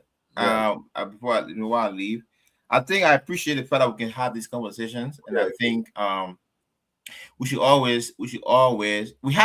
have the responsibility to engage our people, on a civil level, and also get some civic education on our platform. Knowing the roles of the presidents, the representatives, the senators, the ministers, so that at least that those who don't know will not be living like, what should we do? How do we do this one, right? We should. I don't believe that ministers or representatives should be building roads. I think money should be allocated for that. Probably will make sure the money is spent for that, right? So these are educations that we need to give people. But I think it's a crucial. I really appreciate it. Every time, once I have the chance to come on, I will come on. I will be going through surgery with my stuff soon. So hopefully, when I'm done with that. But I'm here for a while. I'm here to stay in a lot of ways. Really recovery, man. And I got indoctrinated in the horror film at now 44 to do on the show. So I'll be. So I ain't get you forget it. When you see that thing, oh no! I like the. It's I enjoy it. So I'm very ideological. I was always stand my ground on what I believe in. Always, and you cannot coerce me to say what I'm not supposed to say. Oh, right? no. So one thing I play, you say what you gotta say. Right. Yeah. So at the end of the day, there's no Pewee come here and dab me because he think he got his movement going on. I don't get down with Pewee, bro. But at the end of the day, that's what it is. I really appreciate it. I respect all of you guys as big brothers and hopefully colleagues, and hopefully we'll meet in Liberia and stuff. Tomorrow we'll be on it, and comments will be the guest that Tuesday, August 4th. So I hope you the question. Yeah. Oh yeah, I'm a fan of comments based on the achievements. I think Liberia can use comments in a lot of ways, even if it's on the outside stage for consultation or other stuff. Even if you don't agree or if you don't become president, I think just the fact that he agreed to serve Liberia, for example, coming hold one ministry and transfer that ministry is better, right? Hold that accountability. Want to see national government? He could help Liberia on the bigger stand if he does not win 2029. Get one ministry, hone that ministry, and make sure that the thing you want to see happens in that ministry. That's a great help to Liberia, right? If the man ain't wrong and he win, then I think he's done, man. Yeah, but he should not be done. That means you didn't come for the country. That's how I can interpret that. If you say, oh, only the president says I want to do nothing else. Well, I mean, I have the reservation with that. I mean, I think when he came 2015 or 2015, I think he should have 2017. I think he should have 2017. I think he should have gone for maybe a senatorial position, but we passed that stage now. So I think my another disagreement. I mean, my frustration how it comes is the fact that he allowed, from what my sources said, the vice president to slide away from him. Man, I will tell you that's not true. That's what I heard. That's not true. That's not true. Yeah, you'll be on the show. You'll be on the show Tuesday. Ask him. I will ask him. Ask him. You'll see. You'll tell your story. You ask him. I'll ask him. Because if that was it, because that was the leeway to be president of this country, easy. But I was nice talking with you, bro. Let's. Jen says you love your business seriously. See, you got fans already. Look at Jen. Jen, is it possible Chris says she like your business? Might come back again. Oh, bro, Jen, please come again. Yeah. Oh yeah, Jen. Thank you, my sister. Yeah. Okay, man. Good night. All right, bro. Oh, I can't see you right now. You put on the stream. All right. Yeah.